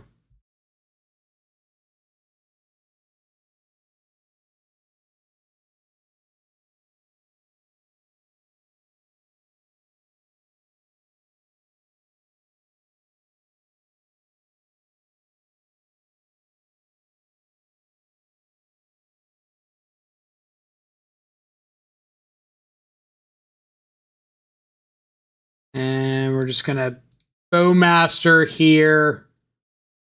I know it's main phase, but I want to do it before they can respond to the Bowmaster with Manamorphose. And if they just like untap and evoke the Fury on it, that's perfect.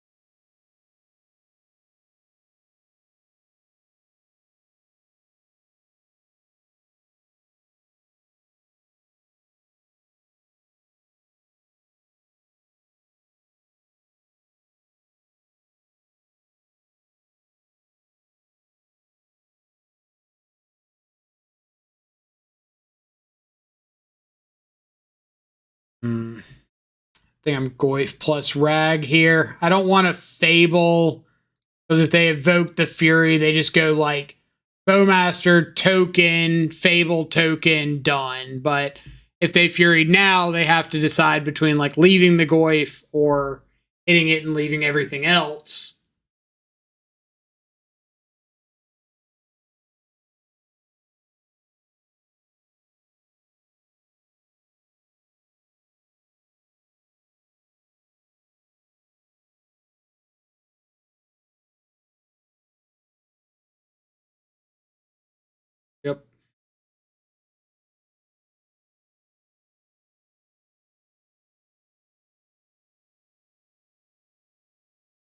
Keep the Goyf.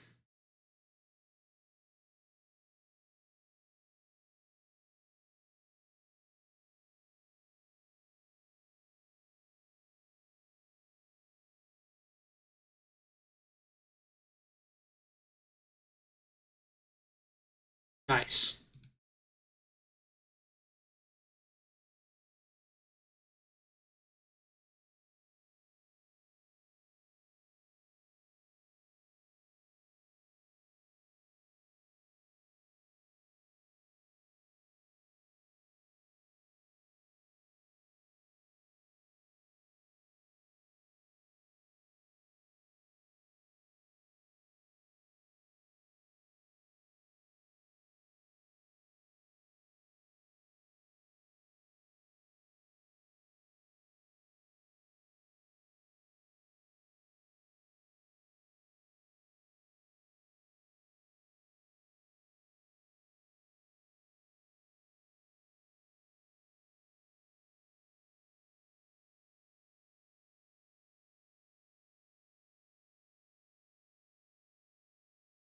I guess we are seeking the beast here in case I can hit like a thought seize.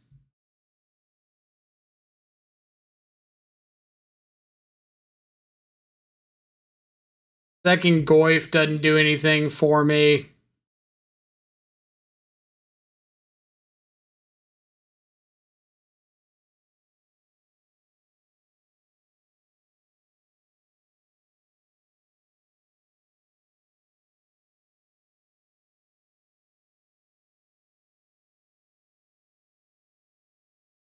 Ooh, that's pretty cool.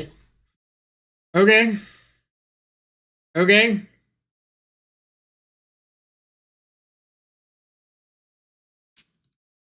Punished for not playing the other Goyf instead.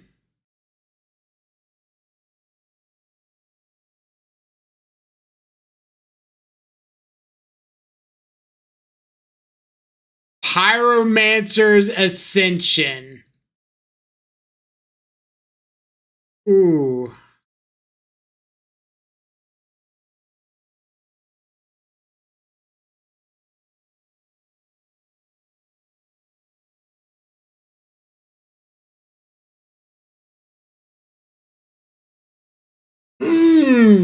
Charbelcher, go. Go, go, go. Away from me. Won the die roll. Won a die roll. This is so unexpected. Keep. Hands a banger.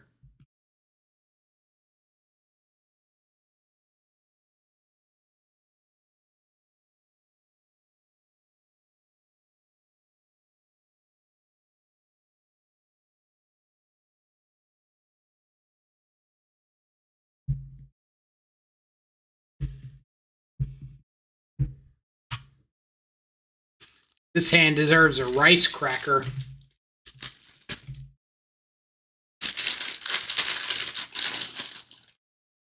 I'm not saying that I've been sitting here all day for the last 5, 6, 7, 8.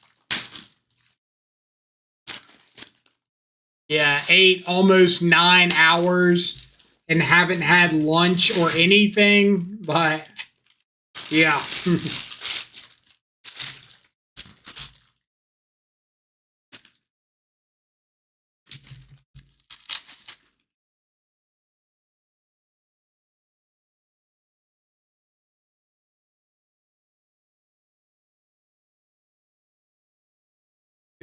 The Ragavans have been in full force today. I'll give them that.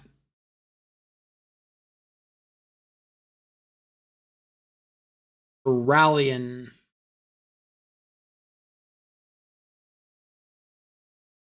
Wooded Foothills. Could be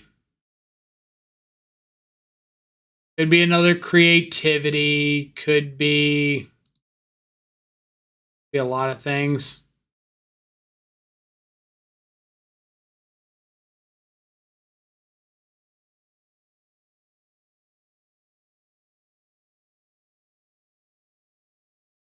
So just Rhinos. Just rhinoceroses. These funky foil lands that we can't tell what they are.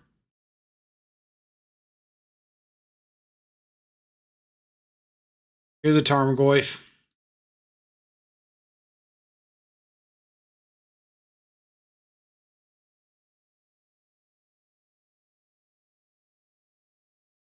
Goyf is a pretty decent gentleman.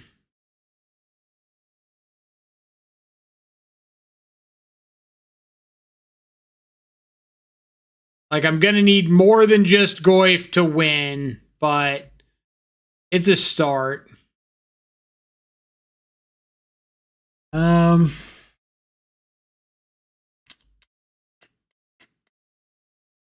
I could go attack with Goyf if they double block. Bolt here, puts artifact in the yard. That's not really enough to do anything relevant. We'll just play another Goyf. Pass.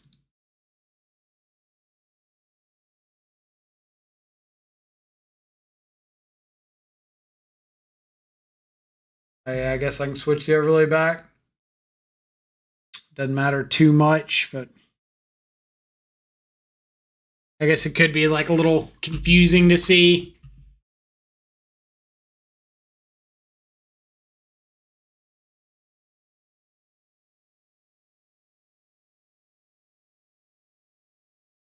Rhinos! Yay, Rhinos!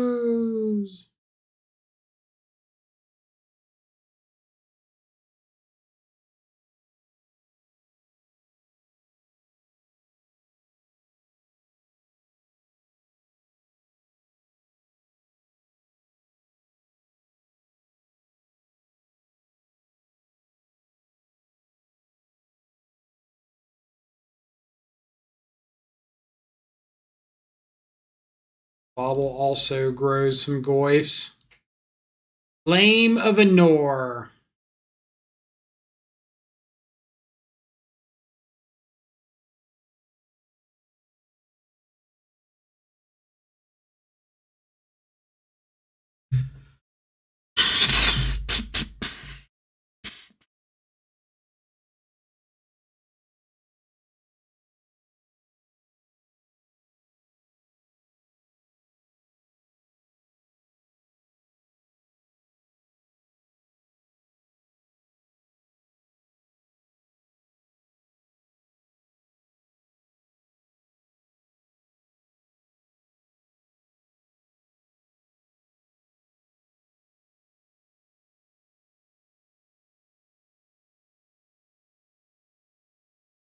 I know they can respond to this with a flame, but I kind of want to just get it down.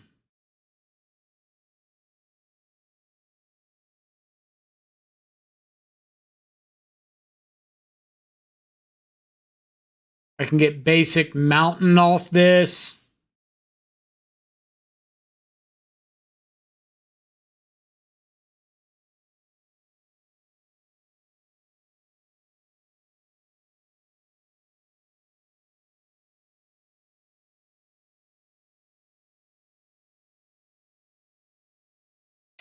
Tishana's Tidebinder.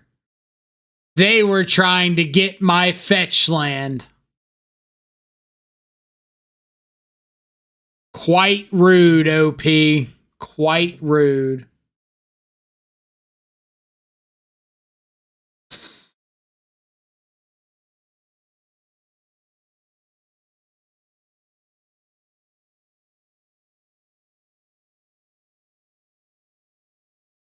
Another one. Hmm. 16.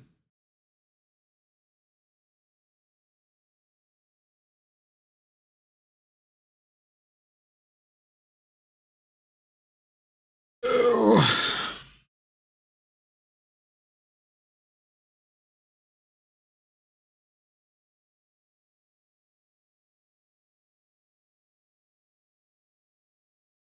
The old right-click attack all, eh? Gonna Tishana's this.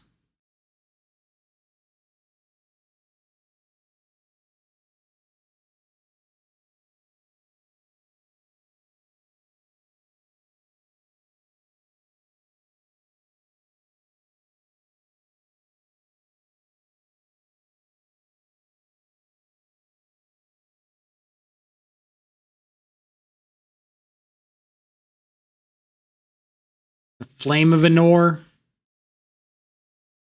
I don't know what we're doing. Odawara.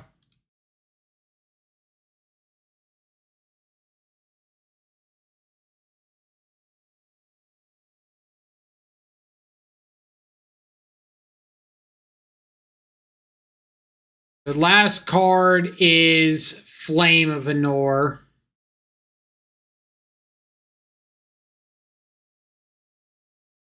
Master can go to the bottom.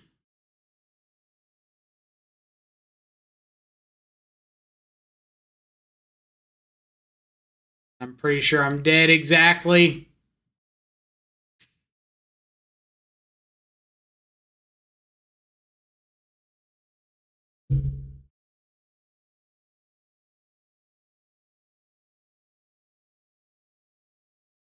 Ugh. Man. That sucks. Triple Rhino. Triple Rhino plus the dead and gone. Dead exactly.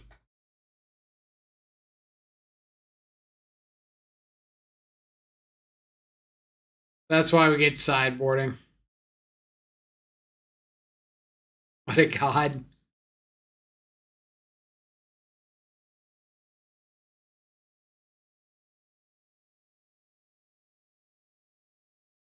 You're on the play. Ragavan is better on the play. Still not too good.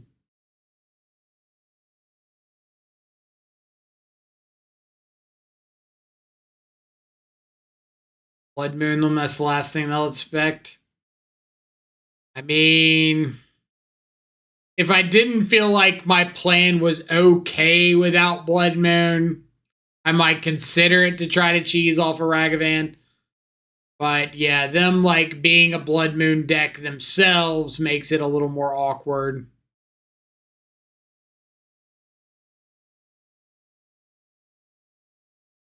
Sunder's out.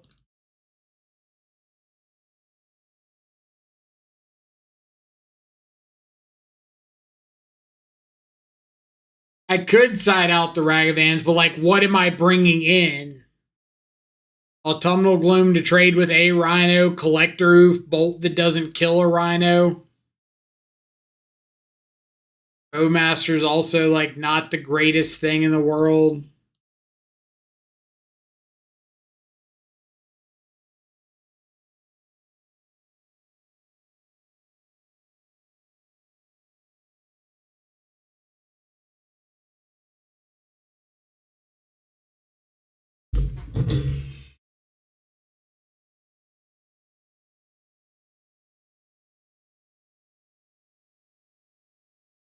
Collector Roof means they can't activate their Shardless Agent. The real winner. But then I can't activate my Chalice.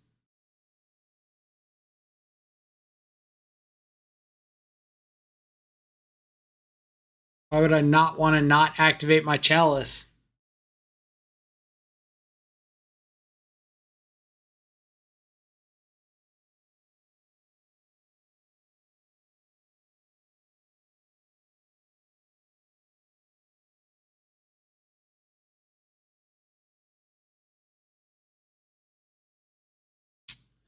Pretty terrible. This is pretty godly.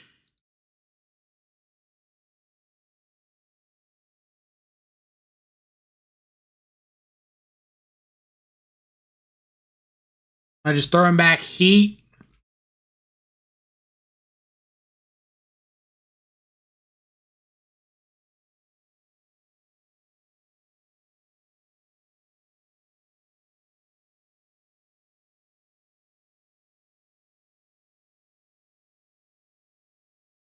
I think I'm putting back heat. Bauble can help find me like a shadow or a goif, like a real threat. Violent Outburst off the top. We'll lead on Thoughtseize. I guess we can lead on Ragavan. Make him do something about this. It's fine.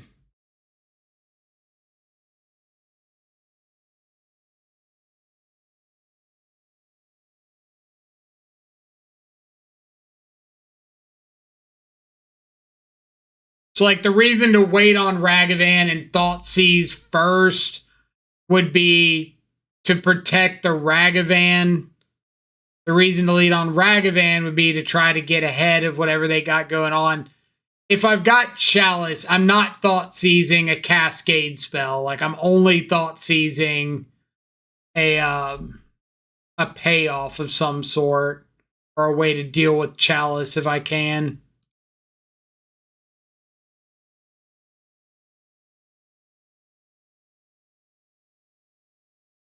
All right. They've got the Boseiju. I've got to take the Outburst.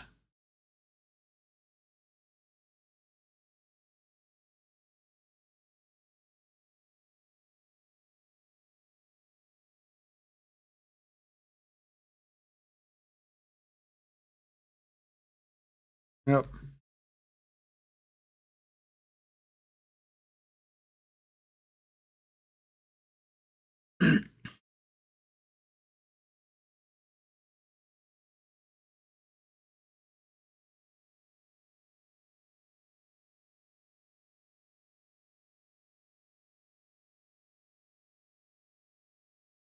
There's no way they play it out.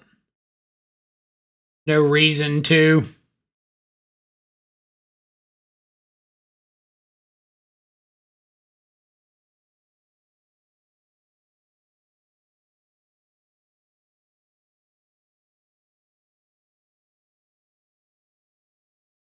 Step one of our invincible 12 card combo.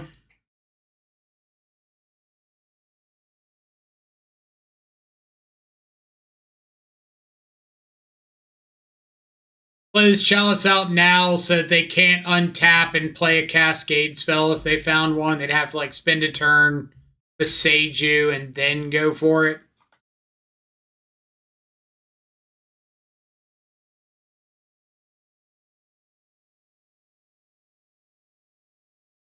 Shadow, Goif, Bloodstained Mire.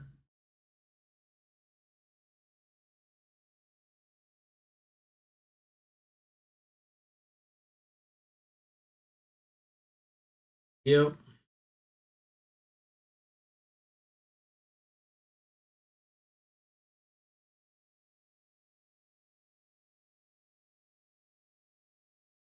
Do have the land drops. And we have the companion, not when we bring in Chalice.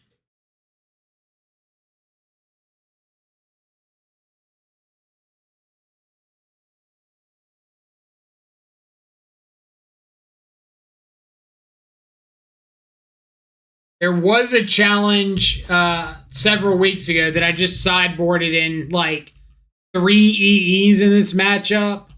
And I think EE is better than Chalice against them, but EE is worse against Living End.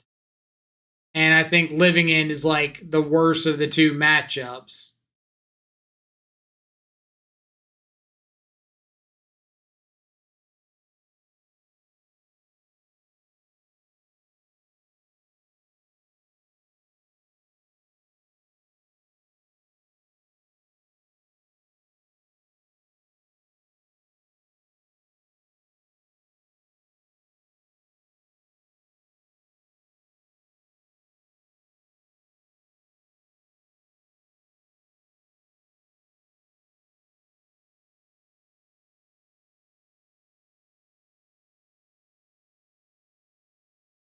Shuffling this away anyway, so it doesn't really matter.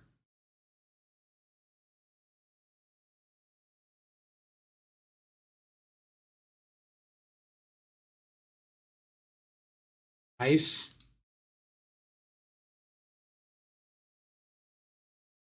You would have been fantastic like 10 turns ago. You would have been so good.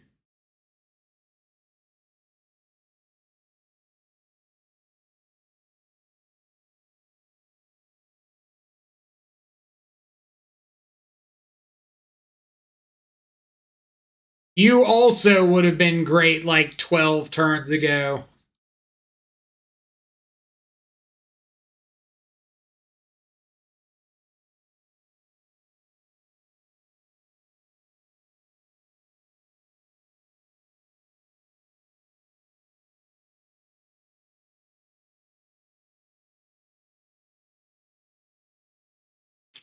Spell not worth it last turn, just a cantrip. I kind of wanted to save it in case they use this, or I could maybe get them pigeonholed into like a dead and gone, or not a dead and gone, like ice or something.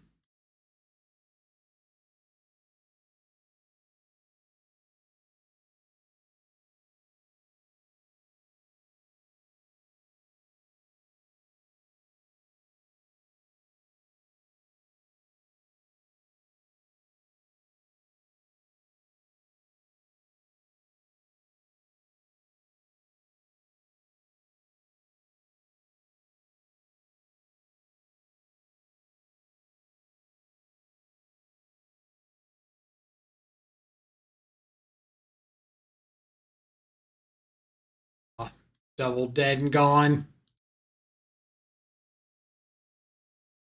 Yeah, just weren't geared for Rhinos this week.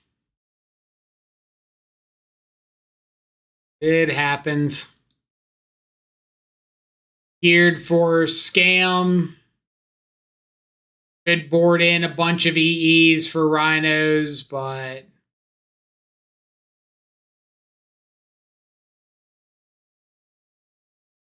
joy of open possibilities. Sage, appreciate it. Let's see.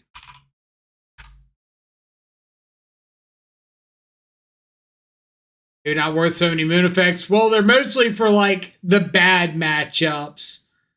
But it doesn't really work too well if we don't see, like, the main deck's good against scam. And then the Magus and the Blood Moons are supposed to be for like Tron and Amulet and these really bad matchups for us. But I'm usually not geared in on like Rhinos. Maybe I should be more geared in on, but Questing Druid was pretty solid. I wouldn't say like God tier, but it had some pretty cool spots.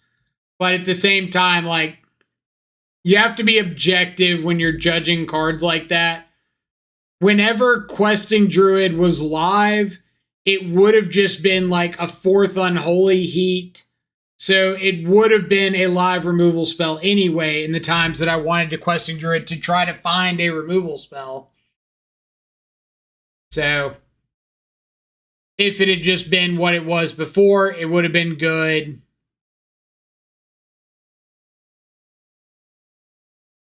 Maybe shift a card towards explosives. You could swap the second chalice to an explosives and say, all right, I'm a dog to living in. Nothing I can do.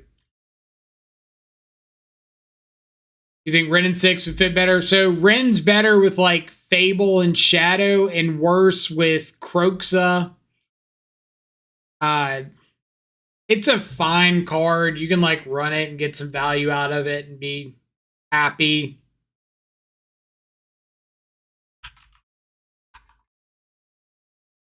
But we are going to call it there so I can get some food. Going to send everybody over to Kevin, who's playing some Black Green Rock and Pioneer. So if you want to check that out, feel free to stick around.